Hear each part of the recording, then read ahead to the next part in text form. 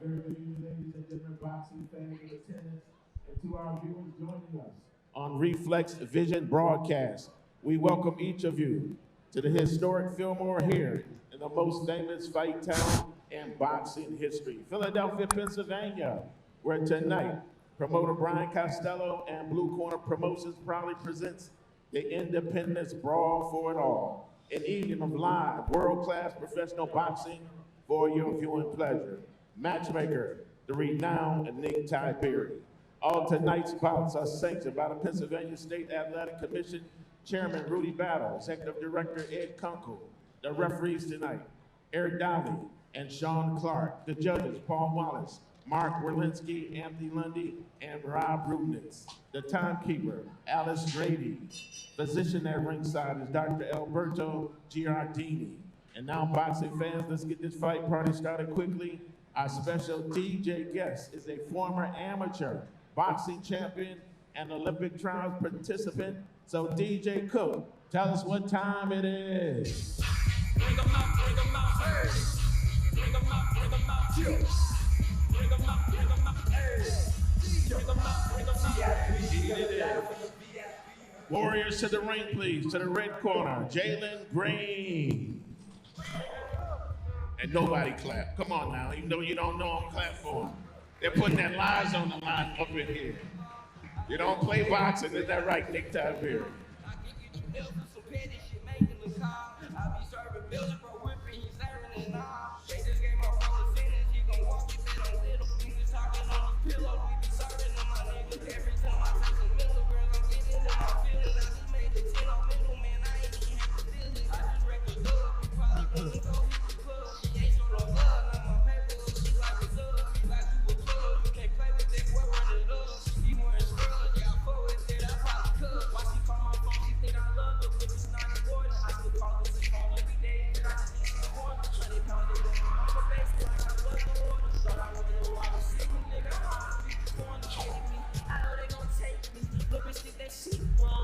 Warrior to the ring, please. You gotta move faster than that, man. Come on.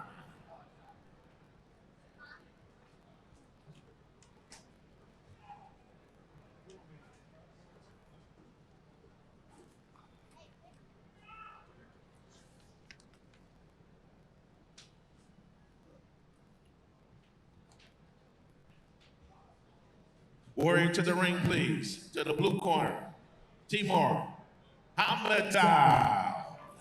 Hey, to rest in peace to the parking lot. Phantom so big, can't even fit in the parking spot. You ain't talking about my then what you talking about? Gangsters moving silent, and I don't talk a lot. I don't say a word. Was on my grind and then I got what I deserve. Hold up, wait a minute. Y'all thought I was finished? When I wrote I asked them all, y'all thought it was winning. Flexing on it, some like Papa on this finish. Double limit, that's my team. Say the captain, I'm lieutenant. I'm the type of cannon, me casting grind like I'm broke. That Lambo, my new, she ride like my ghost. I'm riding around my city with my hands to my toes. Cause these want me dead, and I gotta make it better. Cause my mama need that bill money, my son needs some milk. These try to take my life, they around, get killed.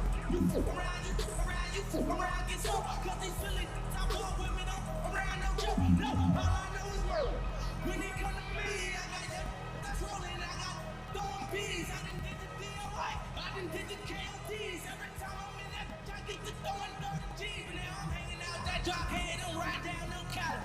They look at, I'm back home, that young, be wildin'. We young, we mobbin', like Batman and we're robbing. This two-door Maybach with my seat on reclining. I'm like, real, what up? Real, what up? If you ain't about that murder game, then...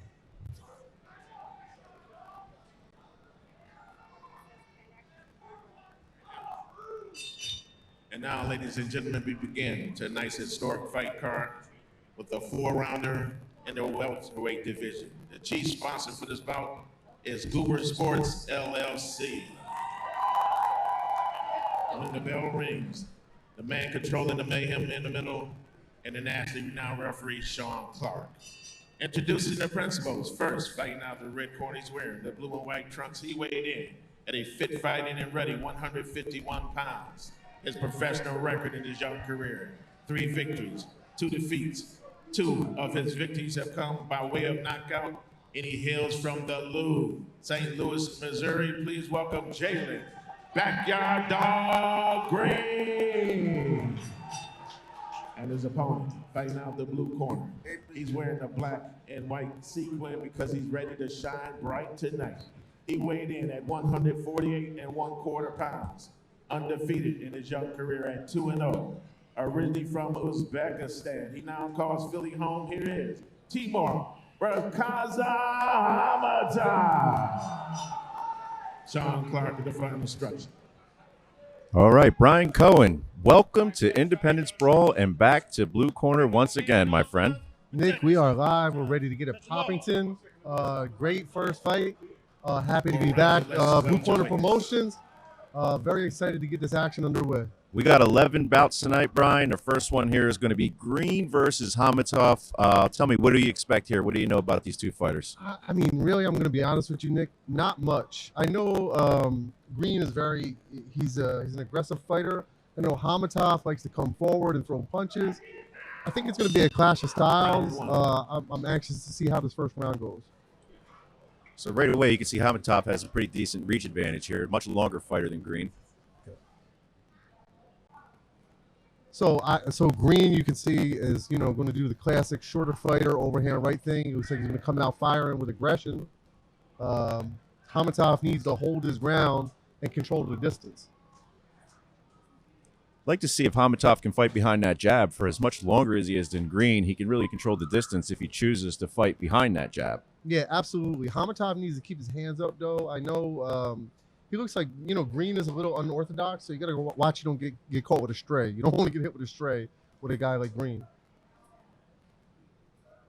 So 147-pound bout here, 4 rounds. Green is 3-2, 26 years old. Hamatov 2-0, 25 years old. So relatively evenly matched on paper. On paper, I mean, you have, Green is from St. Louis. The quality opposition out there is not outstanding. And I feel like you can see, by him winging punches and keeping his head down, you can pretty much see his skill level. Yeah, a little wild in the technique so far here in the first half of the first round. Yeah, he's being very physical, being very aggressive. Let's see if he can maintain the aggressiveness and physicality if it goes further than 3 rounds. Interestingly enough, too, during the weigh-ins and the face-off picture, it got a little spicy between these two, a little bit of pushing and shoving. Yeah, I mean, the guys from St. Louis, they do come to fight. They swing away. I question Green's gas tank at this point. It looks like he's looking away. He's trying. Definitely significantly less bounce in Green's step here in the last minute of the first round. Yeah, I mean, for lack of better terms, it looks like he shot his load in the first minute. Yes. He's looking away. Hamatov, if he just takes a step back, relaxes, goes behind his jab, he'll get him right out of there, to be quite honest with you. Yeah, it looks like if Hamatov wanted to really turn up the pressure, he could start to really hurt Green here. Yeah, I mean, it all starts with the jab. He has to work behind his jab. If he works behind his jab, moves his way in with his feet, I think Hamatov can get him out of there. He's waiting a little bit too much, and he's a little too stiff for me.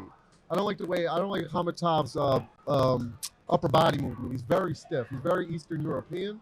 I don't know how long he's been here, but he needs to adapt to the American style, get a little bit more loose in the shoulders. Yeah, there's not a ton of fluidity in his movement. It looks like it looks like to your point, Brian. The jab's a little bit stiff, even when he throws it out, and he doesn't follow it up as quickly as you'd like to see that right hand snap behind it. No. And his upper body movement it's more or less like Herman Munster. It's non-existent. No head movement. Let's see if the corner can reel him back in. So both guys are coming off of wins in their last bout. Green had a win against Solomon Acarano in Indiana, and Hamatov beat Luis Saldana at Harrison Chester. So, and both pretty recent as well. Yeah, so again, like I was stating earlier, you have Green, you're fighting on the Midwest circuit. Our event partner, thank you so much.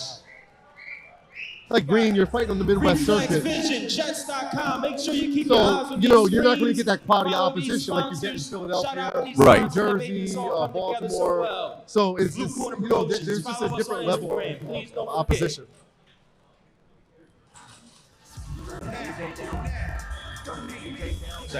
Seconds out.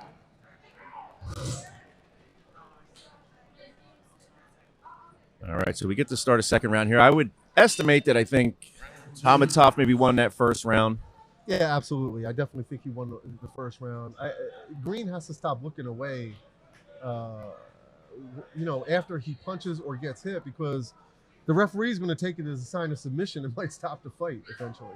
You know, he's got a kind of a weird style too. It's like in each punch that he's throwing, he's bringing that foot forward with him. Yeah, it's a very herky-jerky, off-balance style. So I get Hamatov can't get the rhythm of him. It's a very awkward style. But if Hamatov would just place the jab out there, he would be able to touch him and catch him, right? So he's not using his jab. He's trying to walk in with power shots, which is a mistake. So if he just puts something out there and you know, get as a rangefinder, you know, give him a little appetizer and then touch him with the dinner. Yep. Yeah, like you mentioned before, like a pool stick. Absolutely. You got him like a pool stick. Like, Hamatov needs to relax a little bit. Give a little upper body movement, add a little feints into there, and I think he'd be able to get Green out of there. It looks like Green is dying down. You can see his punch output. He's switching feet right now. He's very awkward, but a jab would neutralize all that. Now, Hamatov is literally just waiting a bit too long for my liking. What are you seeing with Green's feet? Because I do think that his movement is really awkward, but I can't really place what he's doing differently here. What's going on with his feet? I don't think he knows what he's doing. to be quite honest with you, you could see his body language. He don't want to fight anymore. If Hamatov will put a combination together, he's going to cover up, turn his back, and the referee's going to stop the fight. I honestly don't know what Hamatov is doing right now. He needs to control the ring a bit more.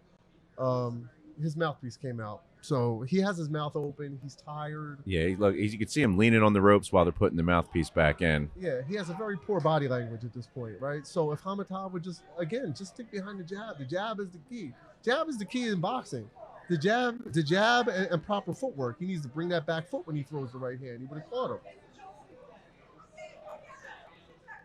Yeah, I mean, it looks like maybe Hamatov's a little bit gun shy in those exchanges, because it looks like there's been a couple of times where he could have let something go but chose not to. Yeah, and again, I get it. You fight these awkward guys that come jumping in, they're switching feet, they're doing little things like that. Now, Hamatov is southpaw. Again, go to what you know. Stay orthodox. Control the fight with the jab. You know, he's a taller guy, and he's sitting there on the inside wrestling with this guy. It's just not a good game plan. Yeah, he's almost taking away his own advantage by getting in there too close and smothering himself. Correct, Nick. 1,000%. He should be fighting mid to long range against this guy, and he just wants to walk in and throw power punches. And at the end of the day, he's making himself look bad. He's making himself look like he doesn't know how to control a fight. So if he would just go back to a jab. Stop throwing these crazy punches. Stop trying to throw lead right hands and lead left hooks. Everything works off the jab. Yeah, and I'm just really not seeing enough out of Green to say that there's any real possibility of him turning around here in these last two rounds. No. I feel like he's going to keep getting fatigued. Again, I hope the corner can turn it around and give Hamatov a little bit better advice using the jab. It all starts with the jab, fundamentals, right? And as you can see, Green is all over the place. A jab would control him. You place him where you want with the jab. Yeah, I don't think either guy's really doing a great job of setting up their offense. They're just sort of in there reacting to each other. Absolutely, literally, and that's what you don't want to see. You don't want to see reactive fighting. You want to see somebody controlling the ring, controlling the pace.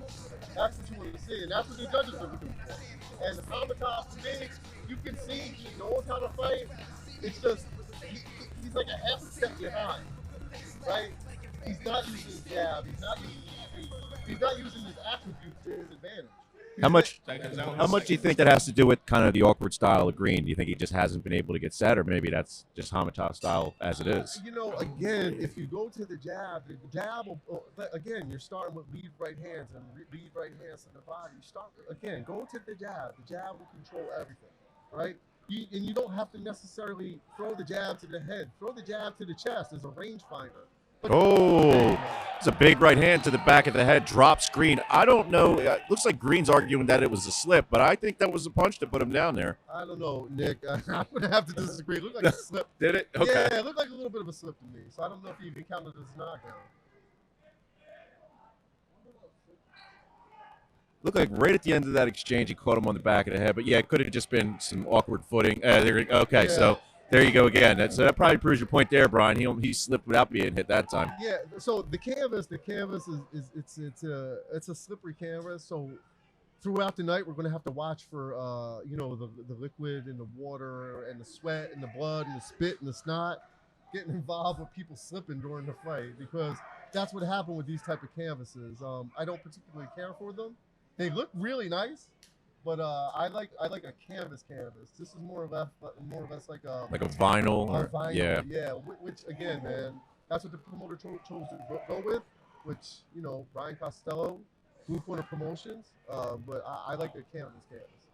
What kind of technique do you employ if you find that the canvas is a little bit slippery? Like in your experience, how would you change up your footing? Would you shorten the steps? Like, what would be your approach to recognizing that the canvas is slippery and how to deal with it? That's a great question, Nick. So again, you have to take smaller steps and almost a counter punching, like a catch and shoot type style, because if you find that you can't get your footing, nothing else is going to work, right? So you have to use a lot of feints, upper body movement. Hopefully the guy comes in, you can catch and shoot. Green's body language, if Hamatov can put a half decent combination together on the end of his punches, he'll stop him. It really does look like Green's just waiting for the opportunity to get out of this fight, for lack of a better way of putting it. Yeah, you have a fighter like Green who's in survival mode right now. And honestly, he's looking for a way out. If Green can throw 2 punches, 3 punches, 4 punches in a row, but he's one punching it to death. Yeah, both these guys just seem to have a bit of an awkward style. I think it's been tough on the rhythm for both. I don't know that either one has been able to get a beat on the other. Both of them having these kind of herky-jerky, awkward movements. It's true, Nick. I couldn't agree with you more. They're very herky-jerky together, but Hamatov is the prospect here, right? So he should be able to differentiate. Like, you have a guy like that keeps turning his back, putting his hands up, turning to the side. You have to take advantage of things like that. And the reason why Hamatov can't, look, his feet are not in position. He's just swinging away. Green is looking for a way out. And I mean, Green's just putting his head down and winging punches with no footing underneath him. It's a very, very awkward style that Jalen Green is bringing to this bout. It is. It's a very awkward style, yes. But Hamatov, again, if you want to be considered a prospect, you have to get guys like this out of there. It shouldn't go a 4-round distance, right? It shouldn't go into a decision. And to me, if it goes to a decision, it's kind of a step back for Hamatov. Yeah, that's interesting, especially when you watch the first round. It looked like Hamatov was clearly the better fighter. And now here we go into the 4th and final round, and nobody's really been able to assert themselves one way or the other. No, absolutely not. And guys like Green, unfortunately, you don't let them stick around to the 4th round. And if you're a true prospect, again, you get guys like this out in the 2nd round, and that's no disrespect to Green. But if you want to be considered a prospect and considered, an up-and-coming fighter, you get guys like this out of here in less than 2 rounds. Yeah, if you're Hamatov's camp, I think you walk away from this without a finish, and maybe you go back to the drawing board. Yeah, I mean, at the end of the day, if I'm in Hamatov's corner, my instructions are to empty the clip on this guy, but keep him long range. Like, stop throwing one punches. Stop reaching with your punches. Bring your back foot. The one punch thing is killing me with this guy. Just took a good left hand there on the inside. Yeah, again, his feet are out of position. Like, Hamatov, he's going to let this guy survive. And to me, letting a guy like Green get to the 4 rounds and get to the 4-round decision, it's no disrespect to Green, but you literally took a step back in your career. So hopefully Hamatov can get it together and put a meaningful combination together and get this guy out of there. God, just the way that Green throws these punches, where he's stepping forward with the punch, like same side, he's throwing a big left, stepping forward with the left foot. It's just so awkward looking from here. It is, but it creates so many openings for Hamatov. And the reason why he can't counter, if you watch, Hamatov keeps bouncing out every time Green punches. You can't counter when you bounce out. You're not in position. Watch. If If Green does it again and Hamatov bounces out, you'll see what I mean. He's never in a position to counterpunch.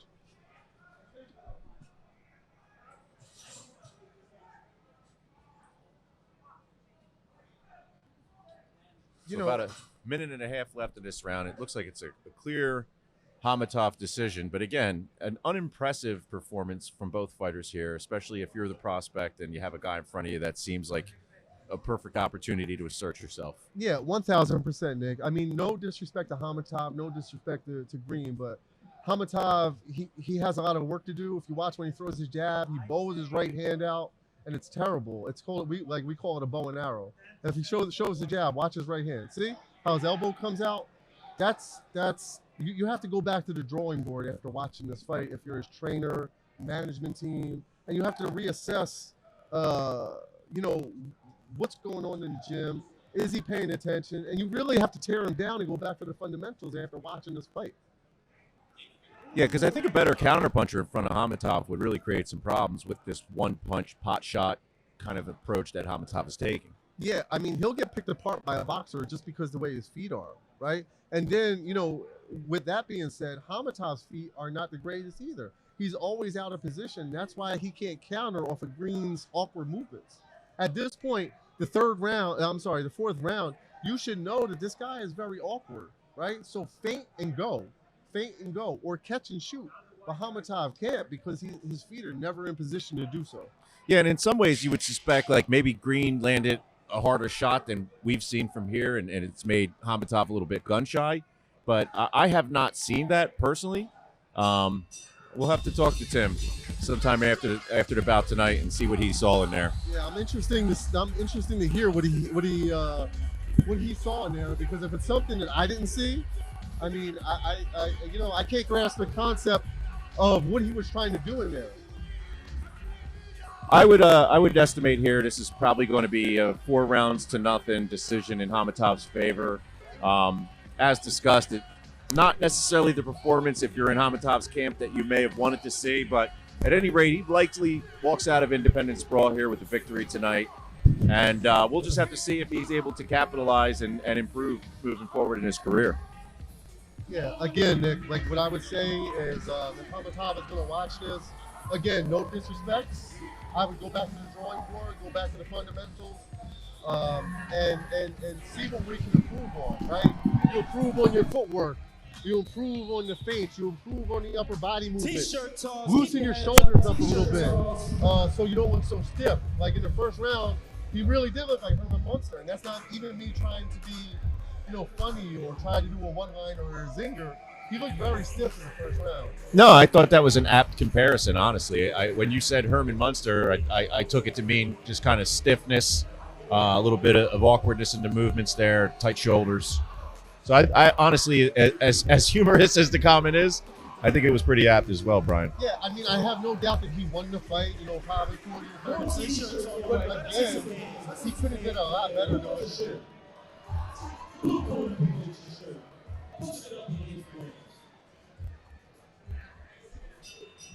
Let's throw it up to discombobulated Jones here for the decision.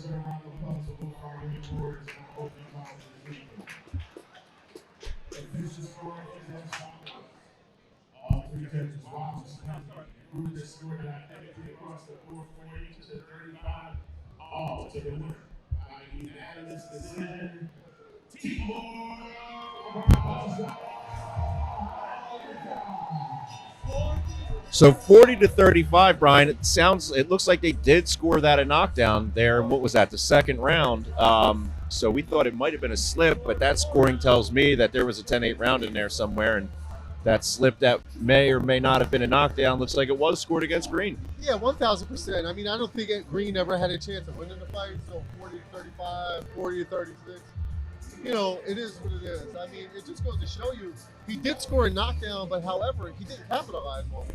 Right? And I'm not being overcritical of Hamatov. I'm not. I just think there was a lot of things he could have did better in the second, third, and fourth round.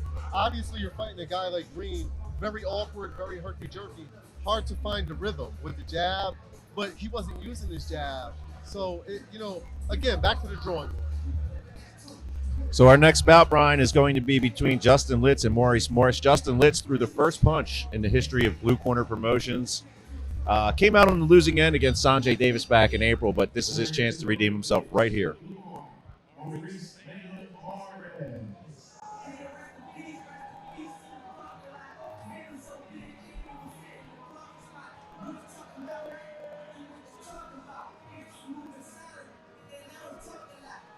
No surprise, Dreams and Nightmares is now the second time somebody's walking out to it in as many fights.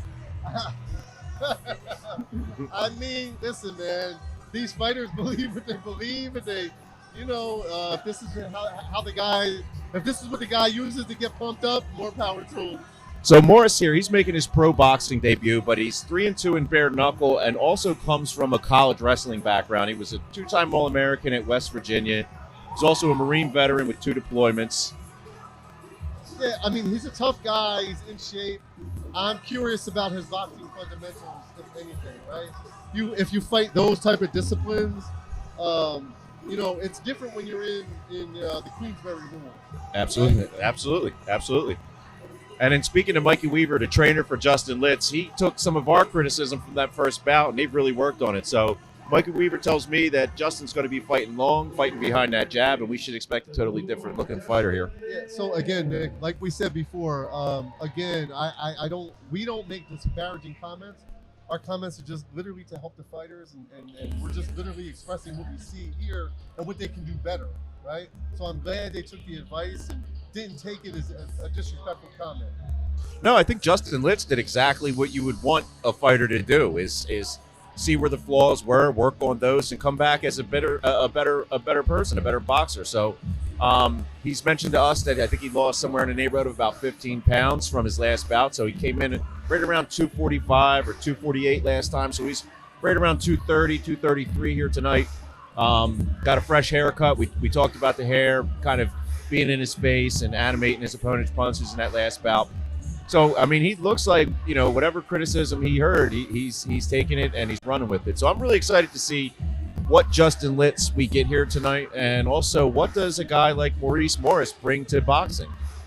Well, like as you said, he's a combat veteran.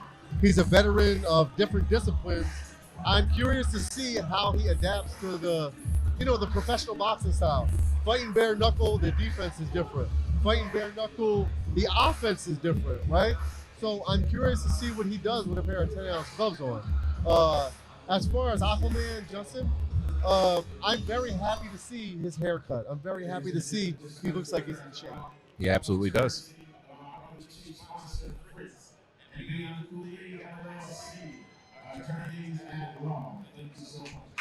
Scheduled for 4 rounds or less, we got big boys in that heavyweight division. Bell rings. Another big boy controlling Eric Ali. Introducing the principals first. I want the red corner green. The black crooks, the white girl.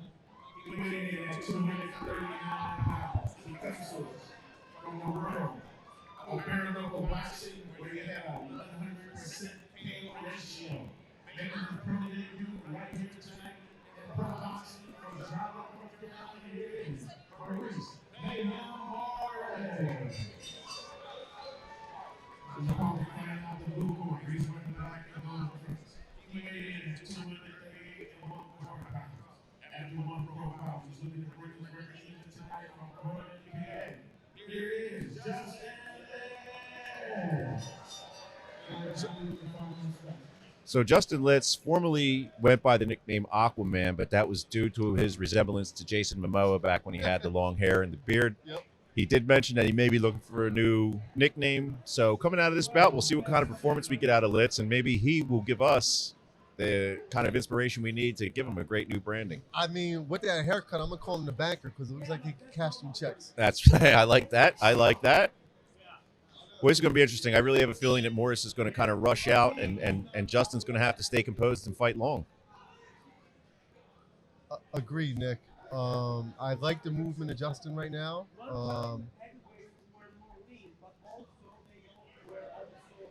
Yeah, he don't have to get lured into an exchange right now, with Maurice. No, my thoughts are is Justin's probably the more accomplished boxer, so if he can make this a boxing match as opposed to a brawl, it'll likely be in his favor. Yeah, 1,000%, man. And Maurice just missed that punch. It looked like it was intended for somebody in the third row. Yeah, Maurice is throwing these big overhand right bombs, and this is what the suspicion was going to be about Morris. Is he going to come out guns blazing, and if so, will he have anything left in subsequent rounds? Yeah, I mean, I reluctantly say that Morris doesn't look like he's in tip-top shape. I just don't know if that's his body frame. I just feel like if Justin can weather the storm in the first round, and I think he can get Maurice's timing, I think he'll be okay. He has to open up a little bit more with the jab and crack Maurice a couple times to make him respect him. Because right now Maurice is walking in really disrespectful with his There's a punches. decent 1-2 out of Litz, kind of backs Morris up. For sure. He has to create range and create distance, and that happens with the jab and the feet, right? A snappy jab, snap that jab. See, he's just walking in. Again, I need Justin to use the jab and control the distance with his feet. Yeah, that last jab that he threw, it looked like he was about a half a step too close to Morris as he was unleashing it. Yeah, I if I'm in Justin's corner, I tell him to wake up a little bit, be a little bit more sharper, and step with that jab. Throw the jab like a punch, snap it. You're just laying it out there, and being passive aggressive with it, right? And you're reactive fighting right now. And I don't want to use the word hate, but I hate when fighters reactive fight, and that's what he's doing right now. And he's letting Morris control the pace, which is not going to get you a victory. Like right now, I think Justin's losing the round. So far, Morris has looked like the busier fighter, but I think, maybe it's part of Litz's strategy is to give him this first round to gas himself out. We have a 4-rounder here in front of us. Morris has already got his mouth open. Looks like he's taking some deep breaths. Yeah, he's cooked right now, but the thing is, Justin needs to capitalize on it, right? Shoot some jabs to the body. Shoot some little right hands. There's a big right hand over the top, beautiful. followed up with a second. Beautiful. Justin has Morris. Oh, okay, so Morris turns himself out of that corner momentarily there. Justin looked like he had him in some trouble. Yeah, I mean, Justin just needs to be patient. Work behind the jab. Stay with the fundamentals. I think that little exchange there in the corner was probably the best couple of punches so far in this round. Morris is throwing some overhand rights and leaning on Litz against the ropes here, but I don't really think either of those shots did any damage. No, I don't think so either, Nick. I don't like the body language of Morris. So Kelly's walking back to his corner. He looks pretty gassed already. He's hunched over here before the stool even comes in. Yeah. So when you miss big punches, you come out and you try to wing those big punches like that, and you miss, you don't connect. It takes a lot out of you, especially like a big guy like Morris. Like, what did he weigh in at? I think Morris weighed in at around 210 or 212. Yeah, you have a 210-pound guy, 212-pound guy, missing punches. Then you have a big guy like that's leaning on you and stuff like that. It's going to fatigue you. So, if Justin can put together a nice combination, a sharp combination, I feel like he'll be able to get Morris out there in the next round.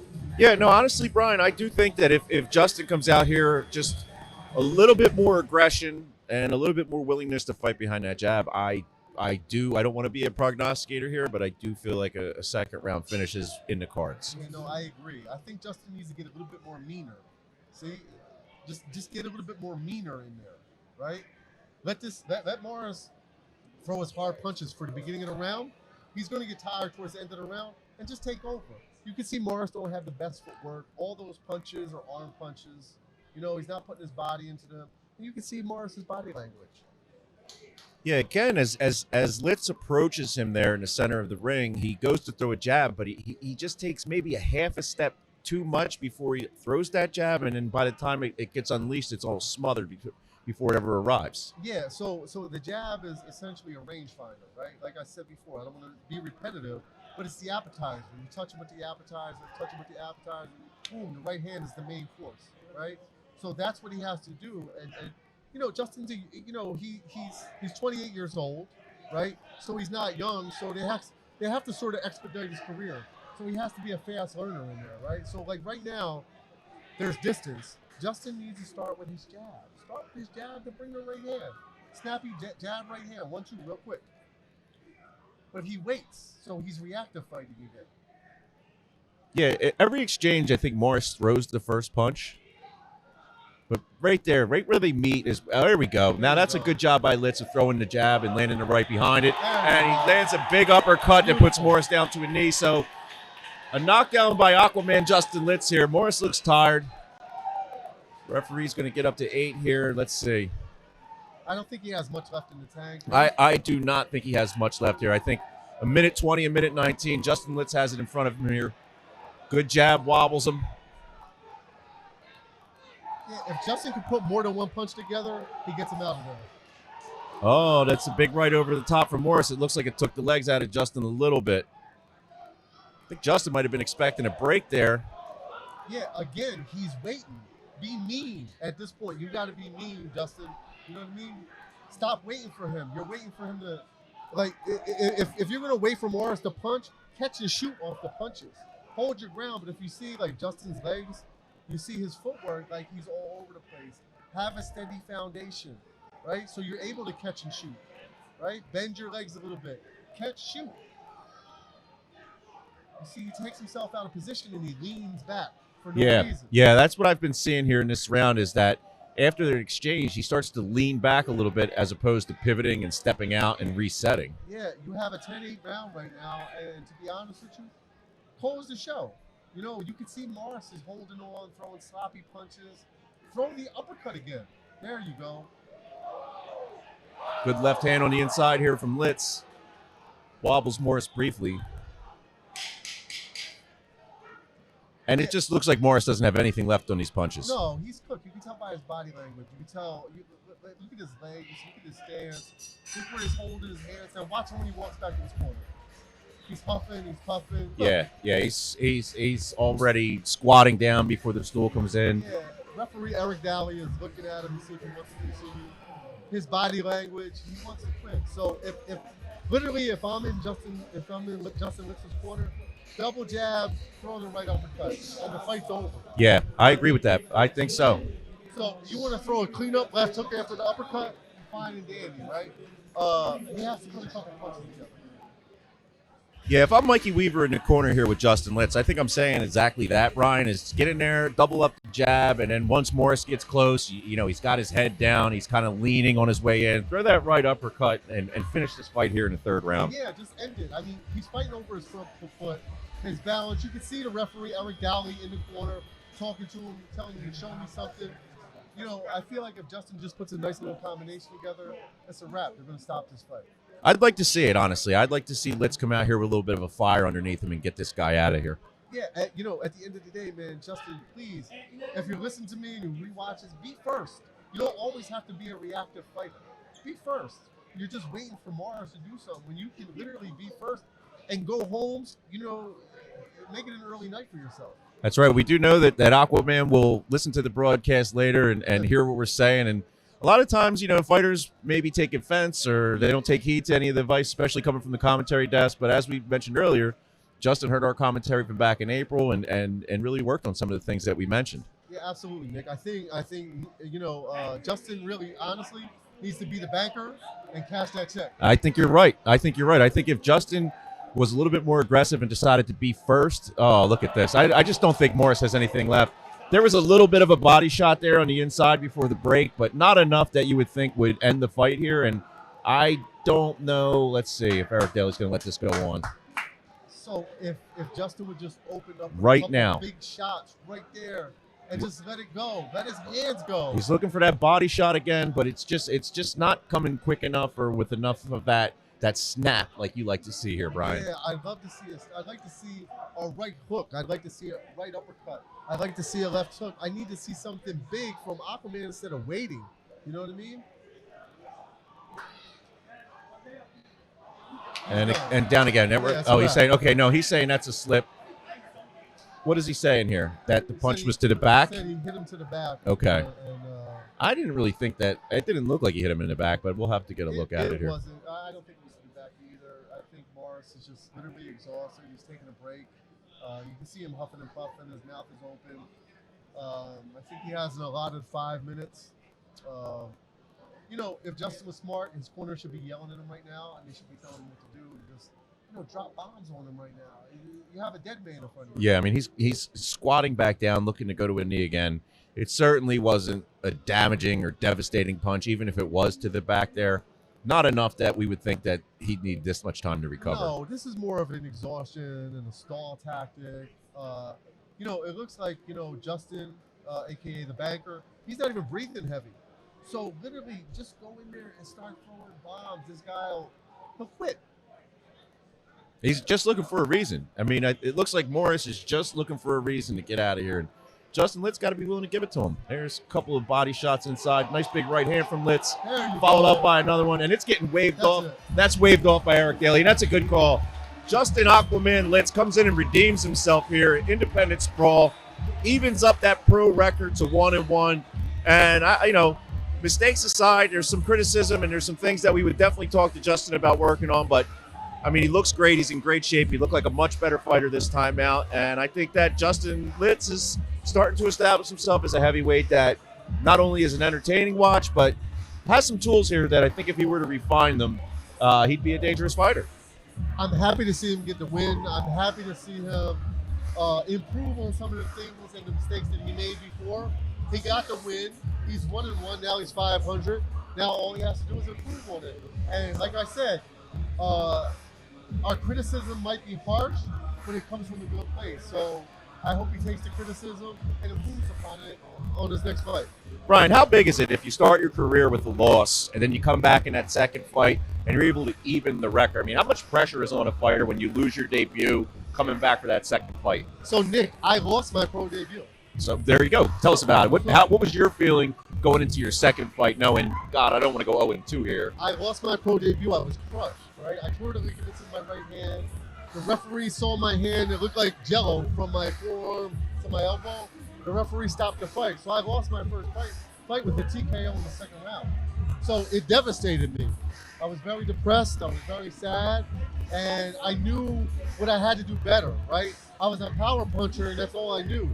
So what I literally did was switch trainers, and I had to learn how to box. So once I learned how to box and move my feet, I don't think I would have fought the loss like I did in my first pro fight. I feel like I didn't know how to move, and I didn't know how to utilize the ring. That's why I'm so critical of the jab when I'm doing commentary, because it's such an intricate part of professional boxing. So lessons learned in that first bout that you were able to capitalize on in your second, and similar to Litz here, comes out and evens his record here in his second pro fight at Independence Brawl. We're going to throw it up to our ring announcer, Discombobulated Jones, for the official decision.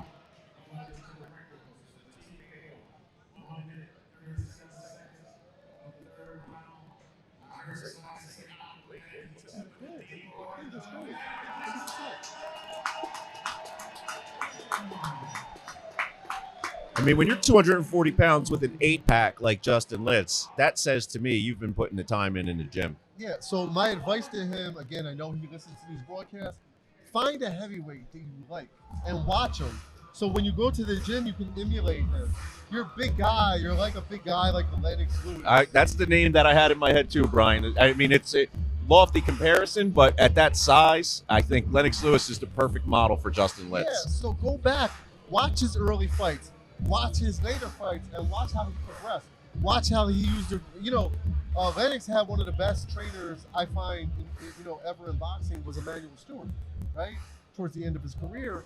So you go back and you watch a guy like that. You learn from a guy like that. Yeah, even his losses. I mean, Lennox Lewis famously had a couple of brain farts where he took big punches twice, but then he comes back and destroys those guys in rematches. But fighting behind the jab, long and big like he is, that's a perfect model. If I'm Justin Litz and Justin Litz's team, that's the exact guy I'm going back to watch. Absolutely, Nick. Absolutely.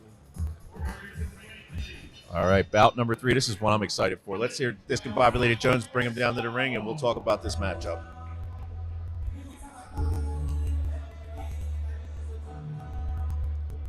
The Hunter John Brewer, coming in from Jefferson City, Missouri. He fought on the Blueprint card against Brendan O'Callahan and lost via stoppage. And one of the juiciest storylines in tonight's card is in the corner for John Brewer back in April was one Billy Briscoe Sr., the father of his opponent tonight. Yeah, this is actually This is actually an interesting fight. You know, John Brewer came out. He was getting touched up by Brendan O'Callahan. I thought Billy stopped it a bit earlier. A bit early. That's just my opinion. So maybe John is going to take it out on his son's rear end. Yeah, well, that's exactly what he said to me.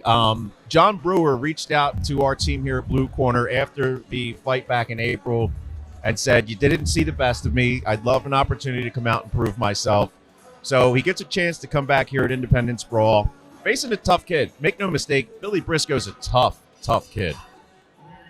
You listen, Billy's been brought up in this game. You know, he's seen everything. He's worked corners with his dad. They have a very close relationship. I'm interested to see this. I'm very interested in seeing this fight. Yeah, honestly, I love the father-son relationship between both Billy Briscoe, senior and junior. I think that Billy Briscoe is uniquely situated in this game. Like you said, raised as a boxer, comes from a boxing family. Billy Briscoe Sr.'s been around this game for a long time, worked some big corners over his years.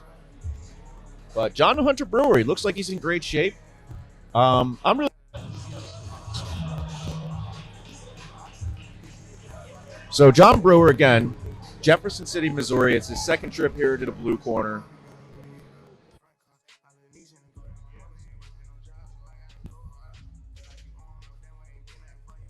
Yeah, so John Brewer has the guy, Brian. You know, we call this guy BK. He has a lot of the guys from Missouri. He brings them in. They're tough guys. John Brewer, again, this is going to be a great fight. This is going to be a great test. He has revenge on his mind. I'm very interested to see this fight, how it goes. Yeah. When this bout was made, I was super excited. Professional record in the John career 6 feet, 1 loss, 1 draw, 4 big games to his finish. He's homegrown in Philly's home, and the last name is legendary in boxing history. Ladies and gentlemen, here Billy El Flaco Briscoe. And his opponent fighting out of the corner. He's wearing the black trunks. He weighed in at 162.2 pounds. He comes to us with 22 bouts under his belt, him from the Shelby state of Missouri, here tonight to do just that. Ladies and gentlemen, please welcome John the Hunter Brewer. So John Parker, final instruction. So in the corner for John Brewer is Carlito Jimenez out of the Jack Costello Boxing Club. And this is Carlito's first time cornering a pro bout. So congratulations to Carlito. Oh, that'll be interesting, actually. Cheers of El Flaco coming from the crowd. Billy Briscoe, definitely a hometown favorite. I asked Billy at the weigh-in why did they call him El Flaco? Is he was growing up around a lot of Puerto Rican fighters. That's absolutely correct. Right? Although, again, I've brought this up before. Billy Briscoe's Instagram handle is North Philly Billy, and I love that as a nickname. It's an awesome nickname, man. Big overhand right from North Philly Billy. And another. John Brewer shakes it off as if nothing bothers him there, but he's still taking punches on his way in.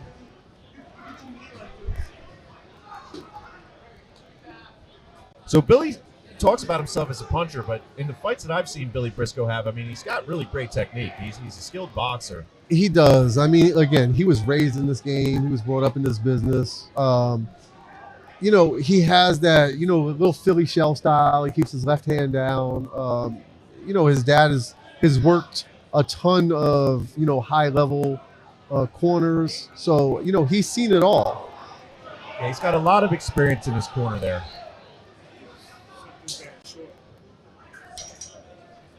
I like the hand down. I like how he's relaxed. I like how he's popping the jab. I just don't like the walking in. He work behind your jab. Work behind your jab. Good right hand by Billy. Yeah.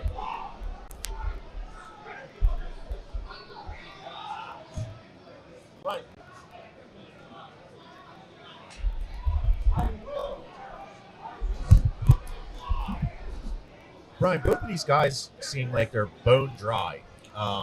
What's that tell you? It means they didn't get a good warm-up in the back. I don't know why. These guys should have been ready. The commissioner's pretty good about, having them, telling them, what round it is, and I'm pretty sure they have monitors in the back. So yeah, these guys are bone dry. Oh, Beautiful right hand, nice yeah, combination by huge Billy. combinations. I mean, that was a devastating combination. I don't know that Brewer's going to be able to recover from this. Let's see. He's got his mouthpiece out. He's trying to get it back in here. Just about a minute left to go here in the first round. Plenty of time for Billy Briscoe to capitalize here. Cheers of El Flaco coming from the crowd, and a couple of big right hands, and that's going to get waved off. I mean, maybe Sean Clark seen something that we didn't see. The body language, how hard the punches were landed. So Sean is a very responsible referee, great referee. I don't know him to miss calls. So he probably saw something in there that we couldn't see. Maybe John's eyes were rolling back in the back of the head. They looked really glassy. So a good stoppage. I don't think he had a chance of winning. I think Billy did an excellent job in there. He knew what he had in front of him, and he took care of it. Kind of like, let's go back to the Justin Litz fight, right? Kind of had a dead man in front of him. I'm not saying John Brewer, no disrespect, is a dead man, but the punches from Billy Briscoe were taking a devastating effect on him. And Billy closed the show, which is what you want to see in a fighter. Yeah, absolutely. And I thought that when Billy Briscoe had him hurt, he recognized that immediately. And I was relatively surprised Brewer got up from that first knockdown. It looked like he might have stayed down, but he got up, continued to fight. And to your point, the referee saw enough when Billy made that next flurry. Yeah, I mean, Brewer is a veteran of 20-something fights. So he's not just going to lay down. He's not going to go quietly into the night, right? He's going to try. Again, they're on the St. Louis circuit. No disrespect. They're in the South, Midwest, things like that. Their quality of competition isn't as high as, like, you know, our gym fighters here in Philadelphia, New York, Baltimore, DC. So it's just it's a different level, right? And it's no disrespect to anybody in the Midwest, right? There's great fighters that came out of the Midwest. I've managed fighters from the Midwest. It's just a different level once you get to these guys, the hard-nosed guys like a Billy Briscoe. Yeah, I mean, I don't feel bad at all saying Philadelphia produces better fighters than the Midwest.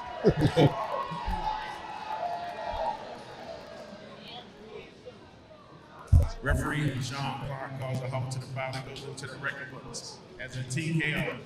2 minutes, 16 seconds of the very first round.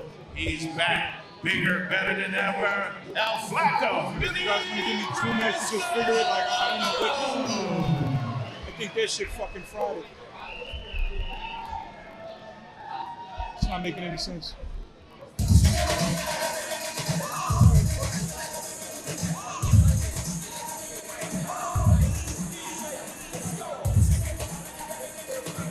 Okay, let me see that.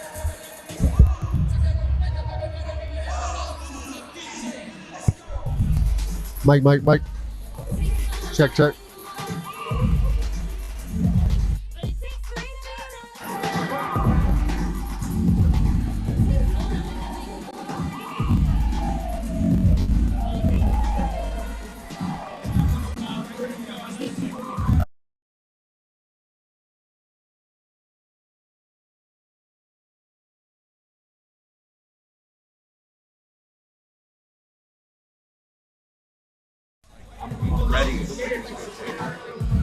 I mean, Billy can punch.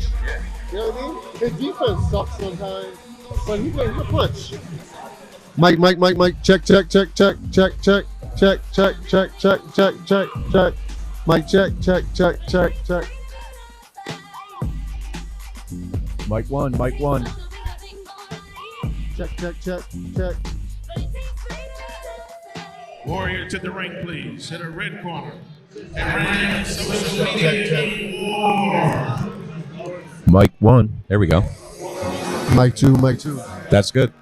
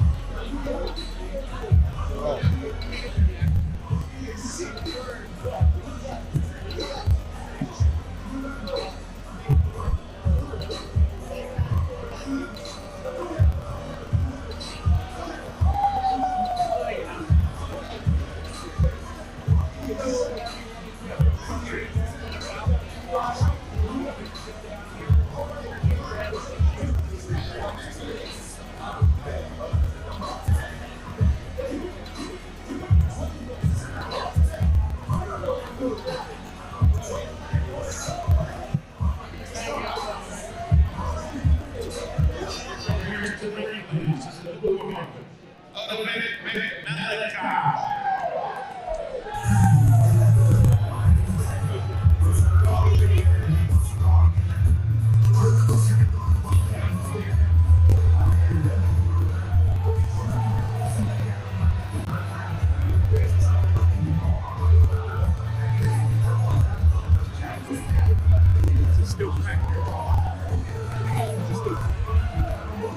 think this shit probably sounds good now.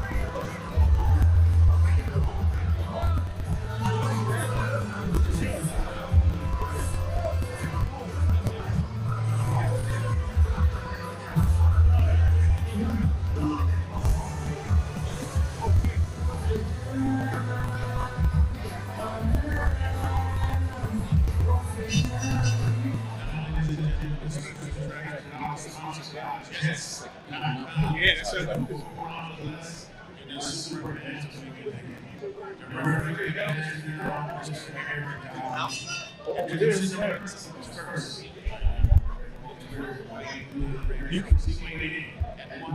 So you can bring it down a little, like, globally, too.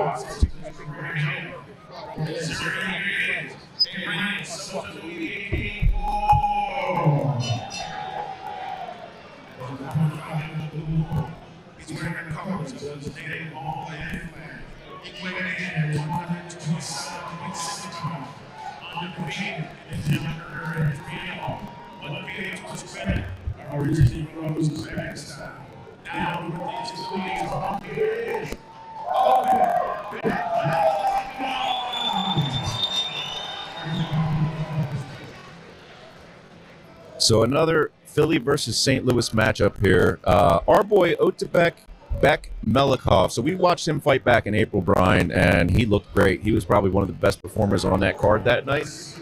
Yeah, Beck is definitely a prospect. I think the kid his ring IQ is amazing to me at such a young age, and he makes hard boxing look easy. So Taron Ward, a veteran of 26 pro fights. I mean, this is a tough matchup for Beck, but from what I've seen from Beck thus far, I think he's well equipped to handle it. It's a great way to bring him up. The guy has a lot of experience. Beck is very young, but he's a very mature young man. One of two fighters that the mad scientist coach Mark Robertson has on the card tonight. Well, Mark Robinson is doing a great job at training Beck. The kid, he just looks like a veteran in there. You know, his ring generalship, the way he moves, his defense. He has sharp eyes, and I don't think we speak enough about having sharp eyes. He sees a lot of the punches. He reacts a lot of the punches. You can see, you know, he sees a lot of openings, and he's creating a lot of openings. But watch Beck's feet. Beck's feet is what controls this fight. See, you'll watch him. He'll edge his way in and then shoot the punches off. Watch it. He takes little baby steps. One thing I think he does really well, too, is just the way he spins out when he's getting his backer to the ropes or into the corner. He does a great job of just pivoting out, getting back to the center, and reasserting his offense. Yeah, 1,000%. And that comes with balance, fundamentals. That was a beautiful uppercut he landed. And they're hard punches to land off a jab. Great job. And one thing you always mention, too, when we're looking at the longer fighter is fight long. And Beck does such a good job of that, I think. Yeah, listen, he's backing up, but it's a controlled defense that he's using right now. He's looking for openings. He's seeing shots, right? Look at his defense. He threw that jab to the body and then went right to that tight guard and waited for the counter. I mean, he does just such a fundamentally great job of really just controlling the action. Yeah, so if that all goes to sharp eyes, he sees the openings. See, once he sees the openings, he uses his feet and steps up and gets it.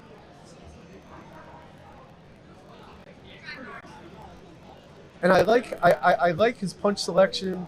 You know, again, big smile on Beck's face there.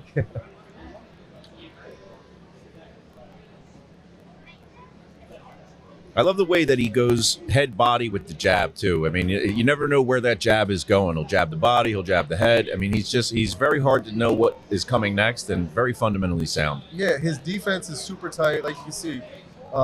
You know, his shoulder rolls, everything. The kid is way ahead of his game.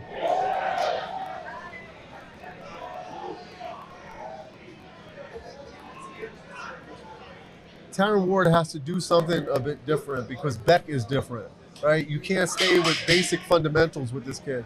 You have to mix up the combinations, double right hands, double left hooks, triple jabs, and I just don't think that Ward has it in his arsenal to do so. A little bit of a conversation there going on between Beck and Ward. It looks like Ward threw a right hand that Beck sort of slipped and didn't take the full brunt of, and then they had a little bit of a conversation there ending that round. Yeah, it's always fun when you have like playful banter with the guy you're fighting. You know, he may have grazed you with a shot, and you might say back to him, "You're not going to hit me with that again." So it's always good to go back and forth with him. I see Ward is standing up in between rounds, so I'm assuming he's in shape. However, I would take a seat because he's in for a whole night against Beck. Yeah, so when guys choose not to take the stool there, what is that? Is that like an expression of confidence, or are you trying to send a message to your opponent saying, I'm not tired? It all depends on the fighter. Some guys are truly in shape and don't like sitting, and some guys are doing it as like a psychological advantage to your opponent. Means what you're doing is not affecting me. Yeah. However, if I was Ward, I would take a seat. Because Beck is not one of those guys you want to stand in between rounds with. Yeah, and you're going to be on your feet for the next 3 minutes, so you might as well take the advantage of the stool there for those 60 seconds. Exactly. You're going to be on your feet. You're going to be thinking the whole time because this kid throws punches. I don't mean to call him a kid, but he's a young man. He throws punches. His defense is amazing. His ring generalship is fantastic. I think the world of him. And I think he's a really good fighter, and I think he's a really good Philadelphia prospect. Yeah, 19 years old. It's hard not to call him a kid. He's 3-0 already at 19, and it looks like he's just got unlimited potential in front of him. Yeah, and I think they're bringing him along properly, right? So you put him in there with guys like this. They'll give him some rounds. They'll make him think. You're not blowing the guy out in 1 or 2 rounds. You're getting some pro-level experience and stuff. But the guy has over 20-something fights. And I think they're doing an excellent job bringing him along. Yeah, it really says a lot that a 19-year-old fighter that's on his way up like this is already in there with a veteran of 26 pro fights. It says that Beck is probably advanced beyond what your typical 19-year-old would be expected to. Yeah, 1,000%. And you can see Beck's defense is tight. And you also notice Beck's balance. He has great balance. When he throws punches, when he's catching punches, his balance is phenomenal. He moves in and out like a seasoned pro. And again, I can't say enough about him. Yeah, I think that speaks to his feet. You pointed that out in the last round, how he had just great footwork, great balance. He's got a nice wide stance. He kind of stands bladed. He's never square to his opponent. Yeah, and the thing about it with Beck is I like what he does. Not every punch is directed at the head. Watch, you'll see him. He'll mix the body punches in there. Right now, he's switching to southpaw. Again, work on some things when you have a guy that's in there in front of you that he might be a threat, but not so much of a threat. So you work on things. Yeah. He's got a canvas in front of him, so to speak. So he's able to utilize a multitude of colors and paint a picture of a complete boxer here in his 4th professional bout. Absolutely. I think that at the end of the day, if you want to talk about painting, maybe he wants to Van Gogh him and chop an ear off. What do you think? I think that he's looking to do some damage here, and if that ends up that way, I'm sure Beck would be satisfied. But to your point about going head body, I think so far the best punch that I've seen Beck here in the first 2 rounds is that left jab to the body, which has really set up a lot of other offense for him. Yeah, so those left hooks to the body and those right hands to the body, they take the steam out of you. They don't look pretty. They don't look like you don't get the sweat flying from the guy's head. Well, let me tell you something. You get hit with a hard body shot and your legs just stop working. It's the worst feeling in the world, and I had it happen to me, before. So that's why I started doing a ton of abs and a ton of core exercises and stuff. But I like how Beck mixes up the body and the head attack. It's really nice to watch. Yeah, he does something really interesting too that I've noticed in his last couple of fights is that on the way out of a break, he doesn't really grab. He'll punch going backwards, coming out of a break. He always looks to steal a shot there before they're getting separated or before his opponent grabs him. Well, again, that's a veteran move because you have the real estate, right? So you're in there, you're on top of the real estate. You don't want to give up the real estate without dropping something in there, So you always want to drop something before you back out, before you give up that real estate. You always want to drop something in there.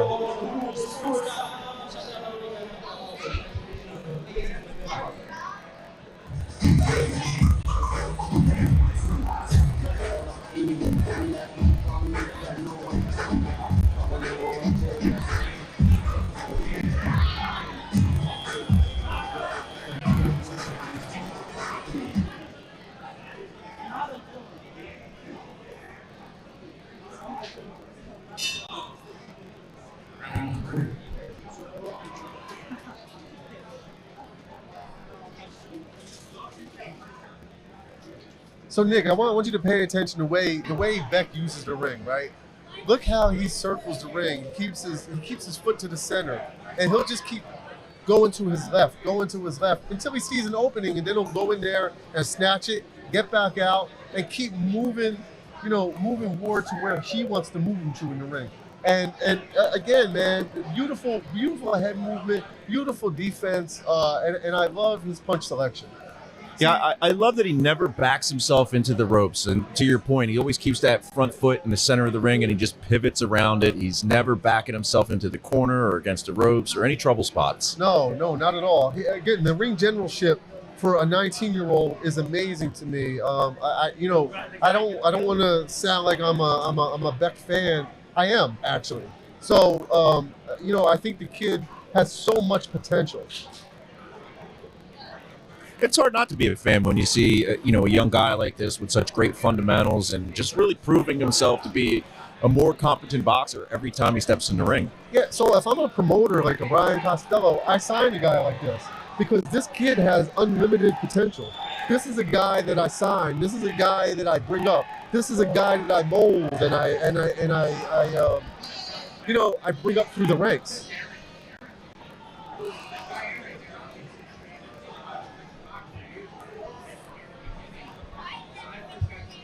So he fights, this bout is contested at 127 pounds, right?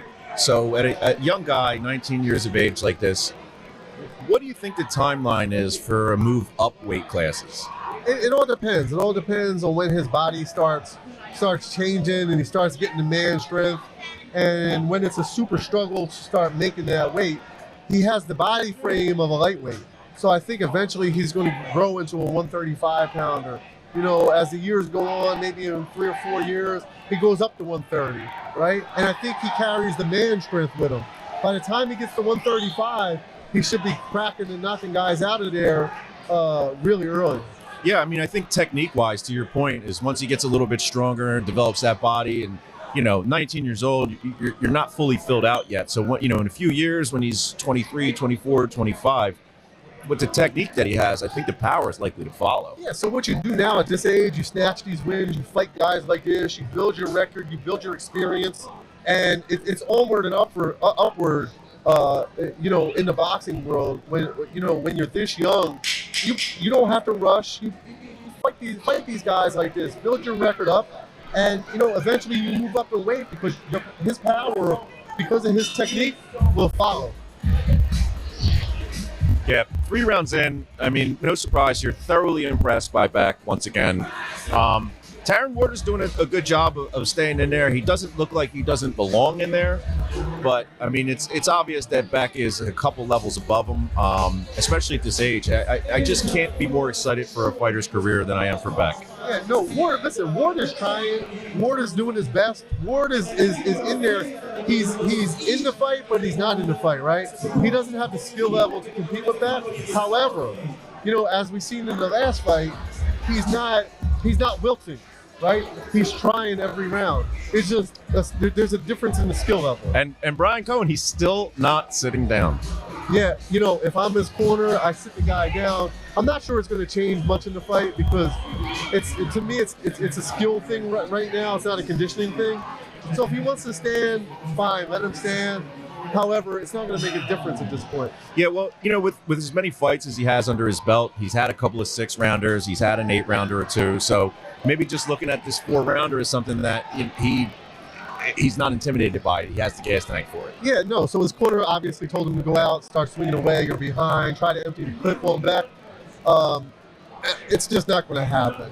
Beck is, he's just offensively, defensively proficient, and he's just a much more superior fighter, however. But all the credit to Ward for going out there, trying, and, going against a much more technically proficient fighter than him. And, I was mentioning the left jab to the body by Beck, but in the last 2 rounds, he's been landing this counter left hook on Ward's way in. It's been really, really an effective punch for him. Yeah, so in the gyms, if you have a guy that's fighting on straight lines like Ward is, we're always taught to either throw that check hook or you can switch and throw a southpaw right hook. So he's working that check left hook beautiful. Like I said, man, super impressed with Beck. His punch selection is amazing. His defense is amazing. His footwork is amazing.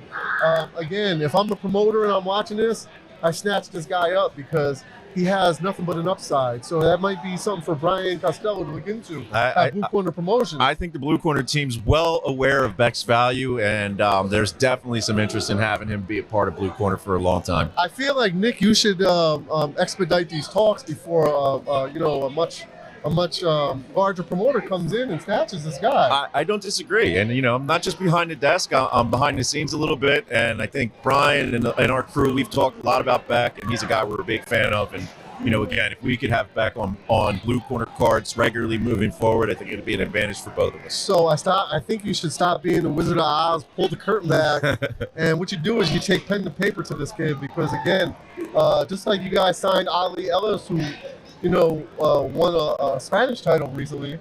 That's what I've heard, a Spanish title. I think you go ahead and sign this kid, keep him busy. Again, man, super impressed with him. How many times a year would you say a prospect like Beck should be fighting? Again, you want a guy like this, you don't want to move him too fast. I don't think 4 times a year is too much. I do manage a prospect. I let them fight last year 4 times a year. It all depends on how they progress and how they look in their fights. Right now, I think they're moving they're moving back steady, slow and steady wins a race. I think 4 times this year, and I think you slow him down a bit and see how he progresses. Yeah, I think that's a great point. I mean, he fought last in April, so that puts him about 90 days from then till now. So that's about a 4 times a year trajectory. Look at Beck turning up the pressure here. Late in the fight when he's got it in hand and he's still turning up the pressure. You got to respect that. Yeah. So again, he tried to close the show, which is great. He got his rounds in. He worked on some things. He worked on his southpaw. He worked on his defense. He worked on his counterpunching. He worked on his range. So definitely a great learning experience and an A+ fight, in my opinion, with Beck. Yeah, absolutely. Beck Melikov looks great once again here at the Blue Corner. Should be a resounding victory here over Ward, who, make no mistake, should not walk away with his chin down. I mean, Ward fought a good fight. He was just in there with the fighter whose technique and his fundamentals are maybe a level above. Yeah, listen, you had a guy in there that had, meaning Ward, he's firing with like a 22, and Beck is just shooting with an M16. There's just different levels to the firepower, and it's just, there's just different levels to this. So kudos to Ward for taking this fight, and kudos to him for surviving, not wilting, not quitting. Look, the end of the fight, he's dancing, he's feeling good, he's in good shape, I will say that. And to take those type of punches, you have to be in great conditioning to take those type of fights from punches from Beck. But make no mistake about it, this is a 40-36 fight. Beck won every round. There was no chance that Ward was going to win this fight. But again, kudos to him with the conditioning and the wherewithal to make it to the final belt. Is there anything you saw from Beck tonight that maybe you would call an improvement over his last fight, or maybe something that he's added to the toolkit since April? I do. You get rid of those ugly boxing shoes. They don't match his outfit. I don't like them. That's the only thing I have to say. So Beck, if you're listening, don't go with the fluorescent yellow boxing shoes with that whole outfit, man. I respect the flag. Get some white shoes. Well, the mad scientist is never not swagged out, so I'm sure that that's something that he can help impart on Beck. No doubt. He definitely is always swagged out. So I think we worked on Beck's footwear, not necessarily his footwork. You know what? If that's your takeaway, is work on the footwear as opposed to the footwork, that says that Beck's boxing skills is right where we want it to be. Boom.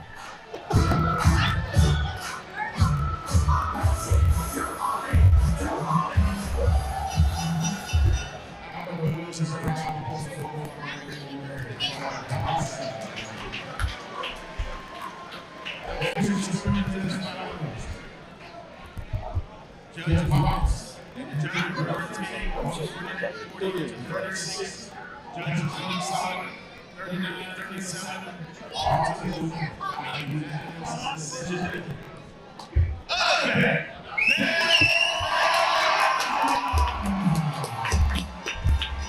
Well, no surprise there, Brian. 40-36, just as predicted. And another great victory here from Beck at Blue Corner. He's 4-0 now. He's 19 years old, and he has the world in front of him. Absolutely. And again, my only critique is those boxing shoes.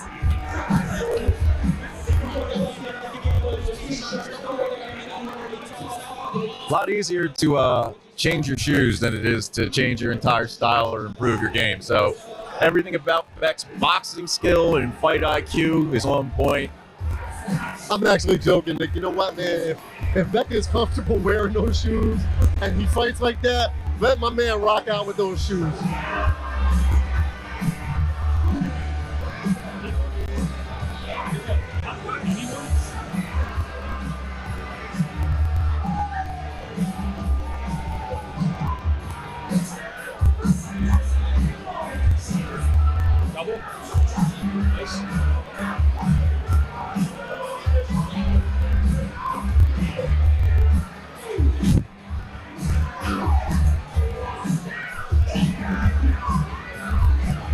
Oh, we're moving along pretty good here. We're already entering into our 5th bout of the night.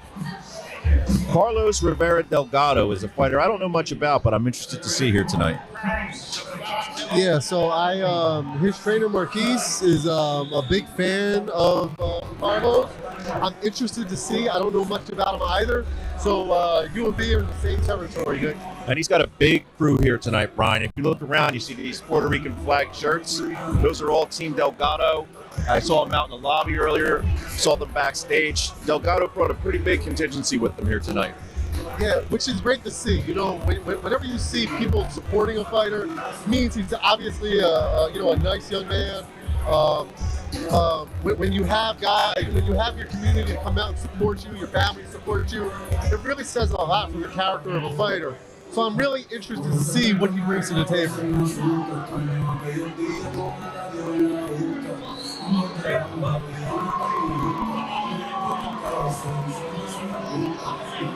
And his opponent, Deontay Williamson, also out of St. Louis. He's a veteran of 13 bouts.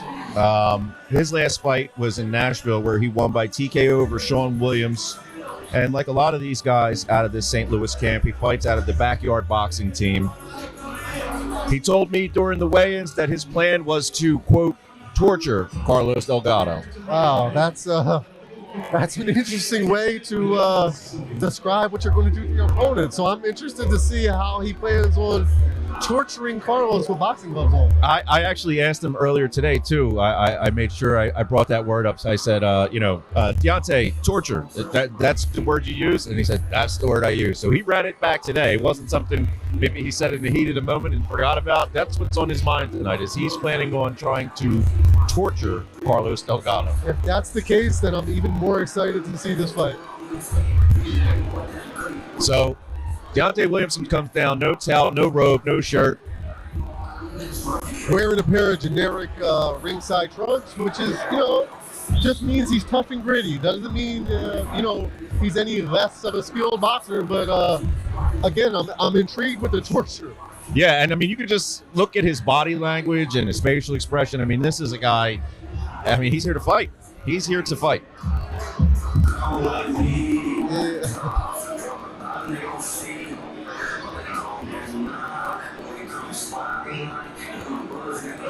Yeah, Nick, he's here to do something, that's for sure. Yeah, I mean, he looks determined. Yeah. And it's something that interests me when you use that kind of language in the lead up. I plan to torture my opponent. Carlos Delgado meant a few words, but we're about to see if he can let his boxing do the talking.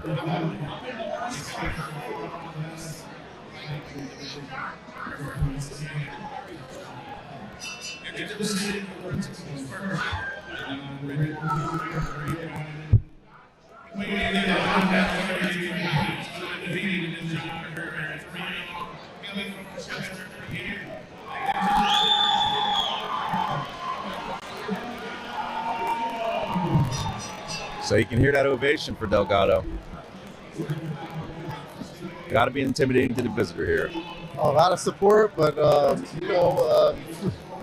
Williamson is confident.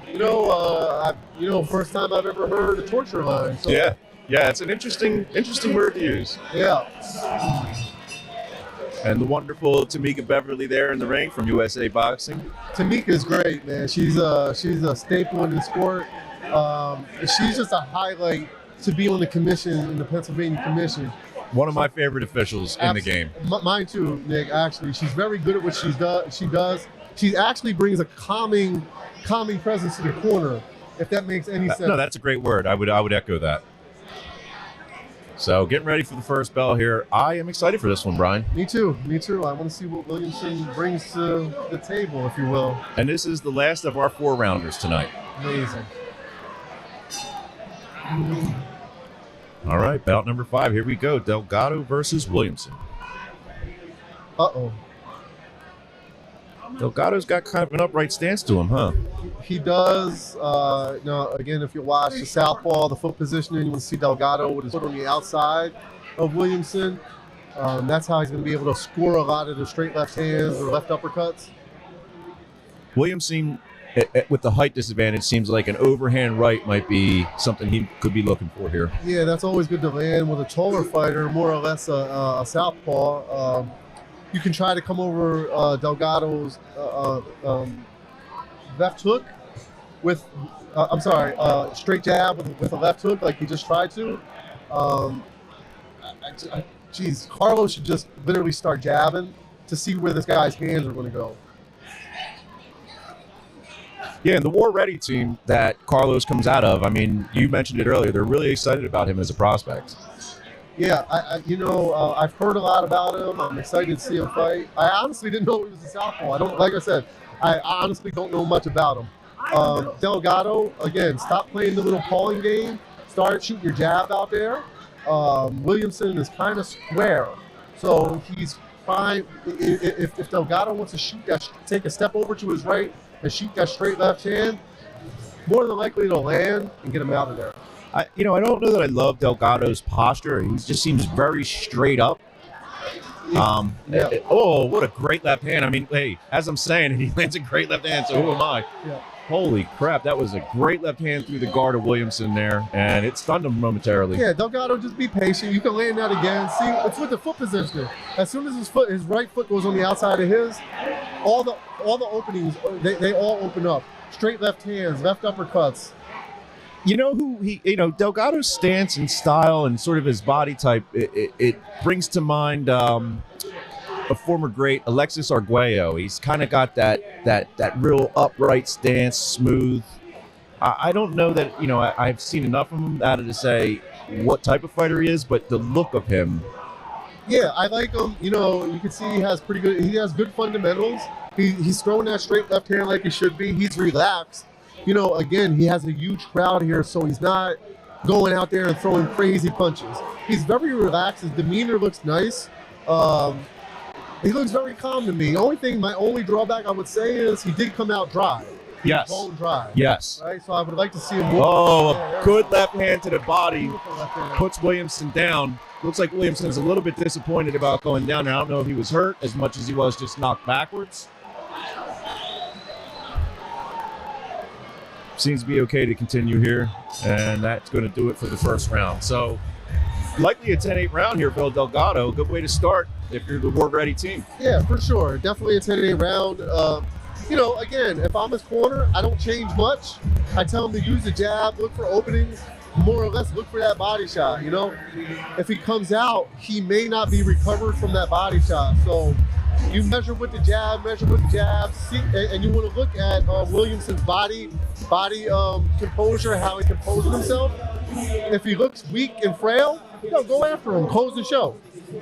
Yeah, I'm really curious to see if Williamson was actually hurt by that body shot or just kind of momentarily stunned or knocked backwards. What exactly the outcome's going to be following that body shot. So he's got 60 seconds to recover here. And to your point, I'm curious to see if Delgado looks to test him early or if he just kind of stays composed and keeps with the game plan that he had there in the first round. Yeah, I mean, his trainer in the corner is very animated, meaning Williamson. He's telling him to do a lot. You just don't know if his legs are there, right? So you got to go out there and test his legs. When you get hit with a body shot, like I said in the previous fight, if your legs are going, there's not much you can do. I've seen the trainer very animated, jumping around the ring. Yeah, He's getting a workout in. you don't often see the trainer shadow boxing in the center of the ring there between rounds. but- Yeah, so again, that's really like trainers really shouldn't do that because you're literally showing the other corner what you want your fighter to do. So, maybe keep it to a minimum. It's always interesting when fighters are willing or unwilling to reveal what their strategy or game plan might be. It's, I always find it fun when you're doing pre-fight questionnaires and Yeah. they don't want to tell you too much. They want to hold something back and surprise their opponent on fight night. Unlike the trainer that's working your corner that just kind of gave away the game plan, what you're going to do the next Just round. pantomiming the whole plan. Yeah, this is what we're going to do this round, but hopefully that they don't see me, right? So back there on the Fillmore stage behind the ring, you can see all the Delgado shirts present in the arena. For sure. And another knee Yeah, body taken. shot. Yeah, right? was that another body That was shot? Another body shot. Another It was body shot there. A beautifully placed body shot, Nick. And again, if you're Delgado's corner, go to what you know. You just dropped him with a body shot straight to the body. The only person being tortured right now is Williamson. Yeah, absolutely. I mean, he talked a big game here, but so far he's been down twice, and he really hasn't showed any ability to back Carlos Delgado up when he needs to. No, I like Delgado's. I like his whole demeanor. He's a very calm, poised, and he's a sharp puncher, right? So everything he does has a purpose. So why? He's going to go to the body again. Beautiful short straight left puts him down for the second time here in the second round. He took a little step over to the right, foot positioning, then shot that straight left hand, which is beautiful, straight down the pipe. Yeah, that upright style of him that I pointed out in the early part of the first round, I mean, it really seems like it works for him. I mean, he does a really good job of punching straight down the pike.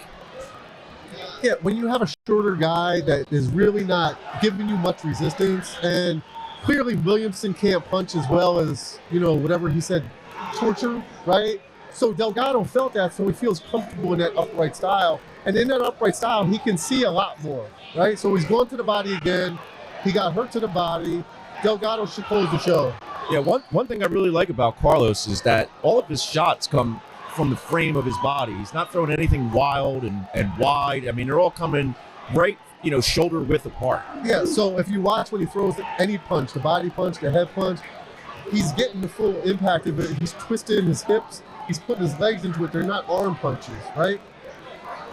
Yeah, he's not swinging wildly, but he's obviously generating some pop here. But I think, what did he have Williamson down 3 times so far here in 2 rounds? So he's obviously landing with significant power.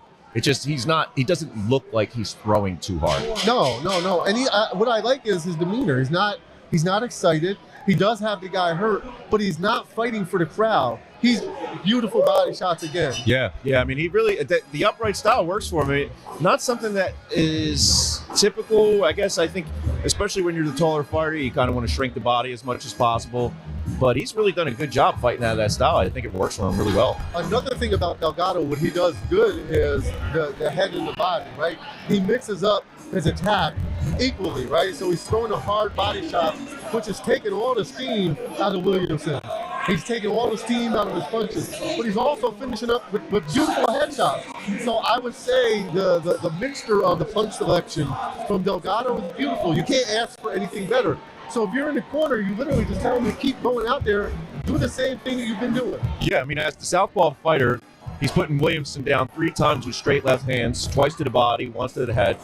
So he's done a good job of mixing up his offense, but also staying within the framework of what he does well. 100%. And, again, if I'm in Delgado's corner, I would tell him to start snatching more openings if he sees them and try to get this guy out of here. This guy don't want to be there anymore. I think there's a good chance here that the fight ends in this round. I agree with you, Nick, on that. Williamson, again, sometimes these guys talk a big game, but once you get in there, once you get punched in the face, that's a whole different story. Once you get hit to the body, it's a whole different story. That's the great Mike Tyson, right? Everybody has a plan until you get punched in the mouth. That's right. Or in this case, for Deontay Williamson, in the body. Again, all the credit to Williamson. He's trying, right? He's in good condition. It's just Delgado is just too much for him. He's a sharper guy, harder puncher, and just has a bigger toolbox than Williamson, right? Right. He just does a lot of things a lot better than Williamson. Not saying, and there's no disrespect. right, to Williamson as a fighter, as a man. It's just sometimes you're outgunned, and it's okay to be outgunned. Yeah, and to their credit, I mean, these guys from the St. Louis camp that have come out here and fought on the B side of our card here tonight, they've all come to fight. Yeah, nobody has come to lay down. You can see he was just hurt. Either he hurt his arm or he got hit with a body shot that hurt. He told him to come on and keep fighting. So, if Delgado wants to, he can close the show. However, he's looking for it. Yeah, he's looking for it. He's looking for it. Yeah. Landed a right hand, kind of glanced off the body there, but let's see if he can apply a little good straight left hand again through the guard of Williamson. And yeah, I'm really impressed by Delgado. I think it's not just his speed and punch selection, but his accuracy and precision. Yeah, I mean, this is what you do with a guy like this, right? You go in there, you get, again, Delgado's been off for a long time, so the ring rust actually isn't showing, right? I'm not, I don't think he hasn't fought in a while. I believe he's coming off an injury. Yes. Right? So he's coming off an injury. So it looks like he has absolutely no ring rust, which is impressive. And this is the perfect opponent, a guy like Williamson. He's going to get in there and try. Doesn't have the firepower that really stop you and knock you out. And as you can see, his body language, he's holding. He's getting a little tired. The body shots, everything. Yeah. Yep. And there we go again. Back down to a knee. Was that another body shot, Brian Cohen? It definitely was, Nick Anderson. The left to the body there puts Williamson down once again.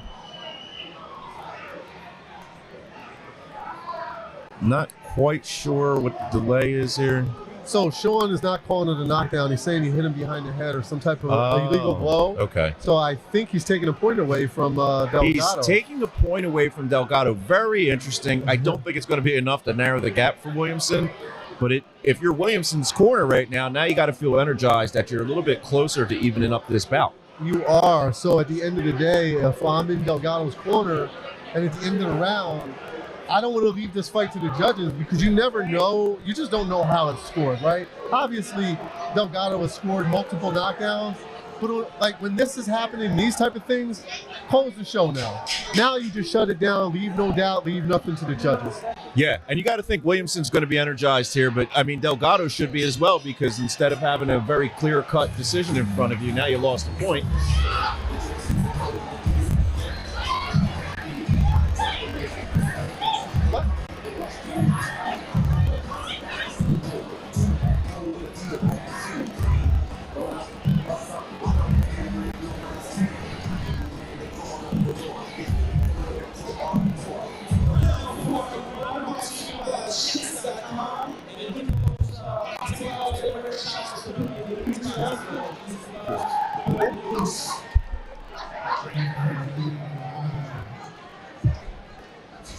I mean, listen, if I'm Delgado's corner, I tell him, come out, empty the clip, let your fans go home happy.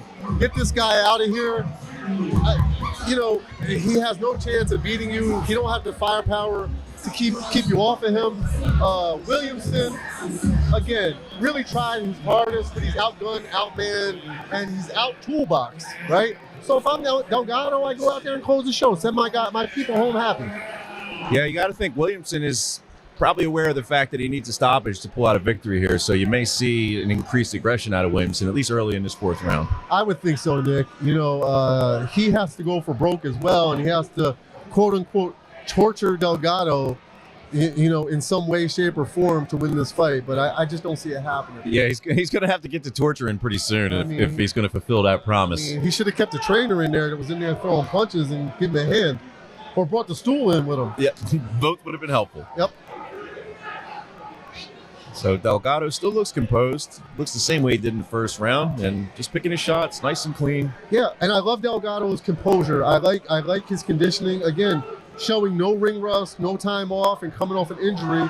You can see, look at his body. He's not breathing heavy, good defense, catching punches, changing levels, and still trying to go to the body. Yeah, honestly, he's still actually kind of dry. I mean, he hasn't really even broken a sweat here almost 4 rounds in. And maybe he has no sweat glands, and maybe what I said in the first round was wrong. I think he just might be a guy that's calm, cool, and collected in there, and knows what he came here for. I mean, look at him, Nick. His hair ain't even wet. I'm in there for 4 rounds. I'm sweating like a Hebrew slave in there. I would have been sweating on my way to the ring. Yeah, so, I mean, kudos to Delgado. That means he's in great condition. Nice little exchange here against the ropes. A lot of holding by Williamson. You could tell he's just trying to make it out the round. Yeah, he's in survival mode now. Yeah, a lot of holding, a lot of grabbing. Maybe Sean Clark giving him a warning for holding instead of, give him a hard warning, maybe stop holding. So great technique out of the southpaw Delgado here. I like how he's kept that left hand tight, knowing that the overhand right's a possibility, but he was still active, throwing that straight right down the pike, both to the body and to the head. Yeah, so listen, we just saw two good prospects, right? We just saw Odebeck fight, and it's a totally different demeanor, right? You can see Delgado's a much more aggressive, has a much more aggressive style, but he's also polished, just like Beck. So he's also a prospect that I think Blue Corner Promotion should think about picking up. Yeah, especially obviously the guy's brought in a crowd here tonight, so he's the type of fighter that's going to continue to grow his legacy and his contingency and his fan base. So definitely a guy with a beautiful straight left hand puts Williamson down. Maybe for the last time, we're going to have to see if he's allowed to come out of this corner here. I mean, that was a big shot. He's got his legs back under him, but he still looks a little bit wobbly to me. I mean, 25 seconds left. If he doesn't take another big shot, if I'm Sean Clark, I let it go. You let him get a chance to get out of here? Yeah, just let him get a chance to finish the fight. However, if he takes a huge shot, I stop it. But it looks like he's probably going to make it out. But, I mean, that's 5 knockdowns for Delgado. It's about as dominating of a performance as you can have in a 4-rounder. Yeah, no, listen, beautiful performance by Delgado. And to be fair, Williamson has nothing to be ashamed about. He finished the fight, got knocked down, kept getting up. So the War Ready team's got to be really satisfied with the way Carlos Delgado's looked tonight. Great debut here for him at the blue corner. He's likely to go 4-0. Unanimous decision. He's won all 4 rounds, multiple 10-8 rounds. He's 25 years old, Brian. He's got the whole thing in front of him if he wants it. I mean, this looks like a real prospect here in Philadelphia. Yeah, so I think, again, he needs a good promoter. I think he needs probably a good manager. I'm not sure what his management situation is to advance him and move him on. And I think the only person that got tortured in here was Sean Clark, the referee. They have to keep counting. Yeah. You know what? It's probably tough. You got to go to the count that many times. Deontay Williamson was game, but not equipped to deal with what Carlos Rivera Delgado brought to the table here tonight. Yeah, no, great fight, great showing. Again, no ring rust, coming off an injury. Kudos to his corner. Kudos to Carlos Delgado. And kudos to his fans for coming out to support this young man. Yeah, I mean, I think if you want people to come pay and watch you fight, the best way to do that is to put on a performance like Carlos Delgado did here tonight. Yeah, listen, I think they got their money's worth. I see Brian Costello throwing stuff at the fans. Hopefully it's Blue Corner Promotion T-shirts or Carlos Delgado T-shirts. Those are the Blue Corner T-shirts being thrown out to the crowd, absolutely. Okay, I haven't received mine yet. Should I stand up? Let's see if he can make one that far. Brian's not known for his arm. Yeah. I'm curious to see how the judges scored this. Goodness gracious. Yeah, it's tough to say, right? I mean, I think, what were there, 3 rounds that had knockdowns, so those are 10-8s, minus the point that Carlos lost. So we're probably looking at somewhere in the neighborhood of 39, 35, 34. Yeah, I mean, I think it'll be 40, 35. Well, no, remember, he lost the point. Yeah, but he had all those knockdowns, right? So I don't know. Listen, let's see. I think we're going to see 39. 39, that's right. 39, right. 34 to 35. 34. Okay, yeah. Fair enough.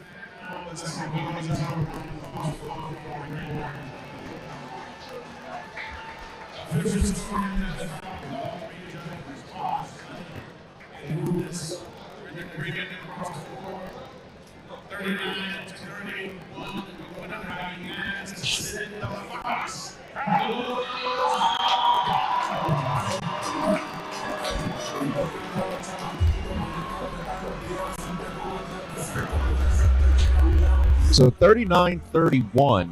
Obviously, Delgado wins all 4 rounds. He loses a point for whatever the infraction was the referee called there, but 31. So we got a couple of 10-7 rounds in there for Williamson. So, Nick, I have to say, in all my years of boxing, it's the first time I heard a 39-31 score. It's a pretty wide gulf on a 4-round fight, right? Yeah. Goodness gracious.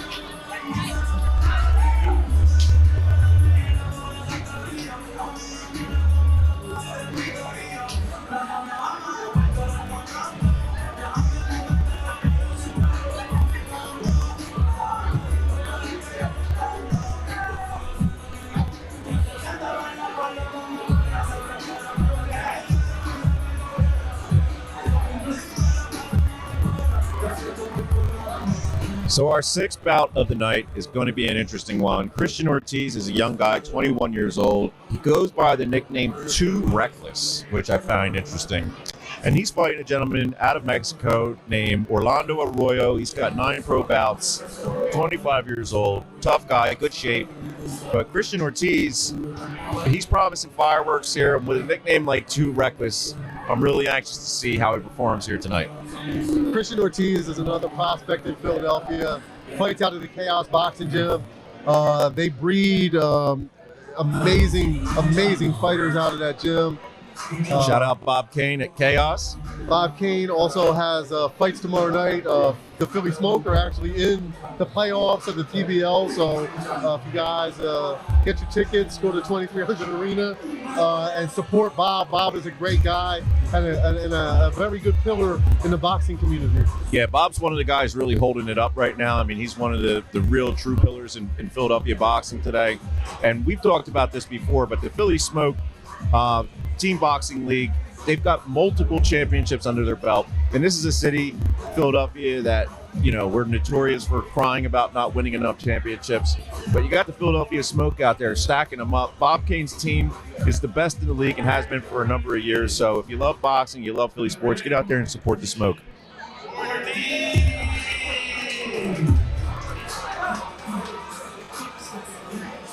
So I think Christian Ortiz is a guy that's going to come in here looking to prove a point tonight. I do too. You know, at the press conference, Nick, you had Christian Ortiz, who, you know, his dad is very involved with his career. Hookah. We had, you know, Johnny Rivera.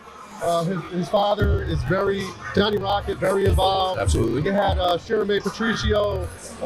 Mr. Patricio is very involved. You had Billy Briscoe. It wasn't like a press conference, it was like a PTA meeting. Yeah. Lots of fathers. Lots of fathers. Yeah. Lots of fathers. You know, so I'm excited to see Christian fight. He always brings a high level and a high intensity and a high boxing IQ to anyone in all of his fights.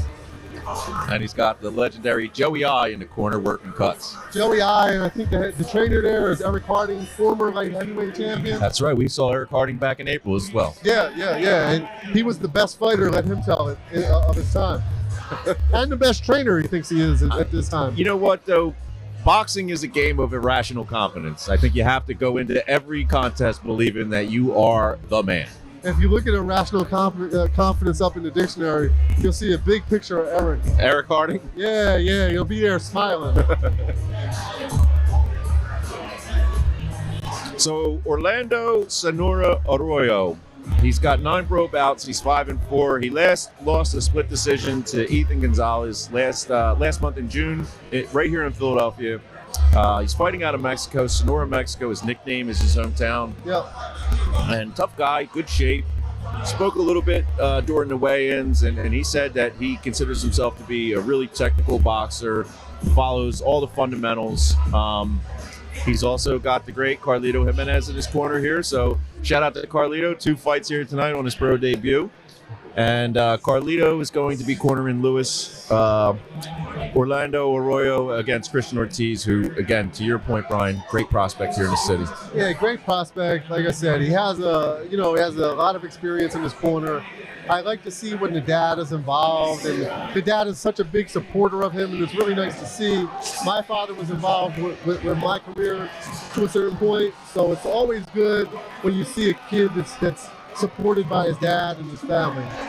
Yeah, and I think it always depends on what kind of support that looks like. Is it pressure? Is it support? So, my own son, he's a teenager. He competes in combat sports, and sometimes he says, "Dad, stand in the back of the room where I don't have to see it. Stay out of it. You're going to put more pressure on me." Yeah, no, it's true. Like sometimes, my dad would come to the boxing gym with me when I was a kid, and my mom made chicken cutlets, and I don't want to talk about, I want to eat chicken cutlets. So it's hard to balance that dynamic at home, once you leave the gym. So sometimes it works with parents, and sometimes it just doesn't. Well, I think some of the examples we've had tonight, I don't know Luca and Christian that well, but I know that the Briscoes and the Riveras, those are fruitful relationships, and I think they're good for both parties. Yeah, absolutely. It's hard to find a balance at some point. Clearly, these guys are successful. They've done it. Hopefully, they keep the forward momentum as the competition grows. So, Too Reckless, Christian Ortiz. With that nickname, you kind of expect him to come out and really just blitz Arroyo here and see where the chips fall. Yeah, I don't think that the nickname actually matches his fighting style. I don't think he's reckless at all. I think he's a very poised, very defensive, responsible boxer. You can see right now he's looking for shots. He's looking to catch and shoot. He's looking for openings. I don't think he's reckless at all. I love the nickname, however. Yeah, he did a nice job there where he parried with the left and fired that big right uppercut. Nothing landed there, but you can see what he's looking for. Yeah, again, look, he's working behind the jab, which is always important for a young prospect, not just going in there, gunning shots out of there. Yeah, I like what I see. Yeah, and this is our first six-rounder of the night, so we're starting to move into some of the more experienced fighters and some of the bigger bouts here. So we're going to kick the six-rounders off here with Ortiz versus Arroyo. This is our sixth bout of the night. Got 5 to go from here. A couple of women's bouts, a couple of title fights. Yeah, man. Blue Corner Promotions putting on an exciting night of boxing. It's always good to see when you have women. You have a diverse, different levels of fighters. We saw the opening bouts where, they need to grow a little bit, need to do a little bit more. Now you're going to see the more advanced fighters, the guys that have a few fights as we go into the 6-round fights. Kind of the name of the game here at Blue Corner. We're looking for, something for everybody. The tagline, "This is what fight night should feel like." That's something that we really live by here at Blue Corner. Yeah, no, absolutely. And again, I like to see the diversity and I don't think we speak about it much. There's a diversity of races on this card, right? Absolutely. We see the Caucasians, we see the blacks, we see the Spanish. When you go to certain fight cards, you just see one race fighting. I like how it's mixed up. I like how we have women on the card. I love seeing this. So, shout out to Nick Tiberi, who is a Hall of Fame matchmaker. Shout out to, Brian Costello, who put this card together. And I love seeing fight cards like this. Yeah, Brian really emphasizes the need to have a diverse card and not just necessarily races and sexes, but also weight classes and experience and guys that are coming from different cities. As much as we want to celebrate our Philadelphia fighters, we want to be a nationwide promotion. We want to have people coming from all over the country and the world to fight here at Blue Corner. Well, absolutely. In the main event, we have Jeremy Patricio that comes from Hawaii. 6,000 miles away, coming from the beautiful island of Oahu. Coming from the beautiful island here to Philadelphia. Yeah. To Philadelphia is amazing. During the press conference, she pointed out how much different Philadelphia is than Hawaii. It was the understatement of the year. And her opponent's coming from Barcelona, Spain. So, it's a true international card. Absolutely. It definitely is, for sure. So, once again, credit due to the team here at Blue Corner, Brian Costello and everybody for your second card out. You've got international fighters. You're filling out the Fillmore. I think Blue Corner is really doing a lot of the right things and trying to establish themselves in the pantheon of Philadelphia boxing. I think they've done that, and I think they far surpassed a lot of the promotions that's been here already, right? So I see a lot of promotions, which I do and don't want to mention names, but I don't want to get myself into any hot water. But you know what? I don't really care. I'm going to get myself in hot water. Hard-hitting promotions, RDR promotions. I feel like Brian Costello has done such an amazing job from surpassing them. They put on great shows. You don't see mismatches. You don't go to a fight card and you see, what's advertised as 10 fights. You get there and there's 4. So that's my own opinion. It's my opinion. I'm sticking to it, and whoever don't like it, I don't really care. Well, that's high praise coming from Brian Cohen, who's a legend in this game. He's done every job that boxing has available to you. He's been a Philadelphia boxing stalwart for the past couple of decades. So that kind of praise for Blue Corner means a lot, Brian. Absolutely, Nick.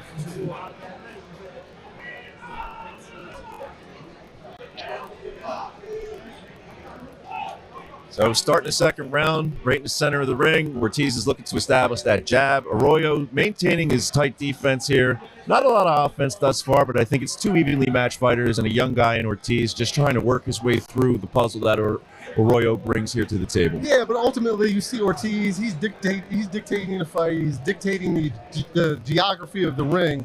He's in control more than it appears to be, right? He's moving Arroyo around the ring wherever he wants him to go. Beautiful defense, beautiful head movement. The jab, the defense, everything is working for Ortiz. Arroyo's a tough kid. You can see he's trying. Again, this is another guy that I don't think he just doesn't have the tools, he doesn't have the firepower to keep a prospect like Ortiz off of him. Yeah, you know what? That's probably true, but his fundamentals are pretty strong. I mean, Ortiz's defense and his movement, although creating some problems for Arroyo doesn't look like he's totally outclassed here. No, not at all. Listen, you see Arroyo shooting a jab to the body, shooting a jab to the head. He's definitely, he definitely has some skills. He definitely has a boxing IQ. He's not rushing in. He's trying, which is, that's all we can ask for, but he's doing more than trying. He's making a fight out of it, and I think he's making Ortiz think, which, he's not just walking in there throwing punches and being reckless, right? Right, and at 21 years old, I mean, being matched up against a guy like this that's, he's got his 10th pro fight, he's a few years older, he's coming out of Mexico. Obviously, we know Mexico breeds tough fighters. So it's a great test for Ortiz here early in his career. Ortiz touched him up a bit with a double left hook. It was the left hook to the body, left hook to the head that made Arroyo grab a little bit. Ortiz may be sensing that he hurt him a bit, which is why. Oh, and there it is, Brian Cohen. You couldn't be more spot on or more timely with that analysis, my friend. As you were saying it, Ortiz puts Arroyo down on the canvas with, it looked like a nice right uppercut. It was a beautifully placed right uppercut. I seen that he had him hurt. That's why he started putting his foot on the gas a little bit. And as you were saying it, he was just incrementally turning up the pressure until he had him right where he wanted him. Yeah. So we'll see if Arroyo can respond here, but Christian Ortiz is doing a great job of asserting his offense first. Yeah, Ortiz, what he has to do is right now go back into stalking mode. Don't get over anxious and pick his shots again. He's still a little hurt. You can see Arroyo don't have his legs under him too much. And you see that he took a little stutter step back. The round's going to end. Let the round end, actually. Don't rush in. Don't do anything. Oh, man. And Arroyo just threw a really wild right hand and took a counter right in response to that. Yeah. I don't know if he got desperate there at the end of the round or what, but he seemed to get a little bit reckless. No, so again, it's beautiful observation, Nick. So if I'm in Ortiz's corner, what I do is I tell him to go out there, start measuring him with the jab, start throwing that fast right hand right down the pipe to see how Arroyo reacts. If he reacts funny or doesn't take it well, double up on that left hook to the body, left hook on the head. When Arroyo falls in, run that uppercut, left hook up the middle, and it should be an early night for him. That's nice. That's really great analysis. So really, it's like maybe test the waters here early and see if he's got something there, and then if he does, maybe apply the pressure and see if he can end this fight early. Yeah, Nick, like literally just dip your toe in, put some bugs on the windshield, and then drop some water to the basement, and then clean it up with a shot back, with a right uppercut and a left hook. One of my favorite Brian Cohen quotes is putting water in the basement. That means, you got to go to the body early and put a little bit of water in the basement. That's it. So Ortiz doubles the jab here to start the third round. Beautiful, smart. And then he follows it up with a left hook. That was really nice how he came out with the double jab, and then he threw a jab, followed it up by a left hook. So he's really mixing up his offense well. The offense is beautifully, listen, his offense is beautiful. He's very poised, very calm, very relaxed, right? He's not going out there. He's not rushing. He's testing the waters. He just hit Arroyo with a nice little right hand. You have to come out of these cards and really feel like Philadelphia boxing's in good shape when you have a 21-year-old like Ortiz, a 19-year-old like Melikov. We haven't seen Johnny Different Rivera yet, but he's 20 years old, and he's really starting to hit his stride in his career. I mean, there's some young guys on this card that are already veterans and already proven themselves to be, kind of the next big thing here. So this is what I say about Blue Corner Promotions. They have great prospects fighting on their card. It's not just a bunch of guys rushing out to sell tickets, right? You can put anybody on the card that rushes out and sell tickets. These guys at Blue Corner Promotions have actual prospects fighting on their cards that can actually make a difference in the sport of boxing. Yeah, and I think a lot of that philosophy is really, build these guys with the promotion, right? You don't want to go out and poach veteran fighters from other promotions, like you said, guys that we know just can sell tickets. We want to see guys that we can build a story with, right? We want to see Ortiz's next fight. We want to see Melikov's next fight. We want to see Rivera's next fight. So that's really the name of the game. And I think a lot of promoters, they missed the mark when it comes to promoting. They want to put on shows, they want to sell tickets, but they don't do a great job of promoting. No, I want to see guys like Justin Litz. I want to see guys like Billy Briscoe. I want to see guys like that. I want to see how they progress through the game. And I think it's putting on these shows and having them fight on cards like this, just watching the natural progression of how they're learning in the gym and how the trainers are advancing their fighters. It's a testament to the trainers, the fight camps, and also the promotion. So about a minute left here in the third round. Not quite as much action as we saw in the first two, but still looks like Ortiz is really doing a great job of dictating pace and controlling this fight. No, make no mistake about it, Nick. He's controlling the entire real estate of this fight. He's dictating the pace. He's controlling the real estate. He's making Arroyo do whatever he wants him to do. He's catching punches. He's working on defense. It's a testament to his corner that didn't tell him to go out there and swing away. Right. So again, I joke about Eric Harding being his own biggest fan, but he's actually a great trainer. So if you're in Arroyo's corner, if you're Arroyo himself, what can you do here to kind of turn the tide of this fight? I don't know how much Arroyo has left in his legs. I tell him to box and move a little bit. Right now, he's a little too flat-footed. That's why Ortiz is able to do what he wants to do. Maybe a little bit more lateral movement from Arroyo and not standing right in front of Ortiz, because Ortiz is literally doing anything he wants. Arroyo is just fighting on straight lines, no angles, no anything. He has to move from side to side, use the jab, touch and go. He's not doing that. So that's why Ortiz is having a field day with him. So your thoughts are, is Arroyo's just been too available throughout the first three rounds of this fight? Yeah, I mean, he's way too available. However, at this point, I don't know what Arroyo's legs are feeling like at this point. I don't know how much more he can do. Maybe shoot a couple feints, try to catch and counter to catch Ortiz coming in, maybe counter punch. I don't know, because I don't know the feeling of Ortiz's legs or his body, right? Right. Yeah, and I don't think we've seen enough out of Arroyo to say that he can, throw caution to the wind and try to, look for a finish here. I just don't know that we've seen that out of him yet. To be fair, Arroyo's in the fight, but if you watch when he punches, he doesn't turn a lot of his punches over. I don't know how effective they are and how much they hurt, right? So he's not completely turning them all the way over. When he throws the right hand, it's coming halfway. When you throw a proper right hand, your pinky should be turned up to the sky.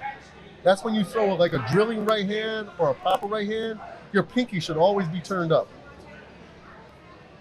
Yeah. So 3 rounds in, right? They have 3 rounds left. Ortiz's camp is obviously telling them to maintain composure here.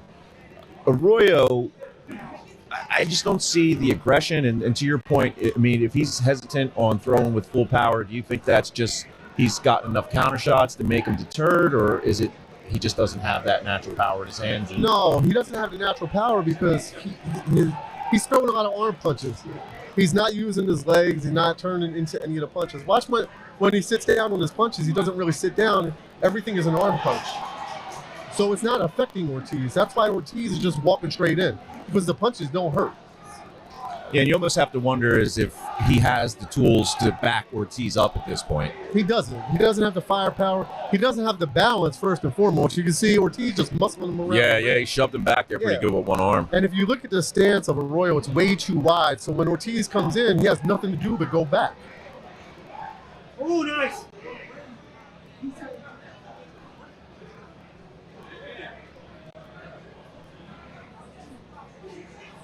So again, I don't know what Arroyo's game plan was coming in, but again, he's another guy that's just reactive fighting. He's just trying to react over what Ortiz does, and Ortiz is such a strong guy. You know, he gets knocked back every time Ortiz touches him, right? One, from a bad stance, and two, he's strong.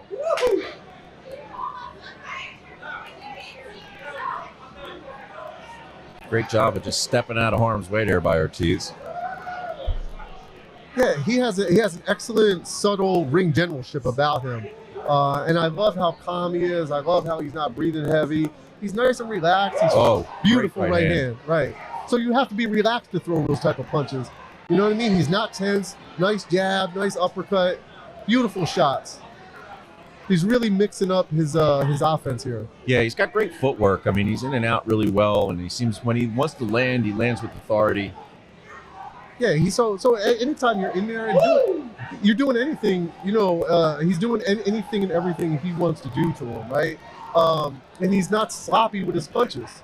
Everything is nice, poised, and controlled. He's still working his defense, still, you know, nice pressure, going in and out. It's beautiful work by Ortiz. I'd say Arroyo looked a little bit better in that round. I mean, he didn't take as much punishment, and he initiated the offense a little more there in the fourth round, but I caught a couple of counter shots and backed him up. To your point, Brian, I don't know that he has the firepower to make Ortiz feel any danger. No, Arroyo's a tough guy. He's you know, a proud Mexican. They're always tough fighters. You're not just going to get guys like this out of there, right? It has to either come from a body shot or a double punch or something like that. You're not just going to go in there and walk through and cut through, you know, a Mexican opponent like an Arroyo. Ortiz is wearing him down. He's grinding him down like a pencil. However, you don't know what Ortiz has left, right? You know, it's interesting to see in these next few rounds if Ortiz can get him out of there, or even if that's the game plan. That might not be the game plan. The game plan might be to go to distance, or just look for openings when they come. So Arroyo is not going to go quietly into the night by no means and no way, no how. Yeah, but with two rounds left, I don't see that Arroyo he hasn't shown any signs of being able to pull this one out here. No, he's doing little things in there, little subtle, you know, jab to the head, jab to the body. He's going to want to try to throw a right hand next. That's the little, you know, jab to the body, jab to the head. He's going to try to sneak him right in there. But Ortiz just broke his rhythm by doing that. I don't think Arroyo is going to stop trying. I just don't think he has the offense. He has the testicular fortitude to finish the fight. I just don't think he has the offensive firepower to affect Ortiz in a way that's going to make a difference in this fight, if that makes sense. No, that makes perfect sense. I mean, it's curious to me that he hasn't been a little bit more, I would say, bold in his offense here. I mean, he's still fighting relatively conservative. It doesn't look like the game plan's changed much since the first round. And he's got to know that he's behind on the cards. So I would think Arroyo at some point is going to start to look to up the pressure and up the offense and maybe get a little bit desperate. Well, if you look, so let's look at the physical structure of both fighters, right? Look at Ortiz. I don't know what he rehydrated to, but I can tell you it's a lot more than Arroyo, right? If you just look at the body frames, Ortiz is a much bigger, he's just a bigger frame kid than Arroyo. Yeah, absolutely. I mean, he's got a much wider back. I mean, they're fighting this bout at 132 pounds, but to your point, it looks like Ortiz probably rehydrated to somewhere in the neighborhood of 140, 143 pounds. Oh, I think he's bigger than that, Nick. Yeah? I hear you. I think he put on at least 17 pounds. I would say he's in upwards of like 147-ish. Wow. Yeah, okay. I do. He just looks a lot bigger. And to that point, I don't think Arroyo really rehydrated much, right? He still looks very small to me, right? He looks like, you know, Ortiz looks like he has right now about 70 pounds on him, right? Yeah, no, I would say that's probably accurate, Brian. I mean, he does look like the much bigger guy in there, and you got to wonder how close to, you know, weigh-in weight did Arroyo stay versus Ortiz? Yeah, I mean, they just look like they're in like 2 or 3 different weight classes right now, and that's why Ortiz is doing what he wants. He's walking through his punches, and that's why like Arroyo's punches are really not affecting him. All those punches were blocked. All those punches were picked off. So, you know, again, he's trying, which, you know, kudos to Arroyo for trying.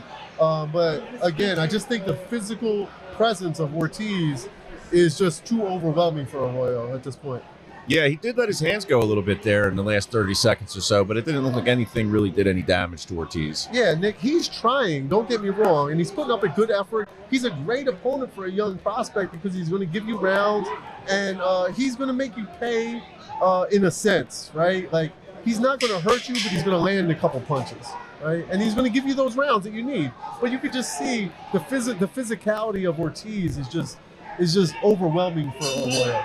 Yeah, and Ortiz, his last bout, he won by a first-round knockout out in Detroit, and I think this is a good follow-up bout. You know, you're going to go 6 rounds with a tough guy, a veteran, and I think that's the kind of work that a 21-year-old fighter needs at this stage in the game. Completely agree. So I think the next move for Ortiz, you take a slight step up in competition, right? You don't go, you don't want to go fight, a 7-time national Golden Glove champion. But I think, okay, you're coming off a first-round knockout, with some guy in Detroit, right? You're fighting a tough Mexican in this fight. I think now what you do is you step up the competition, a slight step up, right? This is a 6-round fight. You take a slight step up with a guy that is a bit of a threat. Not a total threat, but a bit of a threat, right? So he keeps you honest. Right now, Arroyo doesn't have anything left in the tank. He doesn't have any firepower. I think, the next fight, you step up. Yeah, I heard a good point made by great matchmaker Nick Tiberi. He mentioned the way you move fighters up is you advance them a level, then you level them out. You let them fight at that level a couple of times. If they prove themselves, you incrementally continue to advance the level. Listen, Nick Tiberi is probably one of the best matchmakers, the unheralded, one of the best matchmakers for moving fighters and progressing fighters in this sport. At one point, he had a bunch of guys in Delaware that were undefeated, and they were great prospects, great ticket sellers, and he moved them along so properly. And I don't think matchmakers like Nick Tiberi are given the credit due. No, it's an unheralded aspect of boxing. It's something that doesn't go noticed too often, is what the matchmaker is actually responsible for doing and putting these bouts together. So Nick Tiberi worked on this card, and we talked a lot about some of the young fighters here, and he really just had some great points about how you advance a fighter up through those stages. So again, I always say, Nick, there's always 4 lanes of boxing, and there should be 5, right? Boxers box, managers manage, trainers train, promoters promote, and matchmakers make matches, right? So it's the 5 lanes of boxing, right? Anytime you have promoters that want to save a buck and do their own matchmaking, or when you have promoters that want to act like managers, and trainers that want to act like managers, or managers that want to act like trainers, it doesn't work. Anytime you cross a lane without checking the mirrors, you cause an accident. Yeah. Right? So same thing with matchmaking. If you have a guy in there that don't know what they're doing, your prospects get beat, right? So Nick Tiberi and matchmakers in general are just an unheralded asset to the sport, and prospects and promoters. So I'm so happy to see that Nick Tiberi is working for Blue Corner Promotions, and Brian Costello. Has he been around boxing a long time? Yes. Can he make fights? No, he can't. He's a promoter, right? He leaves it to Nick Tiberi. You leave it to the professionals. So anytime you fight on a card and the promoter is the matchmaker, get your guy off that card. That's an interesting insight, Brian. I mean, I think that you're right when it comes to the way that you develop prospects, and if you're not using a matchmaker, or if you're making bouts that are not the best thing for your fighter, you could lose a prospect. A prospect that looks like something that has a bright future can be quickly derailed by putting in at the wrong time with the wrong opponent, and what once was a bright future now becomes a lot more murky. Correct, Nick. And if you want to be one of these promoters that are like save a buck chuck, and you think you're going to do the matchmaking, and because you have a ticket seller, you're going to line them up with a bunch of bums, that's not promoting, and that doesn't do anything for the fighter. And I have a real issue with that, and that's why I name some of the promoters that I name. And it doesn't do anything for the fans either. I mean, how many events are you going to pay your hard-earned money to come out and see when it's one prospect versus a guy that doesn't belong in there repeatedly? It doesn't do anything. And whenever you have a promoter that's picking fights, again, if you have a ticket seller and you're putting him in with like the janitor of the casino or the dishwasher of the casino, and he goes out and he gets, he blows this guy out in 30 seconds. I work hard for my money, just like everybody else. I don't want to buy a ticket to a guy and spend, upwards of 60, 70, 80, $100 for a ticket that's fighting, a guy that's delivering Uber the night before. Right, yeah. I just don't want to see that. And unfortunately, that's some of the culture with some of these promoters here in Philadelphia. And that's why I'm sitting here with you. And that's why I support Brian Costello. And that's why I'm happy he has a guy like, Nick Tiberi. And, he has a ring announcer like Discombobulating Jones, doing the ring announcing. So, again, man, I'm excited for Blue Corner Promotions. I'm excited. I'm happy to be a part of it. I'm happy to be my broadcast partner. And I look for big things for Brian Costello and Blue Corner Promotions. Yeah, I mean, I think if you just stick by the fundamentals and you try to do right by the fighters, you do right by the fans, everything else will follow. And that's the whole thing, man. And if everybody, Nick, if they just stay in their lane, the 5 lanes of boxing, you stay in your lane. Make sure when if you're an aspiring fighter out there, don't fight on a card if the promoter's the matchmaker. Don't do any of that. And make sure he has a reputable matchmaker that's going to match you properly. Even though you're a ticket seller, you don't want to go out there fighting bums. Your fans don't want to see it. I don't want to see it. The people don't want to see it. I don't want to call the fights if that's the case. So I think it's safe to conclude that Christian Ortiz will win this fight by unanimous decision, and he will move on to 9-0. And at 21 years old, his future looks very bright, and it's interesting to see where he goes from here.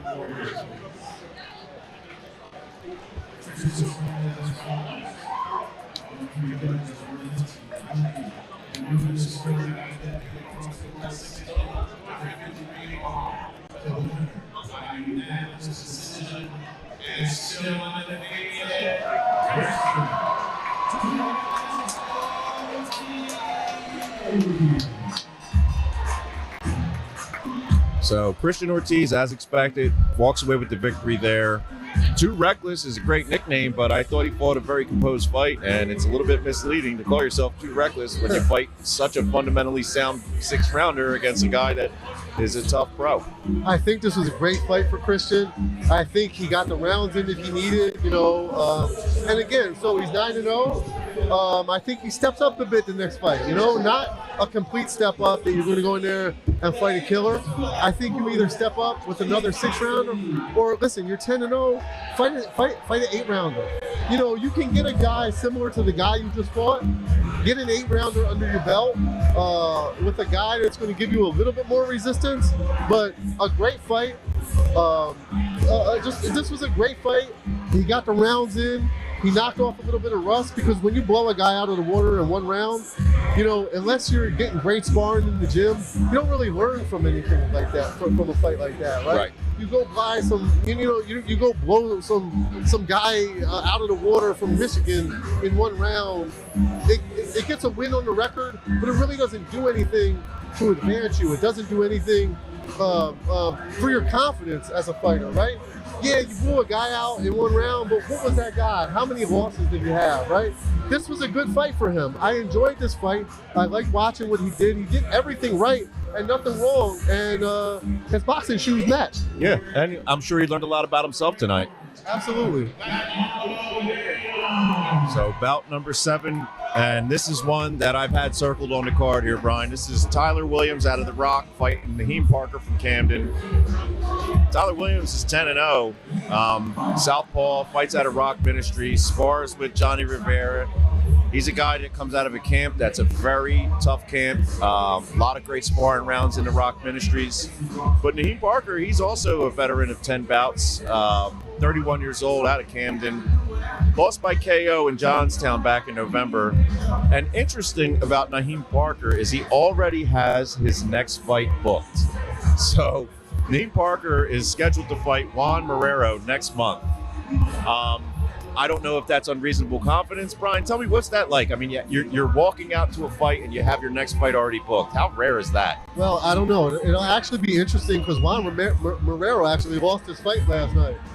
So I don't know if that fight is still on the table. It's definitely a bold move. I don't advise it. If the manager or the trainer have talks, I wouldn't let the fighter know about it till after you get past the business at hand. Because the worst thing you can do is look past, the person in front of you. Especially when that person in front of you is 10-0 and fights out of a camp as tough as the Rock Ministries. Yeah, I mean, Tyler Williams, 10-0. I believe he's coming off a long layoff, if I'm not mistaken. Yeah, he fought last year in August, so it's been about 1 year. His last appearance was a majority decision against Jalen Phillips back in last August. So we're talking about an 11-month layoff here. So every fighter responds to layoffs different, right? So, we saw Carlos Delgado. He had a very long layoff coming off an injury. You couldn't tell there was any ring rust, right? So it'll be interesting to see how Tyler Williams reacts to his long layoff, almost a year, and his ring rust. So what do we think about the gold boxing boots here on Naheem Parker? Those are hard to miss. They're definitely hard to miss. I mean, flashy guy, got a little fur going on. Both guys look, dressed out to the T's. However, let's see if he can translate that gold into a win. Yeah, both guys, impeccable ring gear here. Yeah, Nick, the ring gear is definitely up to par. I don't know if either guy knows the B-side. No, not at all. Hey, look, when you show up to fight night, show up, look good, feel good, perform well. You know what I mean? That's kind of the adage there. That's a great adage, Nick.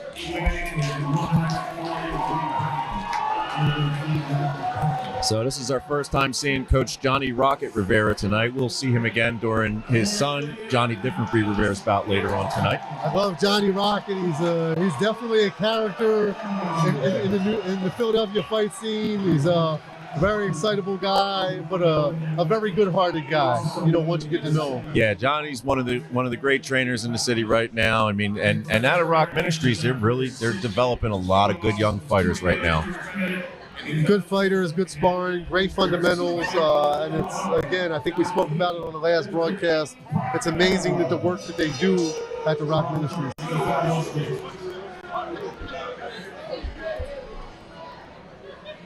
So once again, Tyler Williams 10-0, Naheem Parker 6-4. Classic Philly versus New Jersey battle here, and both guys at the weigh-ins were.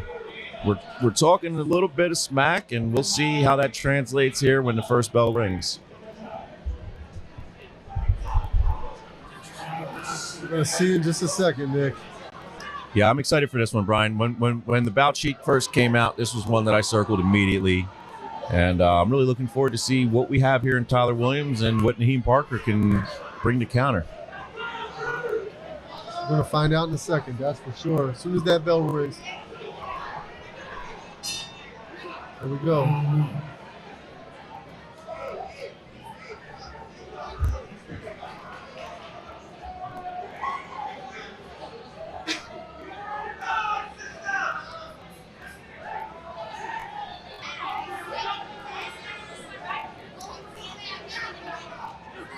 Both guys trying to establish the jab, trying to find the range.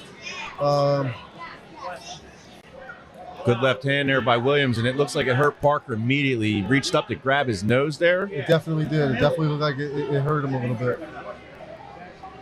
Let's see if we have any blood there. It looked like a good shot there. Good left hand right on the bridge of the nose, and he's swiping at it again here. So yeah, he's pulling at it. I can't see if there's any blood coming from it, but he's definitely in some type of discomfort. Yeah, it doesn't look like there's any blood there, but he definitely caught him flush there on the bridge of the nose, and it didn't look like Naheem Parker responded to it really well.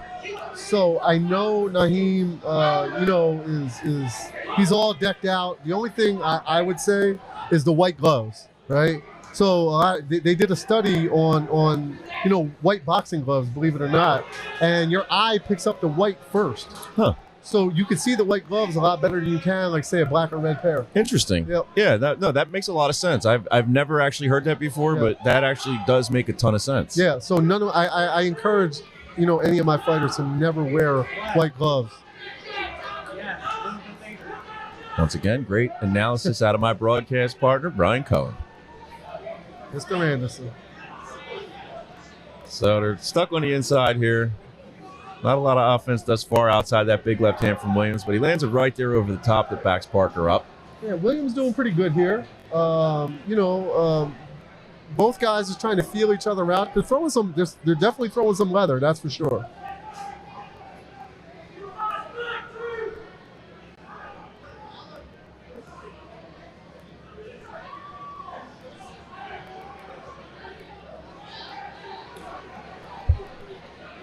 There's still a bit of a feeling out process here in the first round. Yeah, I like what Tyler Williams is doing. He's trying to measure him with the jab, which is nice to see. He's not just rushing in there. Yeah, I feel like maybe after he took that big left hand to the nose, Parker's become a little bit gun shy here in the first round. Yeah, I totally agree, Nick. He looks a little reluctant to come forward. He just got clipped with another little left hook.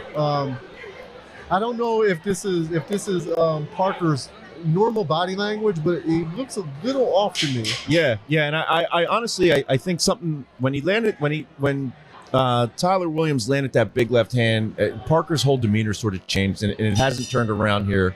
So we'll see if this little break here between the first and second gets him righted. But not a lot of action in there, but it looked like a round that Williams probably clearly won. Best couple of punches from that round were by Tyler Williams. Yeah, and we'll have to see how Naheem Parker responds here in the second round. I mean, I definitely think Tyler won that round. What I'd like to see Parker do is close his defense up a little bit. Every time he started, he's catching punches from Tyler Williams, his hands are like flailing all over the place. It looks nice, it looks pretty, but it doesn't give you an opportunity to counter. So I'd like him to close his defense up a little bit. If Parker wants to do anything different, he's a smaller guy, he's shorter than Williams. Shoot that jab to the body to stab him to the body to keep him off. Every now and then, set him up with the stab to the body, feint, drop an overhand right. He's a shorter guy, and overhand right will work on Tyler Williams, but maybe that was a feeling out round, let's call it. Yeah, you know what? I think that's accurate. I think let's see how he starts this second round. I mean, Williams landed a good punch in the beginning of the first. That might have changed the rhythm of that round, but Naheem Parker's got a chance to come reestablish here in a second. Yeah, I think Parker is looking for that left hook. I think that's the wrong punch to be throwing. I think a looping overhand right, Tyler Williams' hands are a little gappy. They're a little gappy as well.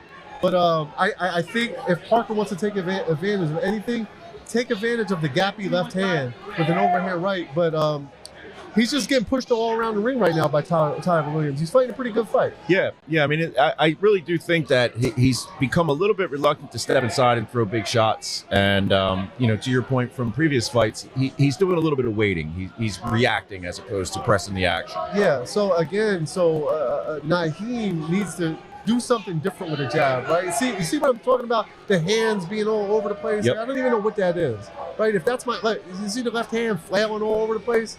If that's my fighter in the gym, I stop him every time he's sparring. If he does that in sparring, because that's a habit.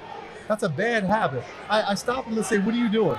And then if he doesn't stop it, he keeps doing it when he's sparring. I take him out of the ring until he wants to practice and get it right. Yeah, I mean, to your point, as he's circling out, he throws that left hand up high. I mean, it's not guarding his chin. He doesn't have the elbow down guarding the body. It is kind of a weird posture to take. It's a very weird posture, right? And so if Parker wants to do anything to establish a jab, he's a shorter guy, right? We do a thing in boxing called an up jab. What it is like you lean over to your right and shoot your jab up towards the chin, which takes you out of position of Williams' left hand, and then you can follow it up with a right hand if you step over. But Parker's body language is just very strange to me.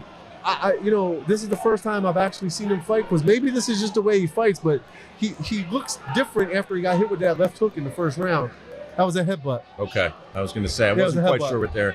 Yeah, I mean, he just never really got comfortable again after that first big shot in the first round. Right, Nick. He didn't look comfortable after that left hook that he took to the face. So now he's in a lot more discomfort. Can't see if he's bleeding or not, but that was definitely a headbutt. But two guys coming in, unintentional headbutt. Yeah, it looks like there is maybe a little bit of swelling around the right eye of Parker. Oh, yeah, it definitely looks like it. There's a little goose egg up there. Williams is doing the right thing. Target it. You know what I mean? Shoot that jab. You know, he's obviously uncomfortable, so make him more uncomfortable. Make it swell up more. Throw that jab. Now hook off that jab. There you go. Beautiful. Beautiful job by Williams. That's it. Williams don't have to do anything but jab and hook right now. Jab, hook, target that eye. Nice combination puncher from Williams. Yeah. And really no offense returned by Parker. No, like I said, his body language is, like I said, I don't know if this is the way he fights, but that's a little off to me. All right, end of round 2, and it certainly appears that we're looking at 2 rounds going to Tyler Williams here. We got 4 rounds left for Naheem Parker to reestablish himself and make this a more competitive fight. But to your point, Brian, I think he's got to be first on his offense. I think throwing that left jab to the body and following up with an overhand right is maybe his only hope here. Yeah. So another point that I'd like to make is, as you know, as we started the fight, we pointed out that the ring rust for Tyler Williams, right, is not showing. And it's probably not showing due to the great sparring he gets at Rock Ministry, right? So you get some fighters that come in and you can see the ring rust, and it takes a few rounds to get knocked off. Here with Tyler Williams, it doesn't. He looks very sharp. He looks composed. He's fighting behind his jab. Nice stance. Everything is balanced. Naheem, Parker really needs to turn it around here. He needs to do something different. He needs to get Tyler's respect. I don't think he has his respect right now. No, not at all. And I got to wonder, too, if the corner of Tyler Williams is telling him in between rounds there, hey, turn it up. I don't think he has an answer for you. Yeah, so again, let's look at their bodies, right?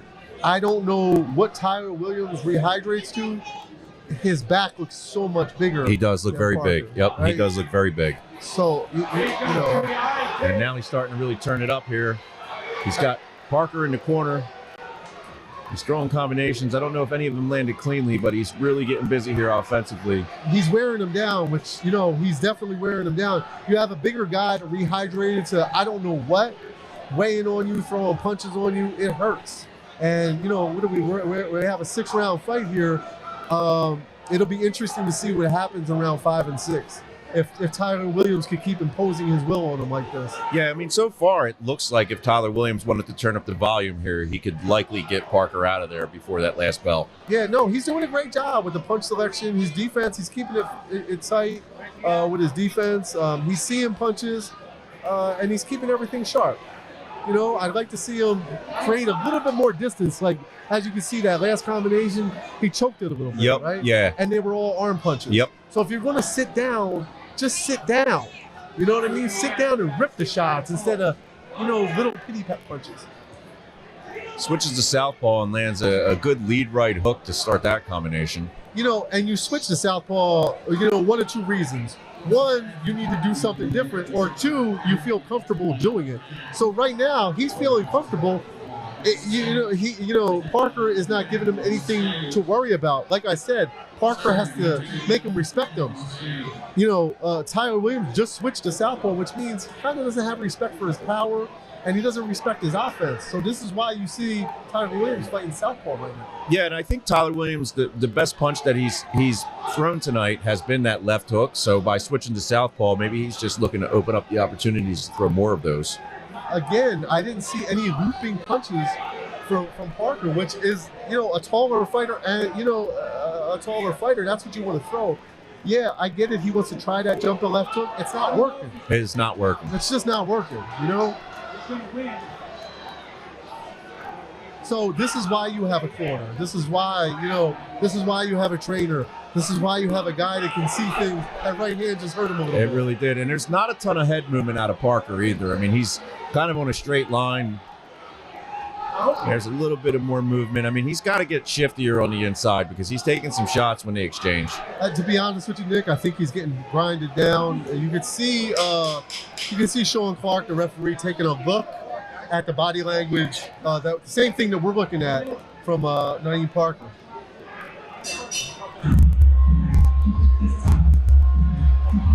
Yeah, I mean, it looks like a clear 3 rounds to nothing for Tyler Williams. I would love to see Naheem Parker follow your advice here, Brian, and try to throw that overhand right and get some respect back. But I don't know that he's willing to engage long enough and take the counter shots that are coming with that. I don't think so, Nick. I think, again, man, you have a guy that's big like Tyler Williams. I don't know what he rehydrated to. He's a bigger guy. He's a lanky guy. He's like, he has that Tommy Hearns type of build. So I don't know what type of power is being translated to Parker, but it looks like he's getting grinded down like an old math pencil at this point. Yeah, I mean, Tyler Williams, again, this bout's at 142, but to your point, looks like he's at least 10, 12, 15 pounds heavier than that. Yeah, 100%. I mean, he just looks like the bigger guy. He's just bigger, and he's big, he's imposing, and he's imposing his will on Naheem Parker right now. So let's see. Tyler Williams comes back out in orthodox stance, but I think he's likely to switch up to southpaw when he feels like he might have Parker in some trouble. Yeah, I mean, he feels comfortable enough to switch his stances up. I mean, Parker just keeps going with the same combination, that jumping in left hook. I mean, it's not going to get it. He has to change something. He's sitting there catching punches, but he's not firing back. You got to fire back. If you're going to sit there and want to catch and shoot. So Williams got him trapped in the corner here. Let's see if he looks to open up some offense on Parker.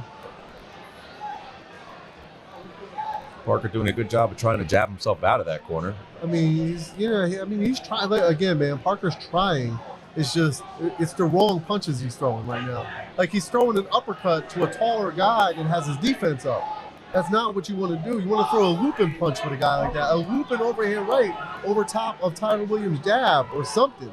Give him something different to think about. Right now, Tyler's just working. Yeah, Tyler's going to town here against the ropes, and he's chasing Parker back to the corner. And I think it looks like Tyler Williams smells blood here. Yeah, I mean, Sean Parker's taking a hard look right now. Parker looks to tie up. I just think I don't know how much fight Parker has left in him. As you can see, Sean Park taking a hard look at him. Yeah, I think if Tyler Williams can trap Parker here and land another couple good combinations, this one might get stopped. Yeah, agreed. If he throws a couple good shots and snap Naheem Parker's head back a few times, I mean, he's really taking unnecessary punishment. If I'm the corner, I'm going to have a conversation with him at the end of the round if he makes it, to see if he wants to continue. However, these fighters never know when to call it quits. I'm a fighter. We don't ever want to quit. But sometimes, you have to save them from themselves. What are you asking, if you're a trainer, what are you asking the fighter in the corner in a moment like that? What are you actually saying to them? Yeah, so I'm going to ask him, how do you feel? I'm going to tell him, you really don't look good. How do you feel? You have to look at their eyes. You're a fighter. You spend hours upon hours, days upon days in the gym with these guys. So you're a fighter, right? And I'm not suggesting the trainer doesn't know his fighter. However, me watching from the outside, I don't want to see a guy he's taking a lot of punishment, right? So if I come to the corner, I'm going to ask him how we doing. I'm not going to ask him if he wants to go. I'm going to see how he responds, and then I'm going to make that decision. I'm going to stop the fight. I would stop the fight if I'm in the corner. At this point. Yeah, I mean, it's got to be a tough balance as the trainer, because you don't want to ruin a guy's confidence by asking him, hey, are you capable to continue going? But you want to protect the fighter from themselves. Sometimes these guys have more courage than their own good. Yeah, so this round, I'm going to ask him how he's doing. I'm going to be like, listen, I'm going to give you this one more round. Show me something. Otherwise, I don't think it's a good idea to continue. You know what I mean? So this round, I want you to give it your all. Go out there. Show me what you got. I know it's only a 6-round fight. However, it only takes one punch to, God forbid, get you hurt or end your career. Right. And we don't want to see that here. No, not at all. I mean, we want to see competitive bouts. I was just watching the corner of Tyler Williams, and Johnny Rocket Rivera looked like he was telling him to throw an uppercut inside. He was pantomiming an uppercut to Tyler Williams, and I'm curious to know if they think that that's going to be the punch that finishes this fight, because when they're in close, you haven't really seen Williams throw any uppercuts. Yeah, so what Williams could do is literally take his left hand like he's throwing a jab, spread the defense, and run the uppercut right up the middle. finish it up with a left hook, and this fight is over. I would think that combination would spell the end for Parker. Yeah. So good call, good call by Johnny Rocket if that's what he actually told him to do. Yeah, and Williams is back in that southpaw stance as well, so he may be looking for that big left hook once again. Yeah. It also seems like Williams kind of turns up when Parker starts to display a little bit of offense. It really gets Williams going too. So yeah, so it's almost like he's reacting. It's getting him fired up. Almost like you just tried that, now watch this. yeah, like he's been comfortable in this bout, but then when Parker starts to throw some punches, it reawakens Williams and it turns up that aggression in him pretty quickly. So if Williams can stay at this range at the end of his punches, I think he'll get a stoppage. I really think, right there is where he wants to be. Yeah, and he's back to that orthodox stance. So let's look for that right uppercut and see if he follows the coach's instructions here. Nice job going left hand to the body there after the jab. Yeah, mixing it up a little bit. I mean, however, I know I like to see the up and down punching the body to the head, but Parker's cup is pulled up to his nipples. Yeah, you know what? I did notice when he came out in the last round that his trunks were up very high. Yeah, so I mean, you can actually injure your hand if you land on the cup sometimes. So, kudos to Tyler for trying to go to the body. However, I think this may be the beginning of the end if he can keep those right hands going. Yeah, he landed a couple of nice right hands there. I don't know how clean they were, but he threw a couple of decent right hands that backed Parker up. Yeah. And I'm just looking for that uppercut from Williams because I think it's there. I think when he steps inside, to your point, Brian, if he throws that left hand, it split the defense and fires that right hand up the middle. Yeah. So if you notice, Tyler Williams is trying to swipe with his left hand, Naheem Parker's left hand, and come with the right hand, which is like a Triple G type of move or a Canelo type move, which is nice. It's nice to see these guys trying different things because at this point, Parker is offering no type of offense. You can see Williams is in there. He's nice and comfortable. He's doing what he wants. He's controlling the pace. He's blocking punches when he wants to. I mean, it's just academic at this point. If Parker finishes the fight, kudos to him. He's not, he's not wilting. He's not, he hasn't stopped trying. However, Williams is just a bit too much for him at this point. Yeah, I mean, I'd like to see Parker just turn up the aggression here and throw caution to the wind a little bit. Yeah, I mean, Nick, when you have a guy like Williams punching on you for 5 rounds straight, it's kind of hard. It's kind of hard. Yeah. Easier said than done, right? Yeah. I mean, punches hurt, so I don't, getting punched on the arms, getting punched on the shoulders. I mean, Williams is just doing a good job, like I said, of breaking them down all throughout the fight. Yeah, I mean, he spent 15 minutes here on the defensive side of this, taking punches from Williams this entire time. I think it would be unreasonable to expect him to come out here in the 6th round and change up the offensive approach too much. Yeah, I don't think, like I said, I don't think he has much left in the gas tank anymore. However, Williams, I'm impressed with his punch output. And a really good punch output. He controlled the distance at times whenever he wanted to. In the first round or so, it took him a minute to find his range. And I think all the ring rust rushed off that first round. And I really think he did a good job in this fight. Yeah, I mean, I think we both spoke highly of what's going on at the Rock Ministries in that camp. But with the long layoff that Tyler Williams had, I thought you made a great point earlier in the fight that the sparring rounds that he's getting at the Rock were likely to kind of offset the inactivity that he's had in the program. So nice bit of sportsmanship here to start the final round. Yeah, I mean, all kudos to Naheem Parker for still being in there. I mean, he took some big shots. There's the overhand right. The big overhand right, and honestly, it looked like it gave Williams some pause. It did. It should have happened earlier in the 2nd and 3rd round when Parker was a little bit more fresh because. Again, my only knock on Williams is sometimes his left hand is down. I don't want to say it's lazy. Sometimes he drops it a bit. And there was opportunities in there for Parker to drop the overhand right. But at this point, I don't think he has the power to do anything with Williams right now. So hopefully he survives and he can go out on his shield, and finish the 6th round. When a fighter is dropping that lead hand defense, right? So to Williams, the left hand is coming down. Do you attribute that more to fatigue or to confidence or strategy? No, it just might be a bad habit that he has. And like I said, he's not dropping it much. It's every now and then. Like, he has good defense. It's really good defense. But there are times where you can sneak a right in there, not even an overhand right, a right hook, which not a lot of fighters throw these days, right? I always call it, like if I work the pads with fighters, I call it a two-face. I'll have to throw a left hook, right hook, which you don't see a lot. But a right hook or an overhand right can get in there every now and then. However, Williams' defense is super tight, and I don't think Parker's eyes were sharp enough to see it. Yeah, and he's taking some shots here. Right. He saw it there at the beginning of the 6th round, which there was opportunities for it throughout the fight, but not many. And Parker's mouth is wide open. I mean, he looks like he's starting to feel that fatigue. Yeah. And Williams is stepping on the gas right now. Yeah, and you can see Sean Clark taking a deep look. His neck is hunched over. He's taking a look to see if he's taking too much punishment. There's a minute left. Yeah, he's staying pretty close to the action, to your point. Yeah. I'm sure he sees even more what we see out here. I hope he's given the opportunity, honestly, at this point, to finish the fight. If I'm Parker's people, I give him a super long layoff, because taking a fight like this and then taking another fight can take a whole lot out of you. And you said he was scheduled to fight Marrero? Yep, yeah, he already has a fight booked with Juan Marrero next month. Yeah, I canceled that fight. I give him at least 5 months off, because his brain was really rattled in this fight.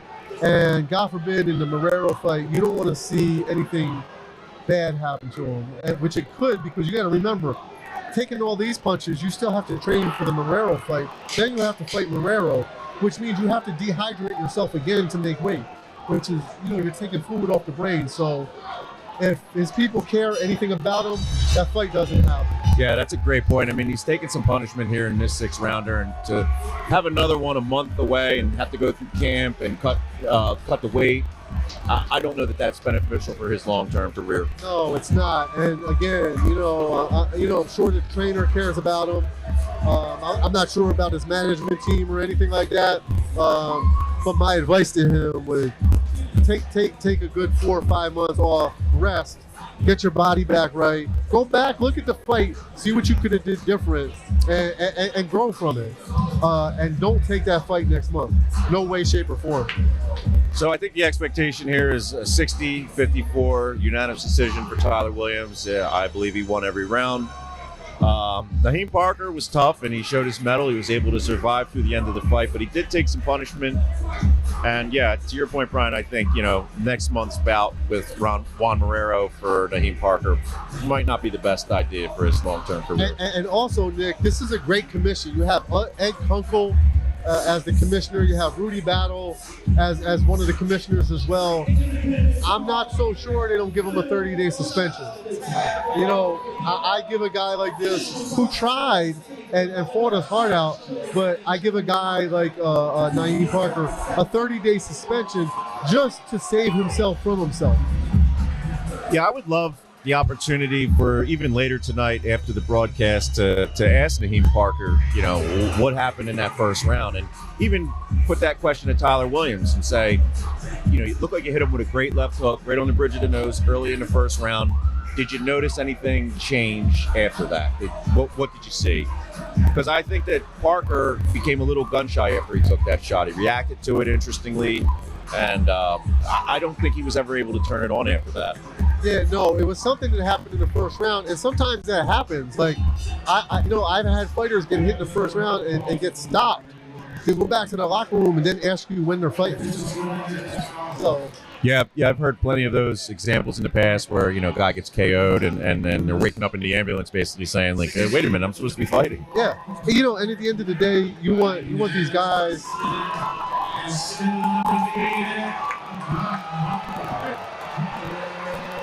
So the Rock Ministries is clearly in the building. A big ovation for Tyler the Black Mamba Williams. He goes 11-0 here tonight at Independence Brawl.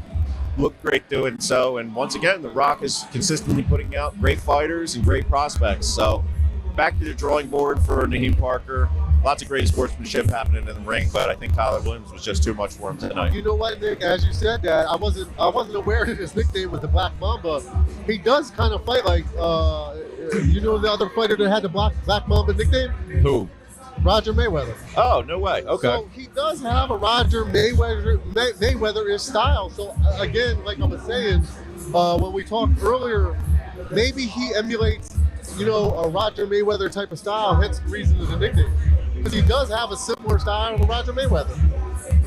That's high praise coming from Brian Cohen. Tyler Williams, stylistically a Roger Mayweather disciple. Yeah. Body frame and, you know, the way he punches, the way he works behind the jab.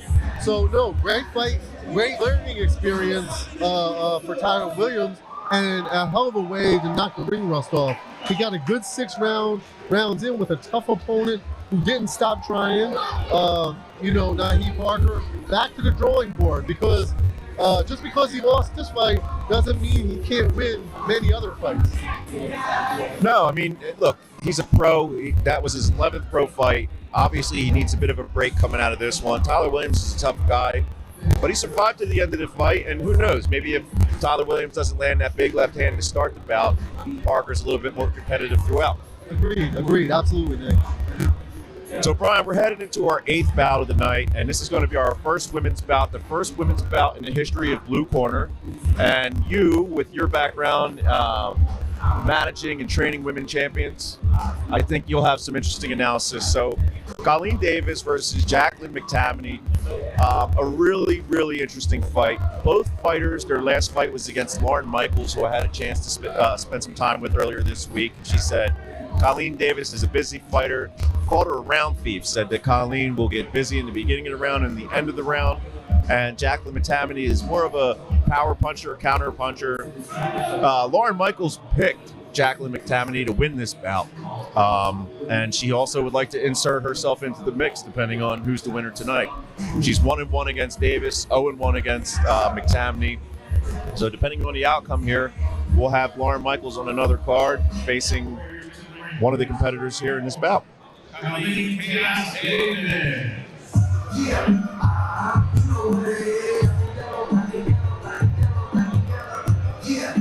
So Colleen Davis out of Pittsburgh, Pennsylvania, coming down to the ring to the Wiz Khalifa Pittsburgh anthem, Black and Yellow.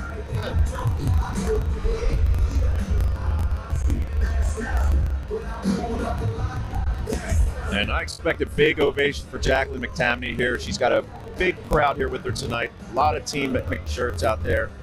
Yeah, Jackie is another one. She's a staple in the Philadelphia gyms and the community. She has a huge following. So I'm actually interested to see this fight, to see how each fighter reacts. And I want to see who's going to control the ring and who's going to control, you know, the real estate in the ring tonight.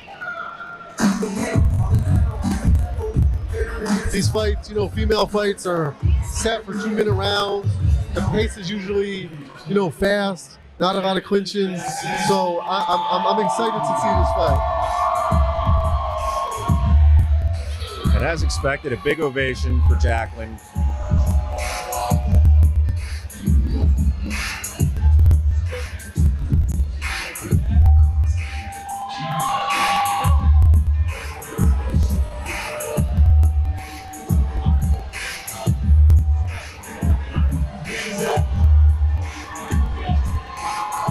So I want to make sure we mention here tonight that this fight will be recorded on the All Women Sports Network, which you can find on Amazon and Pluto TV. Yeah, Nick, it's a great opportunity for both females to showcase their talents on a large platform like that. And it's great for Blue Corner, too, to be part of that. I mean, we want to put on events that have a global reach, and the All Women Sports Network is in 60 different countries, again, broadcasted on Prime and Pluto TV. So they'll be featuring our main event bout live, and this bout will be part of the recording later on tomorrow. So.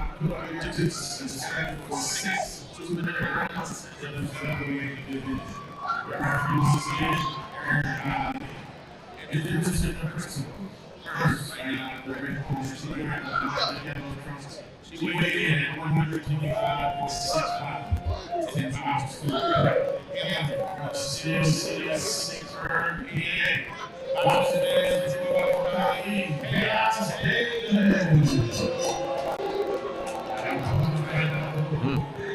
She's going to be out there. She weighed in at 127.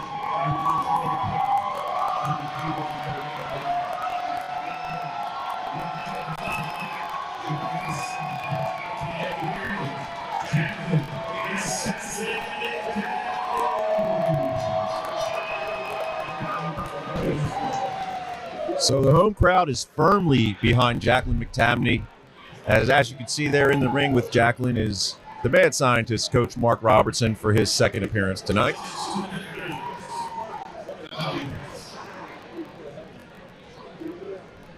Colleen Davis fights out of Roy Schaefer Boxing Association in Pittsburgh. She's 35 years old and a veteran of 10 bouts. Comes out trying to establish a jab by Davis.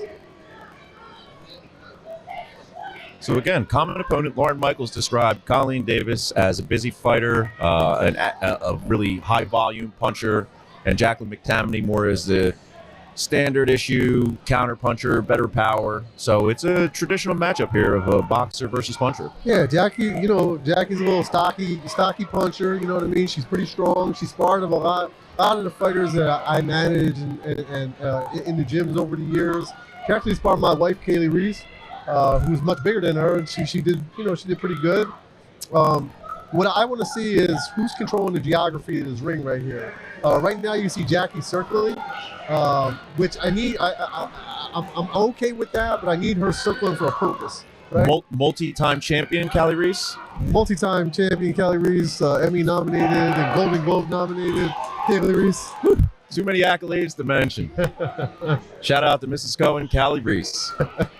Good counter right hand by Jackie. If she would have sat down on it and wasn't moving, it would have had more of an effect on Davis. We did mention that Jacqueline does feature a lot of movement in her fights. Yeah, I mean... Oh, it's a big right hand that puts Colleen Davis on the mat. A big overhand right, and her legs are not under her yet. Colleen Davis took a big punch by Jacqueline McTamney. So she's hurt. Chance here. She's definitely hurt. Her legs are not under her. No. Her legs are not under her. 20 seconds left in this round, and we'll see if Jacqueline McTamney can finish this one up early. No. Her legs look like a bowl of ramen right now. They don't look good. No, they do not. I mean, you could see even when she was walking to the neutral corner, she was still pretty wobbly. Yeah. Jackie has to have her composure. Go work in behind her jab. She could drop that overhand right again. We were talking about the shorter fighters and the taller fighters throwing that overhand right like in the last fight. Case in point, Jackie knew what to throw because she seen the opening by Davis. Her hand was down. The left hand was down. Yeah, great analysis, Brian. She really did a great job of stepping in there and landing that looping overhand right that put Davis down on the mat, and we'll see if she can recover from it. Her coach is in the corner right now trying to get her together. I would be very anxious to see how she comes out in this next round. Yeah, if I'm her corner, I need a lot of ice. I need a lot of ice on her head, a lot of ice on the back of her neck. I need to wake her up, make sure she's good and okay to go out there to continue to fight. If I'm her coach, I tell her to stay long with the jab, and when Jackie gets close, grab her and hold her. It's okay to lose this next round too. Absolutely. It's okay to lose this next round till you get your legs back up under you. However, I don't know what Davis's recuperative skills are. Yeah, if I'm Davis, I'm thinking about getting on the bike this round and trying to recuperate myself for round 3. But there she is, right in the center of the ring, throwing jabs. So she doesn't seem any less deterred after taking that big shot. But we'll see if McTamney can capitalize and put her down again. Yeah, I mean, Davis needs to hold her hand up. She gets very tense when Jackie gets close. So she either has to stay long and box and stay at range with McTamney because Jackie, she already Jackie. She's waiting on it. Yeah. She sees that overhand right. She has to just land it. There it is again. Yeah, and I mean, for all of Davis's movement, she does kind of step in with her chin very high. It's very high in the air. She's not defensive responsible. you can see when she throws a jab, she exposes her chin to the center of the body. Hence the reason Jackie should be able to nail it with that right hand again. Yeah, I think it's coming, Brian. I think it's just a matter of time before she leaves that chin out there too long. Like that, just now. Just call it. Good call, Nick. Jacqueline's got to stay composed here. Mouthpiece is out for Colleen Davis. She's getting brutalized here in the blue corner. And we're going to get a break in the action. Timeout by the referee to get the mouthpiece back in for Davis. And McTamaney is in full control right now. This Philly crowd is firmly behind the assassin, Jacqueline McTamaney. Yeah, Jackie just got to be patient. That right hand's available to her again all day long. That's it. Yep. If I'm Mark Robertson, I'm telling Jackie exactly that. Don't go over pursue. It's going to be there when you need it. Let her rush in and land that big overhand again. I don't think that Davis has the chin to take it anymore. No. And Jackie really, honestly, at this point, don't need to move around so much. Just sit there. Just literally just sit there, wait for the right hand because it's right there. Like that. Yep. And you can see really just the difference in the physicality between their builds. I mean, Colleen Davis is much more narrow. Jackie's got, wide shoulders, looks like the stronger fighter. And I think that's showing when she lands those big shots. Yeah. Jackie's built like a little fire plug, right? And Davis is, built like a Q-tip. Right. Yeah. I mean, she's very narrow up top. I mean, I would be hesitant to say she doesn't have the power to back Jackie up. But so far in these first 2 rounds, she just hasn't shown it. Yeah.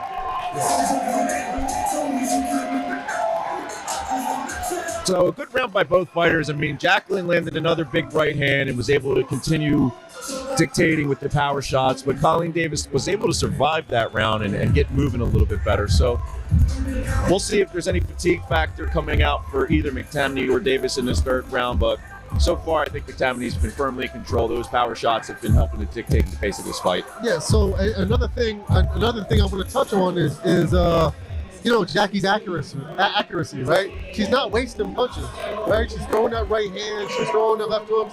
Everything pretty much is landing, right? So she should be tired. So in this round, I mean, obviously Davis, we know can't take Jackie's firepower. I'm not too sure if I'm in Jackie's corner. Put your hands up, walk to her, and just drop bombs on her. Because obviously, Davis probably still hasn't recovered from the first knockdown. So again, she starts the round the same way. She gets real busy, real active right in the center. Jackie's doing a good job of just maintaining. And there's that big right hand again. That's another knockdown. And he's calling that a knockdown. Yeah, I think the glove touched the canvas, if I'm not mistaken. Okay, so she never actually made it down, but I think the glove touched, and that counts. So second knockdown by McTamaney here. And the overhand right has been money. Yeah, it's been money. Again, you're shorter fighter, you throw it on the taller fighters all night long. And what you're seeing, too, to lead up to it is she's doing a good job, of you mentioned in a prior fight, of kind of stabbing with that left jab to the body and then following it up with the big overhand right. Yeah, all that is sometimes is either to keep a fighter off or a distraction, right? You shoot that jab to the body, you notice either one of their hands are dropping, then you just launch that overhand right. And 9 times out of 10, if you have a fighter with not a high boxing IQ, which, no disrespect to Davis, her hands are, kind of near her neck. She's moving, but it's not necessary movement. It's herky-jerky, nervous movements, right? It's not, it's not proper head movement. There's no balance there. So that's why when she's moving her hands and moving her head, she's exposing her chin, because you have to do either one of the two, right? She's doing both, which is creating gaps and openings for Jackie. Yeah, and Jackie's doing a great job of staying patient and just wait for the opportunities to land those big shots. Yeah, I mean, she can land them anytime she wants. You know what I mean? Jackie's just taking a look from the outside. She's doing a pretty good job of choosing her punches wisely, let's say, Nick. Yeah, she's fighting her fight, and I think Colleen Davis has been stuck in a reactive mode since that first big knockdown. Just missed with another big overhand right. Yeah, like I said before, man, Colleen is moving, but it's unnecessary movement. Like, there's no purpose to it. I kind of don't understand it. Yeah. I actually want to go interview her and ask her what she's doing. Yeah, it is a bit of an awkward movement that she's putting out there. I don't know if that's to try to draw the big shots that she can counter or what her plan is right now, but I mean, the power shots from McTavish are really the factor in this fight that's starting to really sway it in her favor. And I don't know that Colleen Davis has an answer yet. No, and like I said, listen, all respect to these females. They get in there and they try hard. Unfortunately, like Davis's defense, it looks like you're walking through. Like, you ever walk into a spider web and your hands fly all over the place? Absolutely, yeah, absolutely. That's kind of what it looks like to me. A lot of it is just unnecessary. That's why she's not able to counter. That's why she's getting hit so much. I think the coach is trying to tell her, stop jumping back with your hands up. But at this point, you're already into the fight. This all should have been worked on in the gym. These are all horrific habits that she has. Yeah, and then 3 rounds in with a couple of knockdowns, I mean, it's almost impossible for Davis to come back on the scorecards here, and she hasn't shown any sort of power advantage where expecting a finish from Davis is a likely outcome. Yeah, no, like I said, I wish we had punch data available to us because I'd like to see Tammy's accuracy, right? She just missed there, but that's just one of her few misses. Yeah, I mean, her output has been limited, but the damage that she's doing when she lands those shots has been maximized. Yeah, exactly. There must have been something in the camp of they must see that Davis can't move to her left properly. That's why Jackie keeps moving to her right, and it's to open her up to the right hand. Just like that. Yeah. I mean, every time that Davis pursues with that chin high, Jackie lands the big overhand right. Yeah. But again, you see Davis moving and her hands are down, her head is all over the place. It's just, like I said, it looks like, you just stepped into a spider web. You're trying to get the spider web off. Yeah, and sometimes I would think that awkward motion from her would probably be to her advantage. But, I mean, with the power of McTavish and keeping that chin high and taking those big right hands, she's just not able to assert herself the way that maybe she expects to. No, and that herky-jerky movement, even if Davis is happening to land a punch, what effect is it going to have? It's going to have none. It's going to have no effect at all whatsoever because her feet are not under her. She's bouncing all over the place. Again, much respect to anybody that gets into the ring, and she does have the heart. She's trying. However, I just think it's a fundamental thing. She needs to work on her fundamentals. And, at 35 years old and a 10-fight veteran, she is what she is right now. Yeah, I think your style sort of dyed in the wool by that point. Dyed in the wool. I love it. I love it. So a couple seconds left here in the 4th round. Much the same as we've seen in the first 3 rounds. Davis is busy, a lot of movement, but the punches from McTavish are very effective, and we're just not seeing the type of offense out of Davis that's going to back McTavish up. Yeah, no, and and another thing, Jackie has been moving this whole fight. Jackie looks like she's in pretty good condition. I know she was getting some sparring with the main event with Sharon May, so it really looks like it's paying off in this fight. Well, if you're sparring with Sharon May, then you're accustomed to an opponent that's going to move and throw a lot of punches. Yeah, so I went to one of their sparrings, and it was on one of these, in Philadelphia, we had the heat wave. It was a horrible heat wave. And, Jackie did, 6 or 7 rounds with Sharon May and, held her own. Sharon May. But Jackie did a hell of a job. And I feel like all the good work she got at Chaos Gym is showing here in this fight. Yeah, well, I think that really speaks to where she is in her career. She's in there sparring with the likes of Sharon May. She fought for the Philly Smoke. She's sparring with the likes of Callie Reese. She's been in there with some tough top veterans, and I don't know that Colleen Davis has the same experience or maybe even the same level of camp that Jacqueline McTavish is working out of herself. Yeah, no, definitely agree with that, Nick. Jackie looks like she's changing tactics a little bit here, or I could be wrong, but she's definitely trying to walk her into that right hand again. Yeah, she just seems to be circling to her right and waiting for Davis to wade in there with the chin high so she can land that big overhand again. Yeah, for sure. And again, it's much of the same from Davis. She's trying, she's coming in, she's jumping in. I don't think anything tragic is going to happen at this point. I think it's all academic. One thing that Davis has done well in the last 2 rounds is close the distance quickly before that overhand comes in. So she throws a couple of jabs, and then she's too close for Jacqueline to land the big right hand. So she's starting to smother Jackie's punches a little bit better. But anytime that she hangs around on the outside with that chin up, she's in danger. A little bit too. And like I said, Jackie's doing a great job. I'd like to see maybe something a little bit different. You know what I mean? And you can see the way Jackie's circling with that right hand in her pocket. Like, I mean, she's just loading up on that big right hand. Yeah. So what I'm saying is maybe Jackie takes pauses a minute. Let Davis come in, which will open her up for the right hand. You know, you don't have to keep moving the entire time. And I'm not saying she's doing a bad job. Obviously, she's winning. She's getting knockdowns. Stop a minute. You know what I mean? Shoot an up jab, like I was saying earlier, to the taller fighter. Then you can launch. You can launch a right hook or an overhand right. Yeah, one of the great things about women's bouts too are the 2-minute rounds, and it just lends itself to being able to kind of go harder for longer. You get the break sooner, so you usually see a lot more activity out of the women's bout because of those 2-minute rounds. And these big right hands are backing Colleen Davis up. I don't think Jackie heard the end of the round. I think that's what the referee was telling her. I was a little bit curious there what the message was, but I think maybe that last punch was slightly after the bell, and the ref was just doing his job and letting Jackie know, listen out for the bell and know when to stop the action. Yeah, I also think the referee is taking a hard look at Colleen Davis. She has taken a lot of punches. I feel like if Jackie starts this next round, how she finished it, I think the referee will stop the fight, and Jackie's fans will go home happy tonight. But, you know, let's see. That might not be the plan. They might want to play it safe. But I really do believe that she can get a stop. Yeah, one feature about Mark Robertson's fighters, too, is that he's coaching them in the corner, not over pursue. You know, even if you have the fighter hurt, don't go in there and get reckless. Don't over pursue. So he preaches caution in his fighters, and you've seen it out of Beck when Beck had his fighter hurt.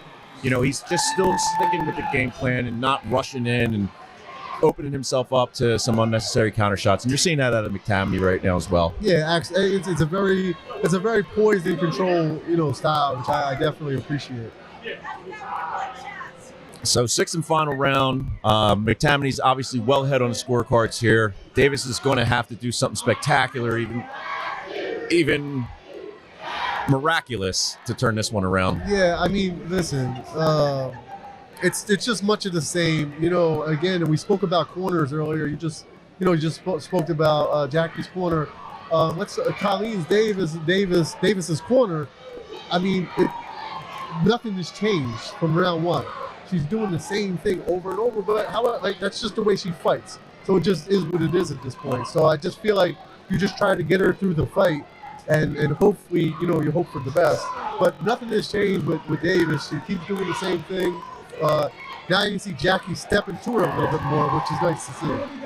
Yeah, and you wonder if Jackie's looking to, score a highlight reel victory here in the last minute of the round, or if she's content with just going home with a clear-cut unanimous decision. I mean, she's landed some hellacious overhand rights during the course of this bout.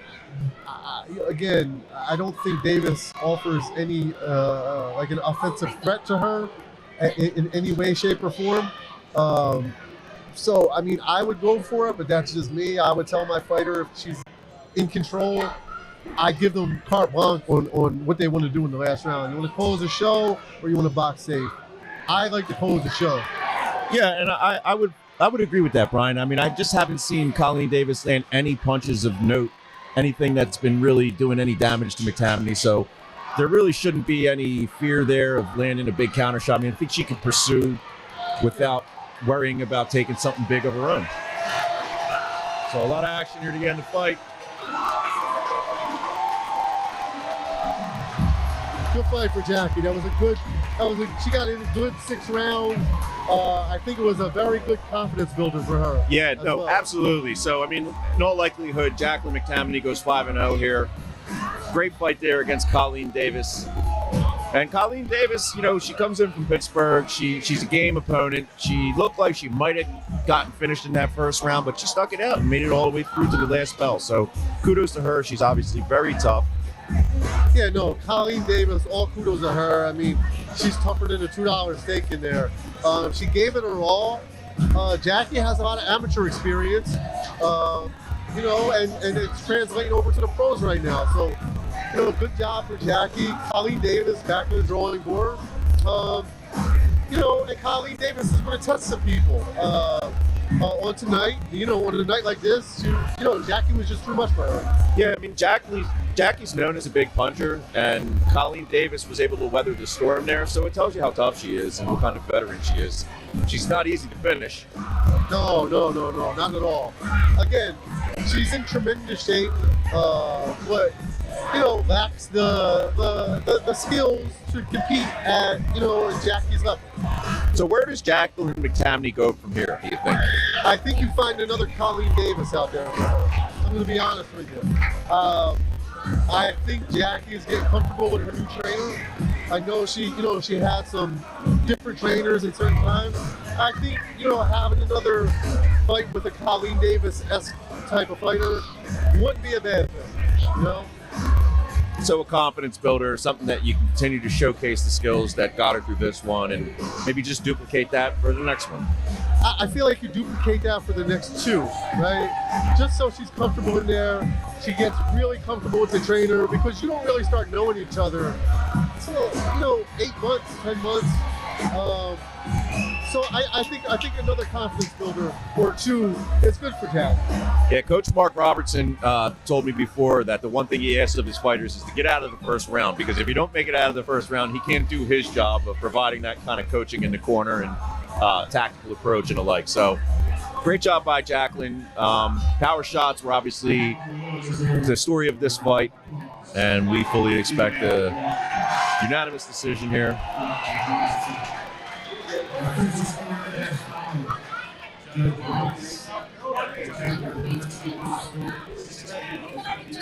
Wow.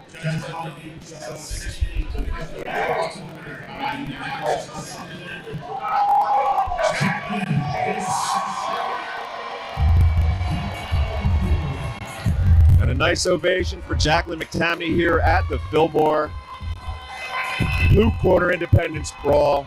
And she brought the crowd up for her, put on a dominant performance against Colleen Davis. I would say 60 to 52 is definitely a dominant performance. Dominant performance. That's her son. Yep, and that's Jackie's son there in the ring. Little Prince. That's his name.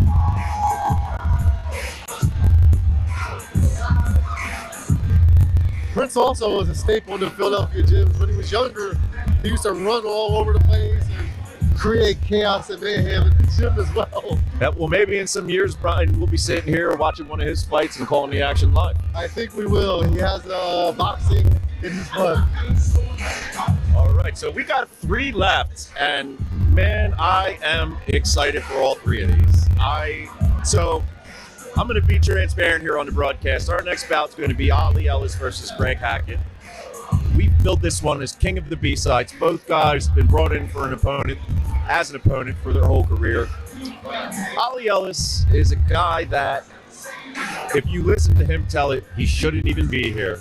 Yet he is, and he's 9-0, and he's going to bring a belt down to the ring with him and defend it against Greg Hotshot Hackett, a veteran of 30-plus fights, a guy that's been in Philadelphia boxing for a number of years, popular guy online, funny guy to listen to and talk to, but also knowledgeable about the game.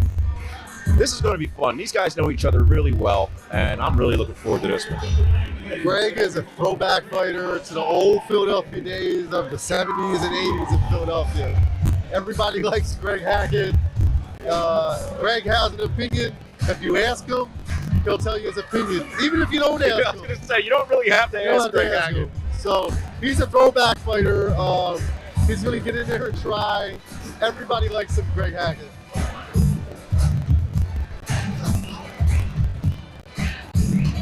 So, hotshot Greg Hackett, he was a late addition to this card. So Ali Ellis' original opponent fell out, and Greg Hackett stepped up to the challenge to join us here at Independence Brawl. And look, when you fought 30 times plus professionally, you know what you're doing in there. There's no mystery to what's going to happen between those ropes. But Ali Ellis is a tough guy with a big punch and a lot to prove. And I don't think, as Blue Corner's first signed fighter, that he plans on coming down here and relinquishing his belt. No, I mean, Greg Hackett, anytime, anywhere, and he plays, that's his motto. You can hear the music he came out to. It's old school music. He's just an old school guy, man. He's an old soul, man. He Yeah. is an old soul. So, I mean, kudos to him for taking the fight on short notice. But he has a very imposing guy with, Ali Ellis coming out to fight. So, interesting fight. I'm actually excited for this I fight. think Philadelphia Freeway is bringing Ali down to the ring. Sounds like he's here. Look at that, Philadelphia Freeway, a legend here in the city. And he's walking Ali down to the ring. And if you're Ali Ellis, this gotta feel great. Absolutely, man. I like to say Ali is an overachiever of the year, right?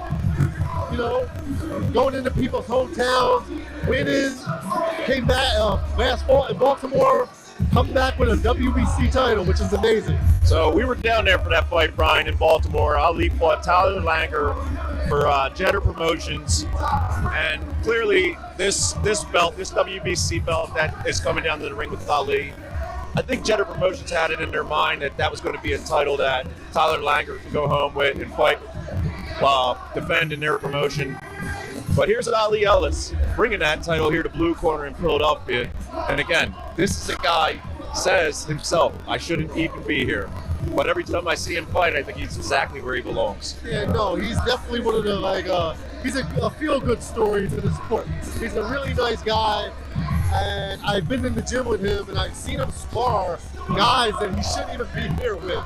Like guys 6'6", outweigh him, outsize him, and he's just in there swinging away, man. So I love seeing guys like this. I love seeing underdogs succeed the way he does. It warms my heart to see a guy like this with the actual WBC title, because no matter what happens in his career going forward, he can always say he held a WBC title and such. Can never take that away from him. Never.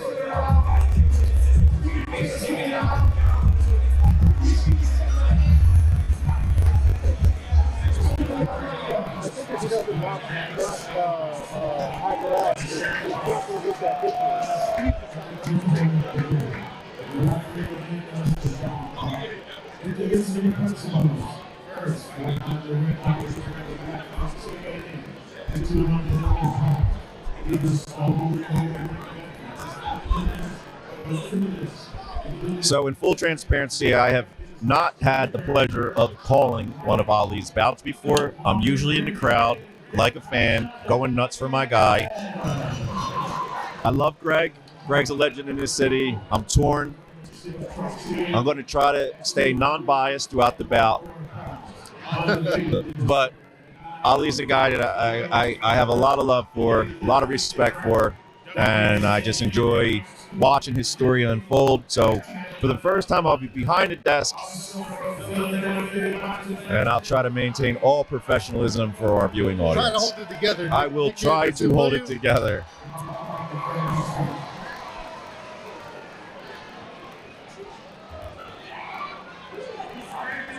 One thing I'm glad I won't have to do is hug him when he's all sweaty after the bout. So Oh, man. he'll be cleaned up by the time I see him later. That's right. You see in his corner the incomparable Bob Kane. Well, Bob Kane, as we've mentioned before, is one of the real pillars in Philadelphia boxing, head coach and trainer of the Philadelphia Smoke, runs Chaos Boxing, and that's a guy that has brought a lot of fighters into the arena, and we expect him to continue to do so. And he'll be back out for our main event with Shira May. Absolutely, man. Bob is my guy. We talk a lot. We exchange secrets, and he knows I'm involved heavily in the women's game. So I try to guide him as much as I can. Bob is a really good guy. You don't find guys like Bob Kane in boxing. Nah, salt of the earth, I think, is probably the best way to describe Bob. Absolutely, absolutely.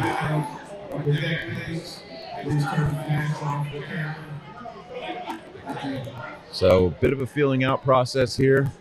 First of 6 rounds between Ellis and Hackett. So one of the things with Ellis is he waits to punch sometimes, right? So with a guy like Hackett, he's a smaller guy, turned pro at 168. Now he's fighting around heavyweight. You have to impose your will on him. I mean, obviously, like, we can all see the disparity in size, right? Yeah, Ali's the much bigger guy. Yeah, so he has to impose that on him, you know? Greg is a tricky guy. He, like, you just seen him put a shoulder in his face. He knows all the little tricks and trades. You know, Greg could be in the gym sitting around eating chicken wings and french fries, and somebody will ask him to spar, and he'll jump in the ring and give you 8 rounds, well, you know, just because. Just out of muscle memory. Yeah. So Greg is a survivor. Ali, you know, again, he's a bigger guy. You know, start shooting a jab out there. You know, start touching him up a bit. You know, Ali can't be nice. I know they're friends. They train in the same gym together. However, this is a sport, and you are judged by, you know, your last performance. And I think if Ali doesn't get a stoppage, I think it's a bad look for him, for lack of better terms. However, Greg is a wily veteran, so you never know. Yeah, you never know. I mean, in this game, anything can happen. Anytime you step between those ropes, any outcome is possible. And you made a point earlier about Ali waiting a little bit, and that is kind of a feature of him as a fighter. It's once he gets touched up a little bit, then he turns it on and he becomes a different guy in there. Yeah, I mean, listen, it's no secret, you know, Greg is a little soft around the middle, which is okay. I've seen him spar rounds and rounds, guys punching him.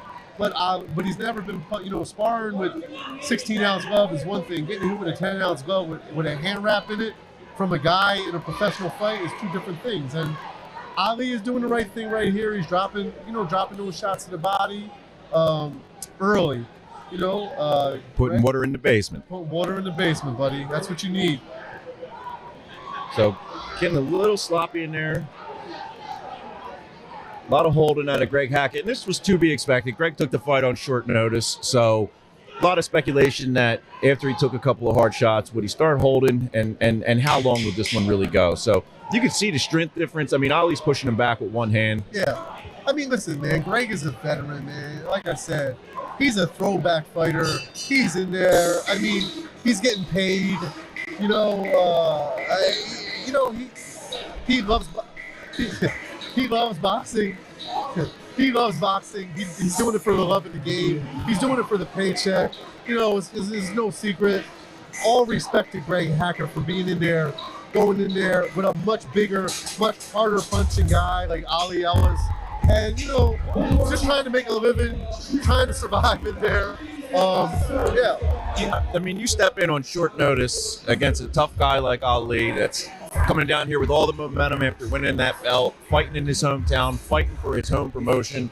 I mean, Greg Hackett is a warrior, and he stepped in here to prove that today. So he's got 5 more rounds to be able to assert himself, and Ali Ellis knows that, and he's going to have to be prepared for a wily veteran and not make any mistakes or take him too lightly.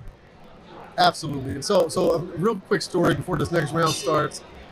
There was a old-time boxer named Mickey Duff from England. So his village where he lived in England, they didn't have eggs. So he would go around to different villages and fight for eggs, go back in his home village and sell them for a ton more money, right?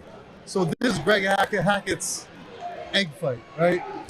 He's going in there, he's getting a payday. He's going to try to win. He's going to try to survive. He's going to try to take eggs home to the family right now. Brian Cohen with the wealth of boxing knowledge. So Mickey Duff. Mickey Duff. Okay, I'll have to look into that. So Mickey Duff was the Eddie Hearn back in the day. Okay. Right? Very well-known guy. Had guys like John DeVise Mugabe, Lloyd Cunningham. These are all guys in the 80s. Mugabe fought Marvin Hagler for the world title. He was a Nigerian fighter. Lloyd Cunningham was a former world champion. Mickey Duff was a staple anywhere you see, like on ABC Boxing, NBC Boxing. He always had a guy on there. And, you know, I remember as a kid sitting there having breakfast with him in Atlantic City with these great fighters. So Greg Hackett kind of just sitting in the corner, waving Ali in, almost daring him to start to turn up the pressure. Yeah, I mean, listen, he's a veteran. He's wasting time. You know, he's going to explode out of the corner. He's going to hold. He's going to posture. He's going to do everything to get through these rounds. Yeah, he's going to put his shoulder in your face. And he's a smart guy, man. He knows how to survive. He's going to grab and hold. it's up to Ali to neutralize this. He can't just let a smaller guy walk in like this. I mean, when I was in the gym last time, I seen Ali sparring Breadman. Breadman had this heavyweight. He looked like Shrek, and Ali's in there with him. So he's got to walk right now. I know they're friends, but at a certain point, you got to be mean. Looked like Ali's talking to him a little bit in there. Yeah, I mean, they could talk later. They could go out. You know, Ali could buy him a Modelo. They could text later on. They can, jump on each other's Instagram stories. But right now, this is business. You know what I mean? And this is the hurt business. So Ali has to turn it and make it into the hurt business. You don't want to go the distance, with Greg right now. You know what I mean? And I love Greg just as much as everybody else does in the Philadelphia gyms and everything. But, Ali is coming off a WBC title win. So, I don't want to say you have to make a statement in a fight like this, but you kind of have to make a statement in a fight. A statement would be great. No, I think you're accurate, Brian. I don't think that's unfair at all. I think making a statement in a position like this where everything, you have the wind at your back, so to speak, I think this is Ali's chance to really start off his WBC defense with fireworks. Yeah, absolutely, man. And just like you like, you like Ali, I like Greg. Greg has helped me before in the corner with my wife. You know what I mean? I love Greg. Everybody loves Greg. However, this is a business. And Ali, like I said, they were talking in there, Nick, to that point. Again, man, DM each other, FaceTime each other later on, go out, buy each other drinks. The business at hand is boxing. And if Ali wants to raise his stock, I don't think this fight should go in my humble opinion. No, I think it's a statement. I think if Ali Ellis can step in here tonight and take Greg Hackett out, it's a big statement, and it's sort of a reaffirmation on what we found out about Ali in Baltimore back in April, is that this guy is prime time, and when he needs to turn it on, he can. So we just want to see that again. Correct, Nick. And make no mistake about it, I'm not talking about Greg Hackett like he's a scrub. He's not. He may have a backwards record, but he lost a lot of those fights in people's hometowns. So Greg is definitely a live body, and he's gonna try. He's gonna try his best. However, he's just a smaller guy, and he's gonna do everything he can to survive. Like I said, Greg spars hundreds of thousands around a year probably in the gym. So I'm interested to see what Ali is gonna do to step his game up in this fight.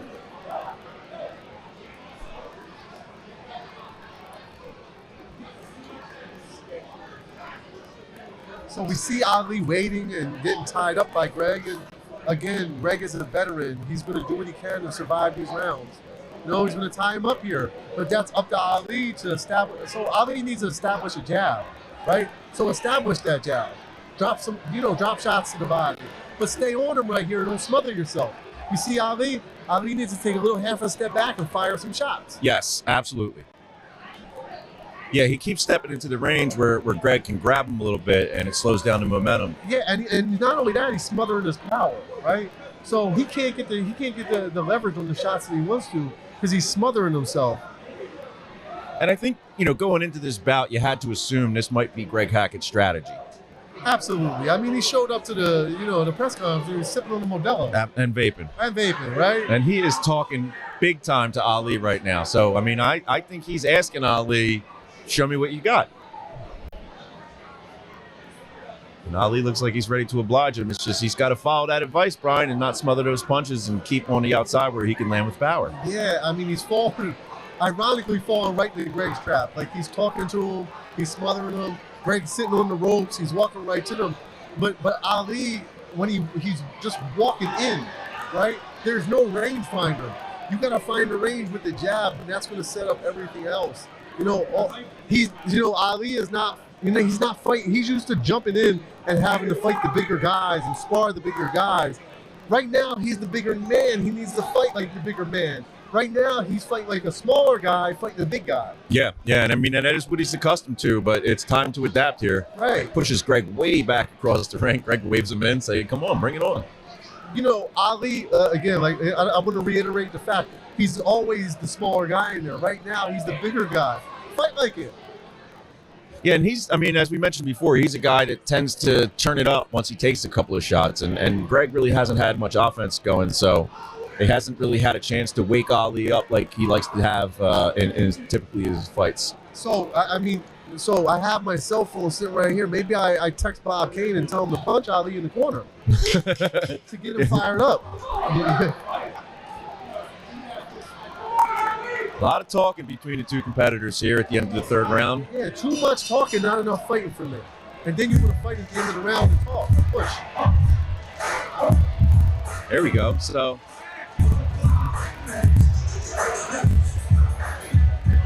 right there at the end of the third round, it looked like some jawing back and forth between Hackett and Ali Ellis.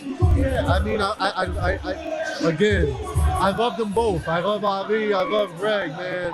But if you're gonna fight, save it for the 3 minutes. Don't wait till the round ends and you guys want to start going at each other.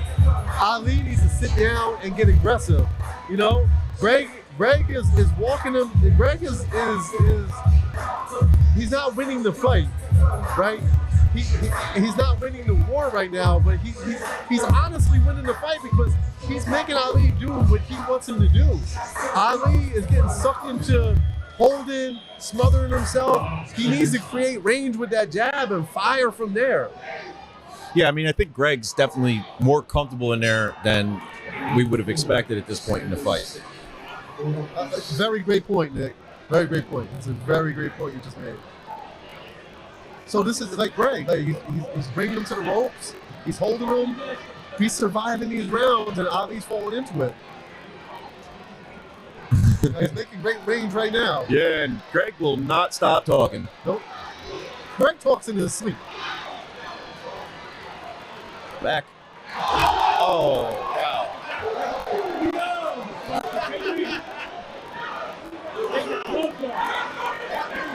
So a little bit of a body slam there by Greg Hackett, but they're obviously friends. Greg reaches down to pick him up right away. I don't know if it was intentional. It looks like, is he taking a point? It was intentional. Okay, so he is taking a point here. Greg knows what he's doing, man. Like I said, he's a veteran in there. I mean, although they took a point, that probably didn't feel too good for Ali. You know, if I didn't know any better, it's almost like Greg Hackett was looking to spark a little aggression out of Ali. And I mean, he's doing everything to frustrate Ali right now, right? He's talking to him. He just hit him. You know, he hit him with a spear, if you will, right? There you go. So Ali's doing a better job of fighting at range right here. He's got to take that step back, though. Got to take the step back, or even step over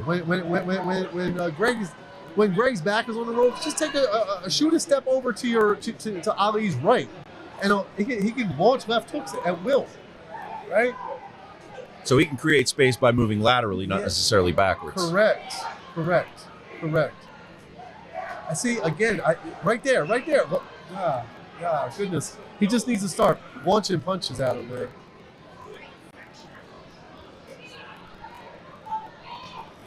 Greg is slippery, though. I will say, Greg is slippery. He's surviving these rounds.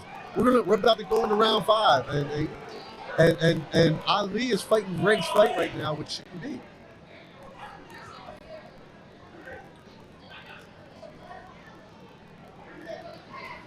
To be fair, Ali abandoned what worked for him in the beginning, those body shots. I mean, let's face it, Greg has a pretty wide midsection, right? Greg has pretty good upper body movement. Just gun those shots to the body, something's gonna land, and then bring something up top. Yeah, I'd like to see Ali fight behind that jab just a little bit more. As a rangefinder, Nick, you gotta find your range with that jab, and that jab will open everything up. Double jabs, run that straight right hand down the body. Double jab, right uppercut. Like, this is a Greg Hackett fight. Yeah, absolutely. He's not winning, but He's not winning, but by surviving the way he is, it's almost a moral victory for Greg, who on his way back to his corner stops at Ali's corner to do a little bit more talking. I mean, I don't know if he's in Ali's head or not, and that's why Ali is so frustrated.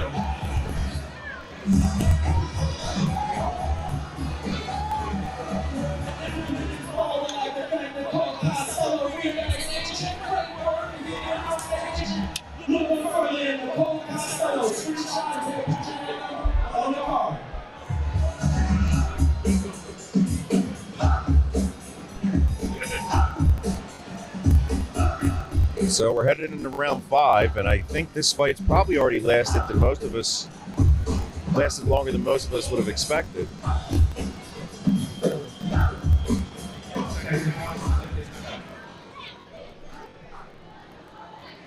Let's see if anything changes this round. If Bob King could have lit a fire under Ali's tail.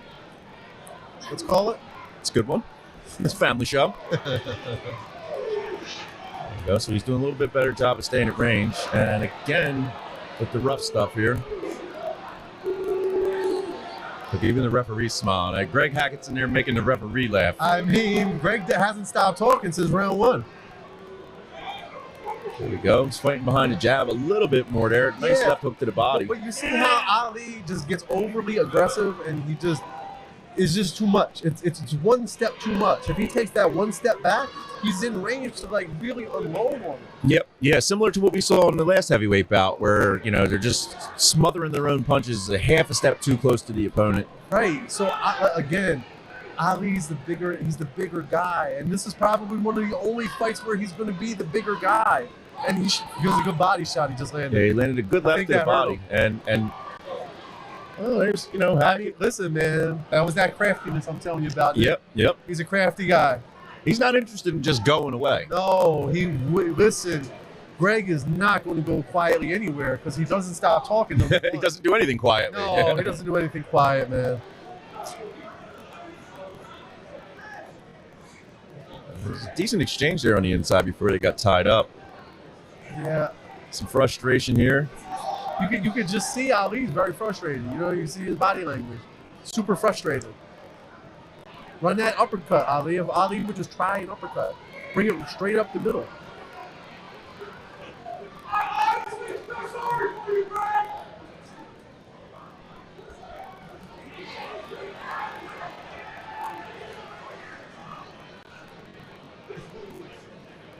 Our referee looks a little frustrated himself. Sean was getting a little frustrated in there for sure. You can see him. Yeah, you can see, yeah. He's been smiling in there this whole round. Good uppercut. Yeah, I was gonna say, a nice little right uppercut inside there, and Greg does enough just twisting and turning to end up on the outside of those punches. He's surviving. Like I said, Nick, he's doing a great job of surviving. You know, I mean, like I said, I've seen him give you 8 rounds off the couch. And he's wasting time right now. He knows what he's doing. He put his arms up on the ref's shoulders. That's insane. Greg Hackett is one of a kind. Again, Nick, that bought him a few seconds. He's just trying to get through these last couple rounds. Greg Hackett is one of a kind, man.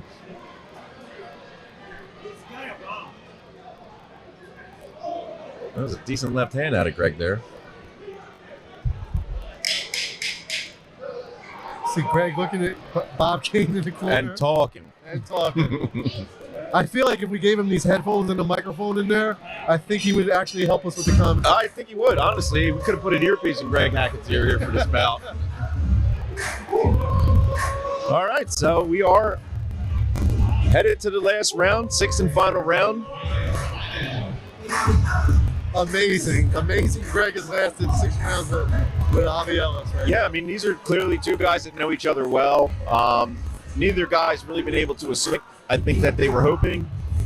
Ali's been in control, but not able to dominate Greg in maybe the way that he's hoped. Agreed. I think Greg got under his skin a little bit, which is interesting. Ali's demeanor is very docile. His demeanor, so he's such a nice guy, and I think Greg kind of got under his skin a little bit. Maybe took him out of his game a little bit, which is okay, and it happens, and it's a learning experience. So this is a good learning experience.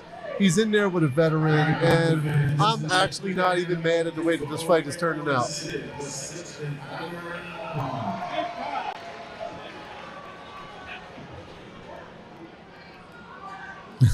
And Greg Hackett, he's still talking. Starts the 6th round the way he's fought the last 5.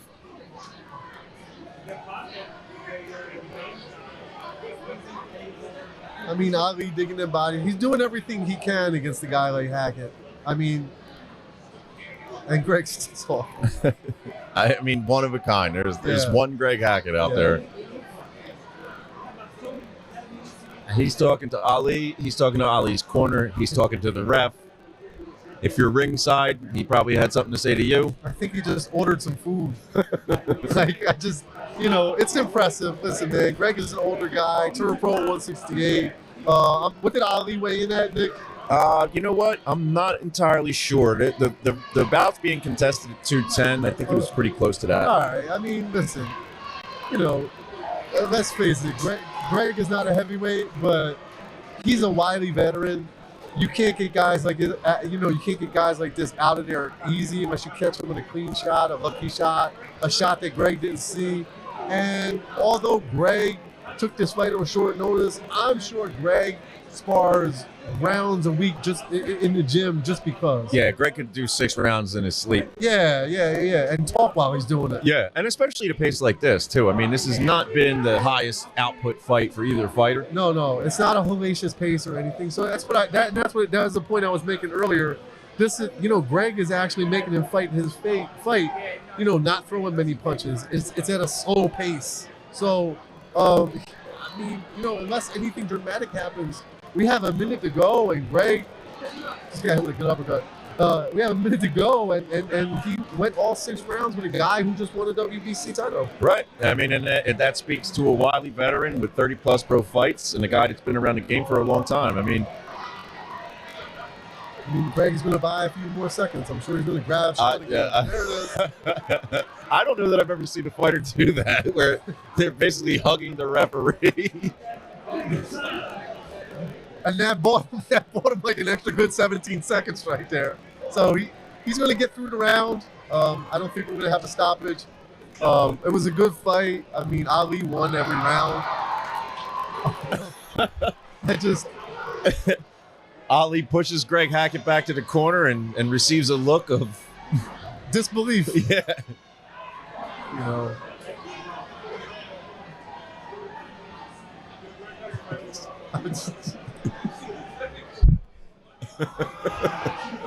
Goodness gracious. Shout out to the throwback Greg Hackett. Ali tried his best. He was in there with a guy with 30 some odd fights. It was a very entertaining fight for me. I enjoyed it. Yeah, fun fight between 2 guys that know each other well. Greg Hackett's still having fun in there with Ali Ellis. Ali sneaks a body shot in. You can see the frustration on Ali's face.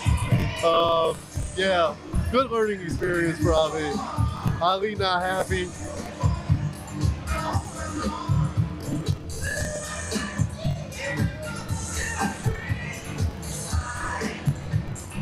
Greg Hackett with more conversation. Yeah, I think he just wants to hang out at this point.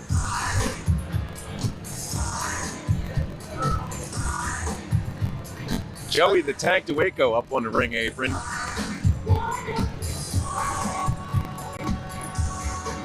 Goodness gracious. All right, well, I think it's a clear-cut victory for Ali. I think he did more than enough to win. Greg definitely entertained. You can see the referee still has a smile on his face. Just an entertaining, different fight from what we've seen all night. Yeah, no, I think it's definitely unique on the card here. Our last 2 fights should be drastically different as far as output. But to your point, Brian, I do believe this is a clear-cut decision for Ali. He'll retain his WBC title. Yeah, absolutely, Nick. It's no question. And who knows, maybe in a few minutes, Greg Hackett will come by the desk and entertain us a little bit more. I honestly think when everybody leaves, Greg will still be here talking to somebody. To the guys taking the ring apart. Whoever. He's just going to be talking. When you go into a gym and Greg Hackett's in the gym, Greg's voice is the only one you hear. All he does is talk. They could be talking training, talking about another fighters, talking about what he ate for dinner, talking about what he did in 3rd grade. Greg is just talking. He just talks. He's a good-hearted, light-hearted guy, man. I'm glad he didn't get injured. I'm glad he made it the distance. And, again, I'm glad he got his eggs to feed his family in this fight. That reminds me of another fighter when you said you walk into the gym and you hear his voice, he's there immediately. It reminds me of a former commentary partner of mine, Hard Work Jesse Hart, another guy that if Jesse's in the gym and you go in there, you know that he's there immediately. Wherever Jesse is, you know Jesse's there. So shout out to my guy, hard work, Jesse Hart. Who fights tomorrow in the TBL, which you can go see in the 2300 Arena. Absolutely. And support Bob Kane and the Philadelphia Smoke. Absolutely. He's the captain of that squad, and they're looking to do big things and wrap up another championship this year. I believe tomorrow starts the playoffs. It does. It does. It does.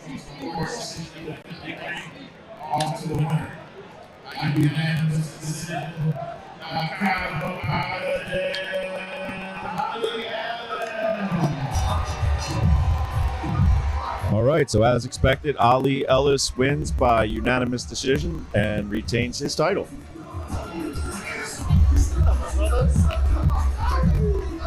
What's up, bro? How you? Good?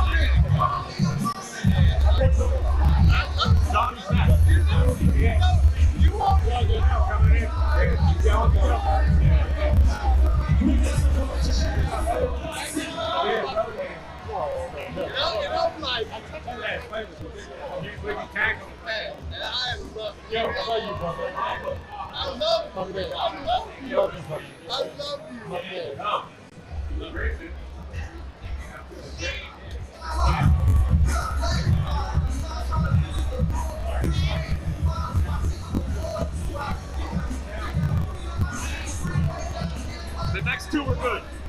The next two are going to be good.